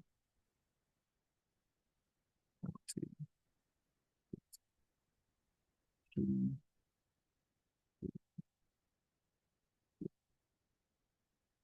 4, 30, 45, 5, 20, 60. So let's using this as a quick example, right? When I produce my first unit, I get in $50 in revenue and $20, and it costing me $20. All right, so I should probably produce one unit because I get in more money than I spending, right? You all agree so far? Yes, sir. All right. I produce a next unit. I get in $40 in revenue, and it costing me 30. So I get in money again. So Yeah. I good there. I produce a third unit. I get in 35 and it costing 35. So I break even. I ain't losing anything, right? Yes, sir. If I produce a fourth unit, I'm getting 35, but I'm spending 45. Does that make sense?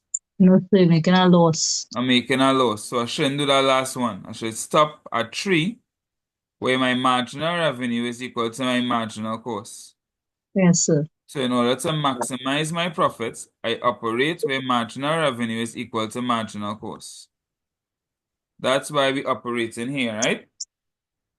Yes, Yeah. sir. So we're selling at this price and at this quantity because that's where our marginal revenue is equal to marginal cost. Now, whether we make a profit or not depends on our average cost curve. There are 3 types of profits we can make. We can make economic profits.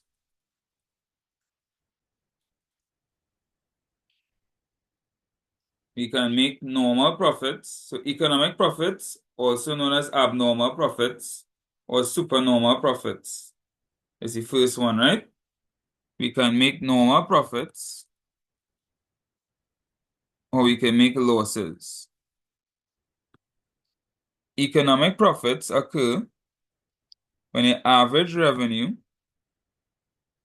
is greater than the average cost. Normal profits occur when average revenue is equal to average cost, and losses occur when the average cost is greater than the average revenue. Reason being, now I know you're probably thinking, but NT revenue should be higher than a cost to make profits. Normally that would be the case. However, this average cost is made up of a cost from a factor outputs. So it's made up of, what do you get from land? What do you get from land? Rent. Labor you get. Wages. Capital you get. Interest. And entrepreneurship you get. Profit. Profit. So your profit is already in this average cost.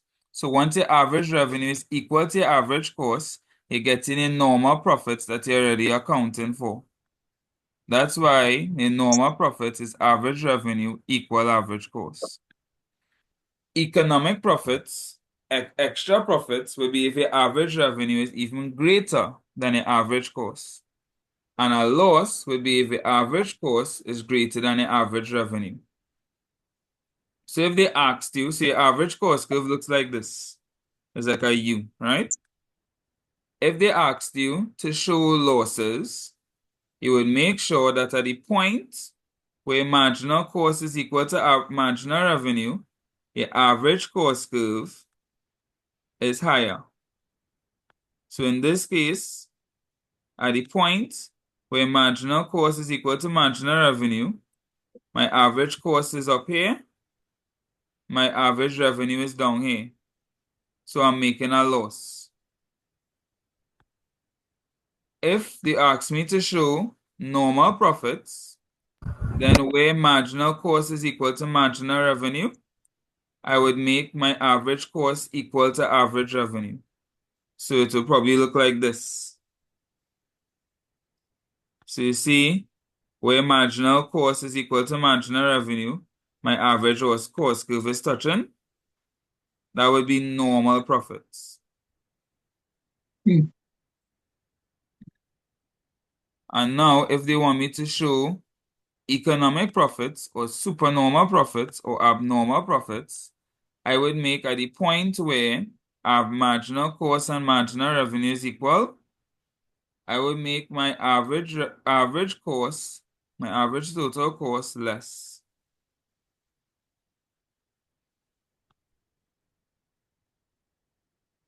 So in this case here, where my marginal cost is equal to marginal revenue, that is where we operating. This is my average revenue here. This is my average cost here. So I'm making economic profits because my average cost is less than my average revenue. And that is what they wanted us to show. No, they don't want us to show that. They wanted to show zero economic profits, which is normal profits. So to show normal profits, what is that? You lie. I know sis man, I ain't sleep. Oh, so Man, it's economy. eh? This man not. You sure you're hungry? I say, Right. why you seem so happy? What happened? Push. Right. So this would be zero economic profits or normal profits. The average cost is equal to average revenue at the point where marginal cost and marginal revenue meet. If they had asked for loss, it would be up here. If they asked for supernormal profits or abnormal profits, your average cost curve will be below your average revenue. Sorry, Right? so the losses that are above the economic does that below and the normal does that on the point. Right, yeah, the one on the line is normal. Above, if your average cost is higher, so if my average cost was here, I'm gonna draw it in a different color.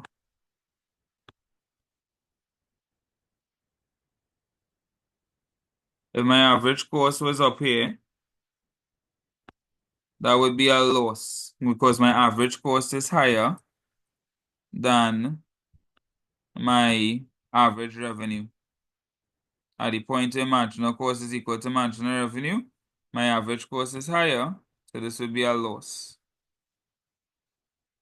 And if I wanted to show supernormal profits or abnormal profits or economic profits, whichever one you want to call it, then my average cost would have been lower than my average revenue.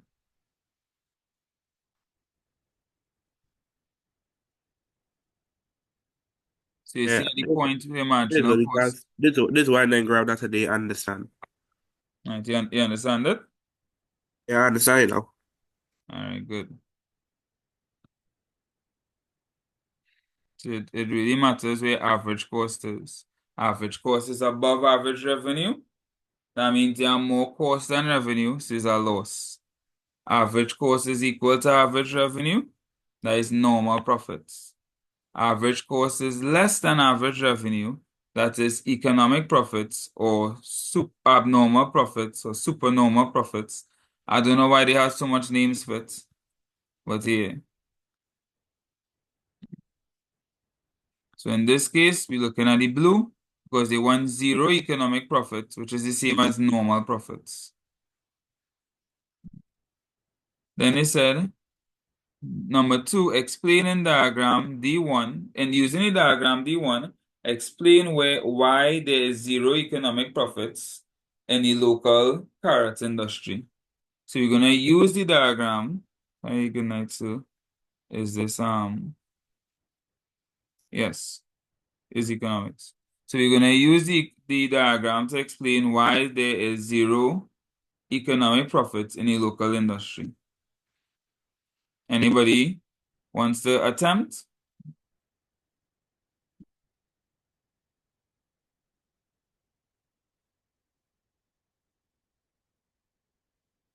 So is it because there are too many local farmers selling carrots, There are so too they're many not local making a farmers. profit? Probably the price to produce the carrots Mhm. and the according to the price they're paying to produce it. When they sell it, they're not making a profit, so it will not have a economic profit. Is it that? Partially. No. So Okay. in the long run, right? Uh-huh. In the long run, there's no barriers to entry and exit, right? Okay. In the long run, anybody can enter and leave, right? So if Right. you're making abnormal profits in the short run, in the long run, people will see that abnormal profits and they will want to come into the Right. market. Right. Yes, sir. And So because there they are come too into many the market, people. the profits will start to share up and it will Right. drop down to normal profits. Right. Because there are too many people on the market selling the same Right, thing. right. Understand. And then on the next side, if you're making losses in the short run, in the long run, people would leave the market. And Right. when they start to leave the market, the people that Profits will remain will increase. share up the profits. So it will Right. move from losses to normal profits. Well understood. Mhm. And 3 marks for that. CXC wicked, yes. So in the short run, if abnormal profits are made, no, so if abnormal profits are made in the short run,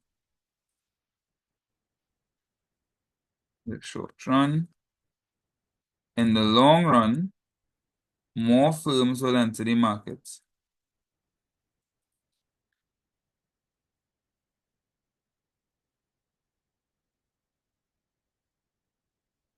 which will,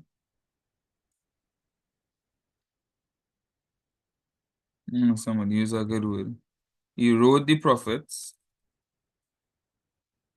until they become normal.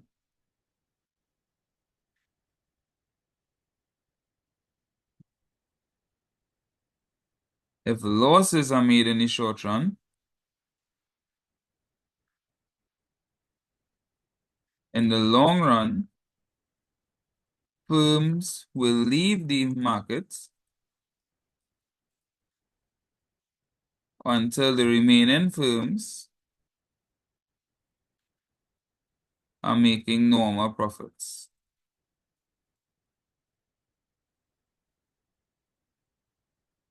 That makes sense to you all? Yes, sir. Yes, sir. Right. Number 4 and number 5 will be on the second half of the syllabus. So here they're asking about financial institutions. 3 examples of financial institutions. Let me get some financial institutions there. The banks, credit Banks, unions. credit unions. Socials. What did you name it? I forget social. Building society. Building society. Yeah. Building society. Scotiabank would be a bank. Right? Cooperatives would be like credit unions. Sir, if you put the central bank and they Yes. put commercial bank separate, Yes. it's still a Yes. market. Lending in institutions. Central bank, insurance companies. All of these will be considered financial institutions, right? Brokers, all those things. Financial instruments now. Money, checks. Money, checks, bank drafts. Not bank overdraft, bank drafts. I guess you could use bank overdraft. E-commerce, online banking, telebanking, Debit and credit cards. debit card, credit card,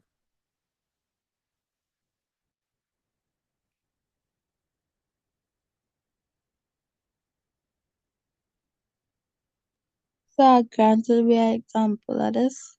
a grant. A I wouldn't say subsidy. it. I wouldn't put it.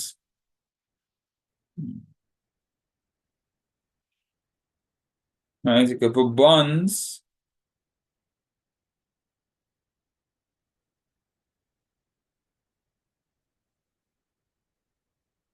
Not a safety deposit box. So remember, financial instruments are the things you could use to trade, right? So keep that in mind. Then it asks, there are 4 tools in which the central bank can use as part of a country's monetary policy to control the supply of money. Like I posted this paper. No, I didn't post this paper. There are 4 tools that the central bank can use. Right. Explain this and the specific action the central banks may take to increase the supply of money using these 4 tools. All right. Open market operations is one. Expansionary monetary policy. Right. Reserve requirements. The live chat going on, boy. All right. So let's look at the reserve requirements first. So the central bank could decide how much commercial banks have to have in reserve, right? The more they have to have in reserve, how much money they have to have in reserve. So how much money they cannot spend. They have to keep that money there. The more they have to have in reserve, the less money they have to spend. The less they have to put in reserve, the more money they have to spend. So how can the central bank increase the money supply?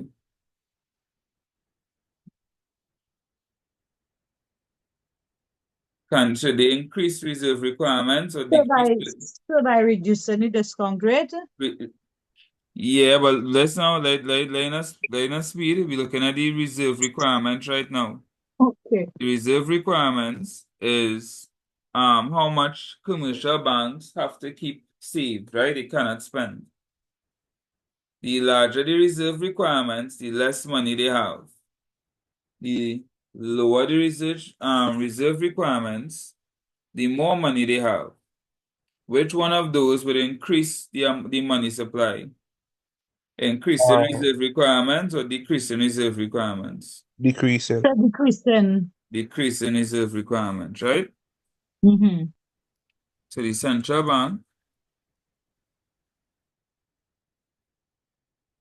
can reduce the reserve requirements of commercial banks. This would increase the amount of cash available to banks, which will ultimately increase the supply of money.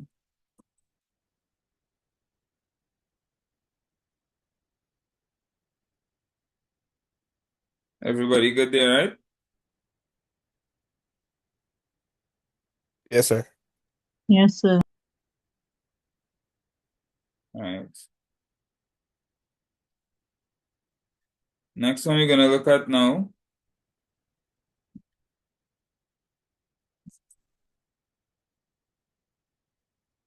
Let's look at open market operations.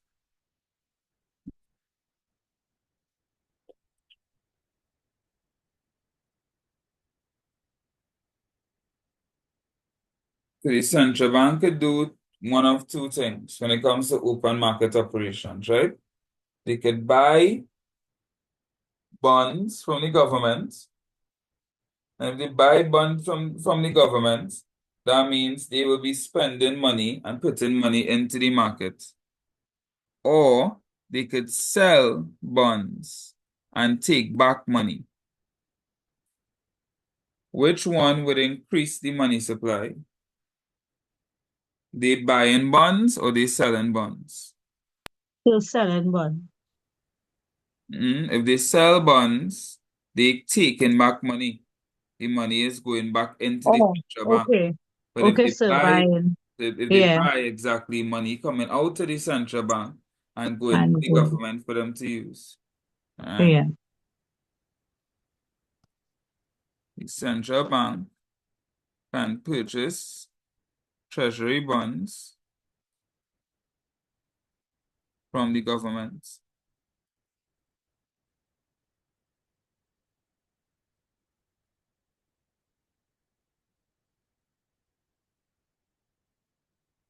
This increases the amount of money the government has for government spending, which ultimately increases the money supply.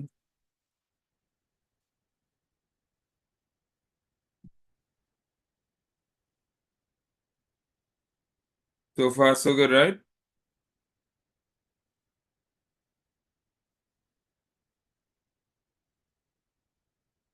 Anything anybody doesn't understand? Or you're good so far? So we good. All right. This paper, 2 paper, 3 for POB. This is Econ. All right. What are the other 2 things that the central bank could do?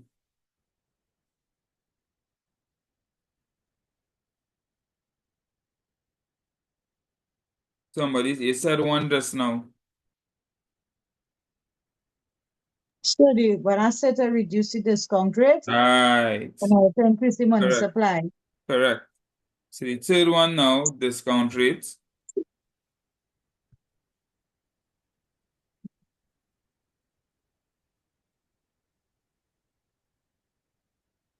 So it have 2 things you could do. They could increase the interest rates or they could decrease the interest rates charged to commercial banks for borrowing funds, right? That's the discount rate. If they increase the interest rates, then commercial banks will borrow less.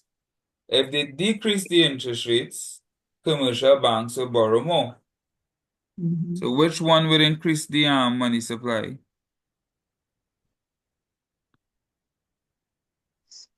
Which one? If they increase the interest rates, commercial banks will borrow less. If they decrease the interest rates, commercial banks will borrow more.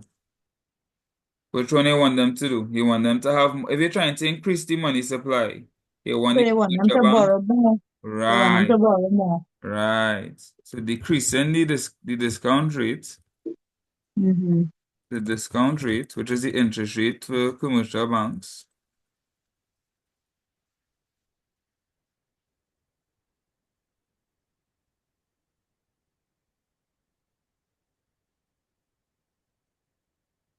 would encourage commercial banks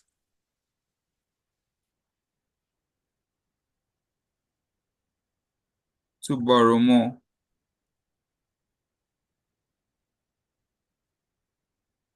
Increase any money supply.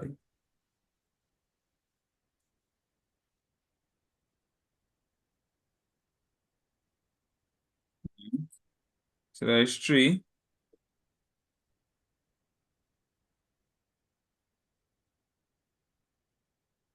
One more. So, the central bank could decrease the revenue requirement ratio. The revenue requirement ratio. Mm-hmm. Yeah, but that is now what I was looking for over here. So what the central bank could do is purchase long term. Actually, we put that, you might get correct, huh?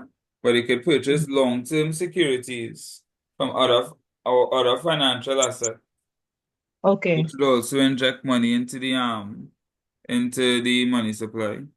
Okay.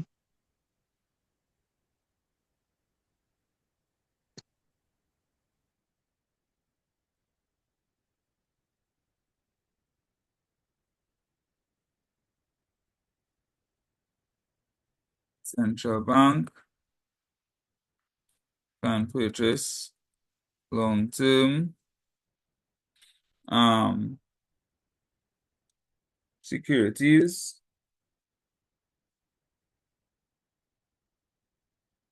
which would inject money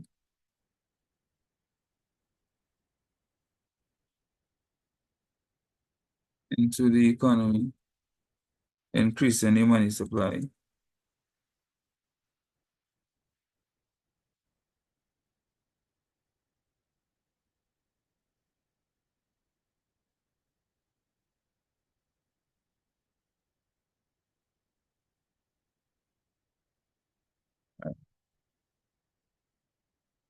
Now we're looking at M0, M1, and M2, I'm sure. Using the information in table 1, calculate each of the following types of money. You want to see M0, M1, and M2, right? M0 is the most liquid money. That is the money in reserve and the money that's circulating in the public. So in this case, M0 would be a cash in bank vaults and a cash held by the public.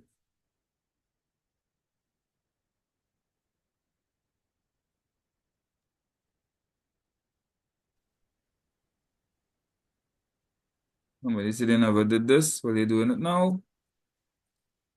Better late than never. So that would be 200 million plus 100 million. 300 million. M1 is slightly less liquid. So when I say liquid, I mean the easiest thing to change to cash is what will be the most liquid, right? The more liquid it is, the easier it is to change to cash. M1 is slightly less liquid. M1 is everything in M0 plus, and this will be the money that you could easily access, which will be a demand deposits. That will be like your check-ins account.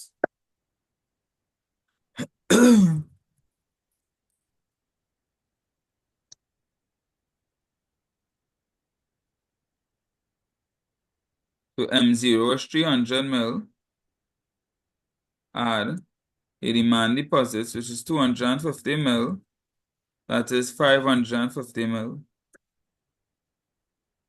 And then M2 is everything in M1 plus the stuff in like a savings account and stuff like that, right? Things that are a little harder to take out. A savings account is certificate of deposit. Treasury bills are what we call narrow. So broad money is a liquid money. Narrow money is a money that's not liquid, right? Treasury bills is not liquid. So this would not be M0, M1, or M2. And according to your syllabus, you're just supposed to know from M0 to M2. So M1, M2 is everything in M1 plus your savings account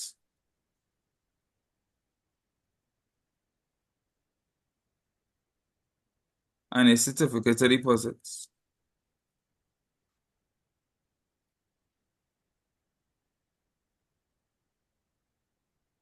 So M1 was 550 mil. Savings deposit is 305 mil. And your certificate of deposit is 20 mil. Malachi,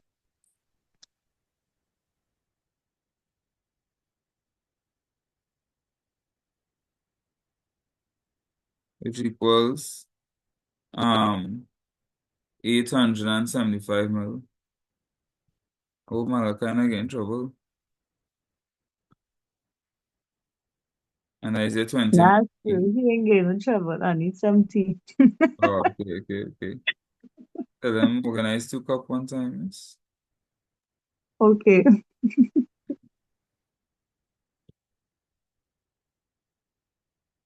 Right. Number 5. What does CET stand for?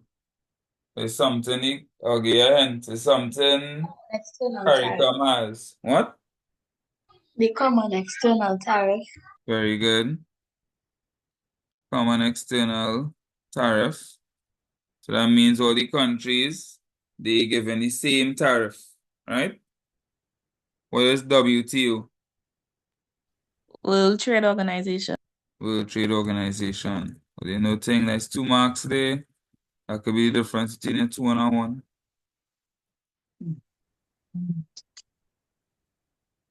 We did this before. What is the difference between absolute advantage and comparative advantage? Let it sink in after this. Comparative advantage is the ability to produce something at a lower opportunity cost than someone else. Right? It's mostly a country compared to the next country. And Absolute. absolute Absolute. advantage is being able to produce more of a good with the same amount of resources Thank than you. another country. Thank you. So comparative advantage is the ability to produce a good with a lower opportunity cost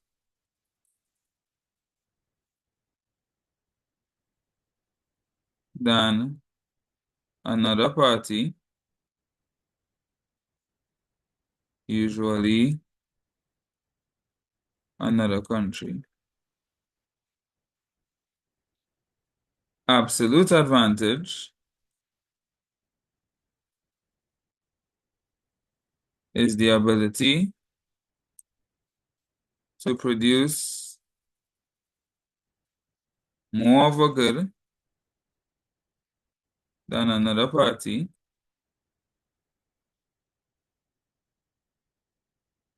usually another country, using the same resources.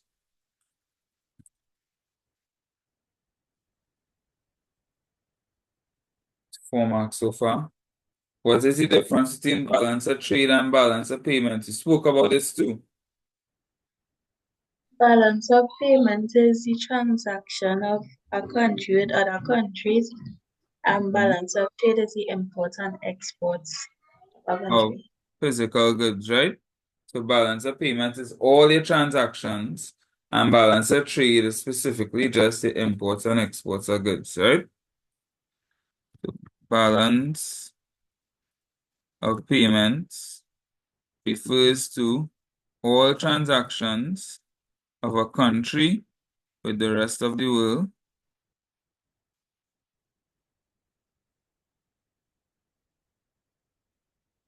and balance of trade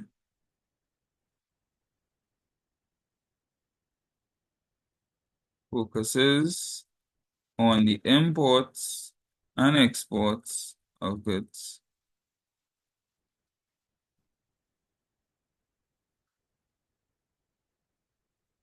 Six marks. Explain how an increase in interest rates can improve the current account of the balance of payments. How can an increase in interest rates improve the current account of balance of payments? So, an increase in interest rates mean that when somebody borrow or take a loan, they have to pay back more. So that means the institution will be receiving more money. What else? I'm not sure. Anybody else have any So remember your current account to be looking at your import and exports of goods and services and stuff like that, right? If your interest rates are higher, that means the chances of you taking a loan is going to decrease. You're less likely to take a loan, which means you're less likely to purchase, which means you're less likely to import.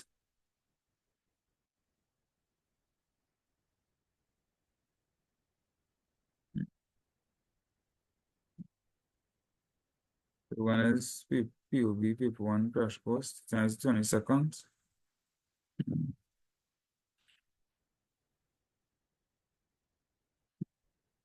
Right?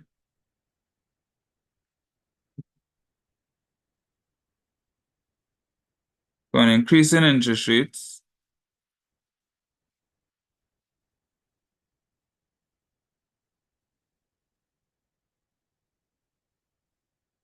reduces purchasing power by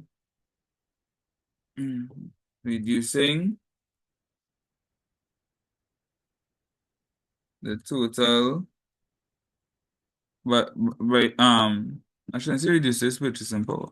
It encourages savings as it earns higher interest and discourages loans as repayment is higher. This reduces the overall purchases of goods and services, which can lead to a reduction in imports.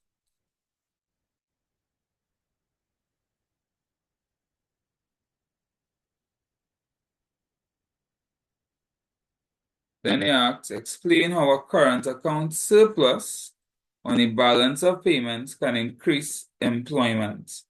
So a surplus means we getting more money than we spending. If we getting more money than we spending, we're going to have more money to invest in other areas. If we invest in other areas, we're going to need workers So you see how it all connected?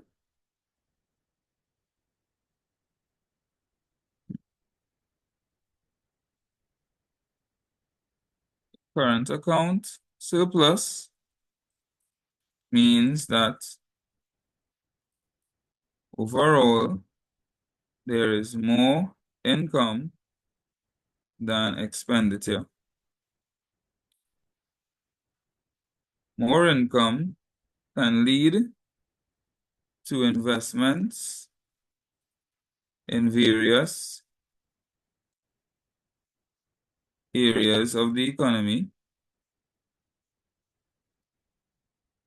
including the expansion and creation of various businesses.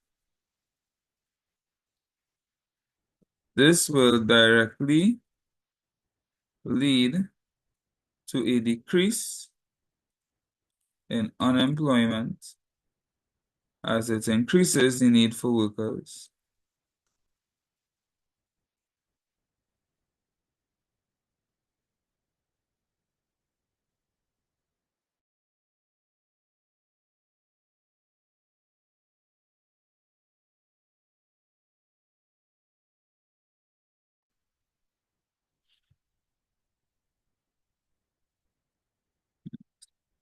Make sense, right?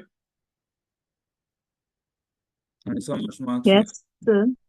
4 and 4, 8, 9, 10, 11, 12, 13, 14. Yeah, 6 more marks to get. One more question. I bet there's one more question. All right, I was wrong. It's not one more question. All right, so they have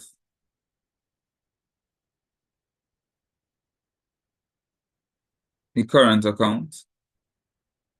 Current account, they have our exports, imports, balance of trade. Exports of services, imports of services, balance of trade and services. Income receipts, income payments, net income, net income receipts, current transfers. First thing you want to know is the value of exported goods. So the balance of trade in goods is exports minus imports. So something minus 425 gives us negative 40. Right? That number would be 425 take away 40, which is 385. 385 take away 425 will give you a negative 40. Right? So to get my marks, I would say balance of trade of goods equals export of goods minus import of goods. So minus 425 is equal to X minus no, the balance of trade of goods is 40. So for negative 40 is equal to X minus 425. Bring 425 to the next side, so it becomes positive. 425 minus 40 is equal to X. X is equal to 385. So export of goods is equal to 385.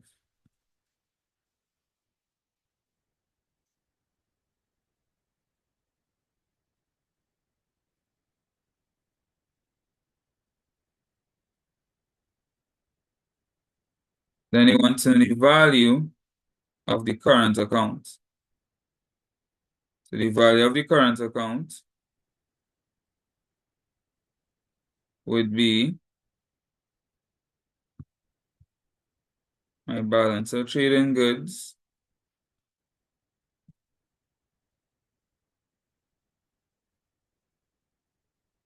plus my balance of trade in services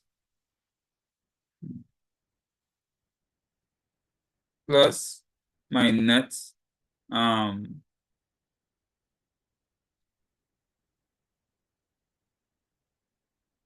income flows. So negative 40 minus 20 minus 35.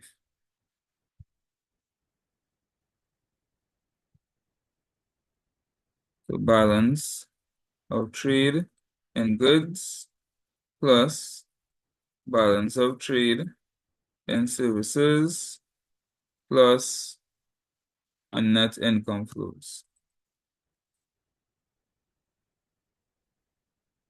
Minus 40 minus 20 minus 35 minus 40 minus 20 minus 35, that will equal minus 95. I think we have one more question. Suggest two policies that could be used to address the current account deficit. So we have a current account deficit. To fix the current account deficit, something that we looked at before, we need to either increase exports, decrease imports, or do both. Increase exports, decrease imports, or do both. So you could have import barriers, for example, like tariffs or quotas, or you could reduce the currency value. If you reduce the value of the currency, persons will now be able to buy less because the currency is worth less. And now people outside the country could buy goods from us more. So our export will increase because the goods now become cheaper for them. Or they could do export promotion, doing things to promote increasing our exports. Or they could do import substitution.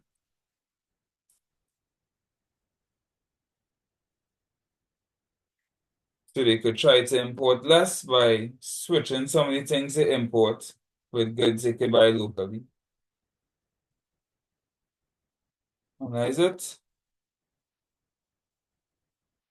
And then it was. I really hope this was helpful. Remember, numbers 1 to 3 will be on the first 4 sections of the syllabus. It will be. For they could have that good, or they have 3 questions where they could answer good. Yes, sir. And then make up as much marks as they could in number 4 and number 5.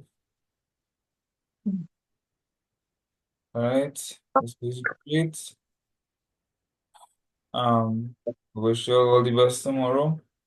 Let's say a quick prayer. Yes, sir. Father, thank you for life, health, and strength. Thank you for this opportunity to learn. Help us to retain all the knowledge we obtained today. Help us have a Amen. calm mind tomorrow. Help us to relax. Help us to believe in ourselves and believe in you, Lord, and help us to do the best that we can.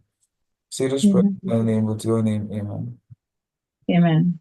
All right. So next class will be paper 1 for Econ, and that'll be it. So when is that? I'm gonna get a schedule. 1 second.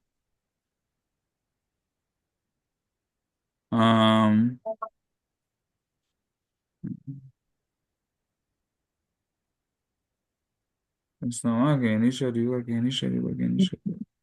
I'm going in I forget to have a TikTok TikTok So I think it's next week. WhatsApp. Yeah, 22 no. Paper 1 Econ is the 21st of May, which is Day after tomorrow. which is Wednesday.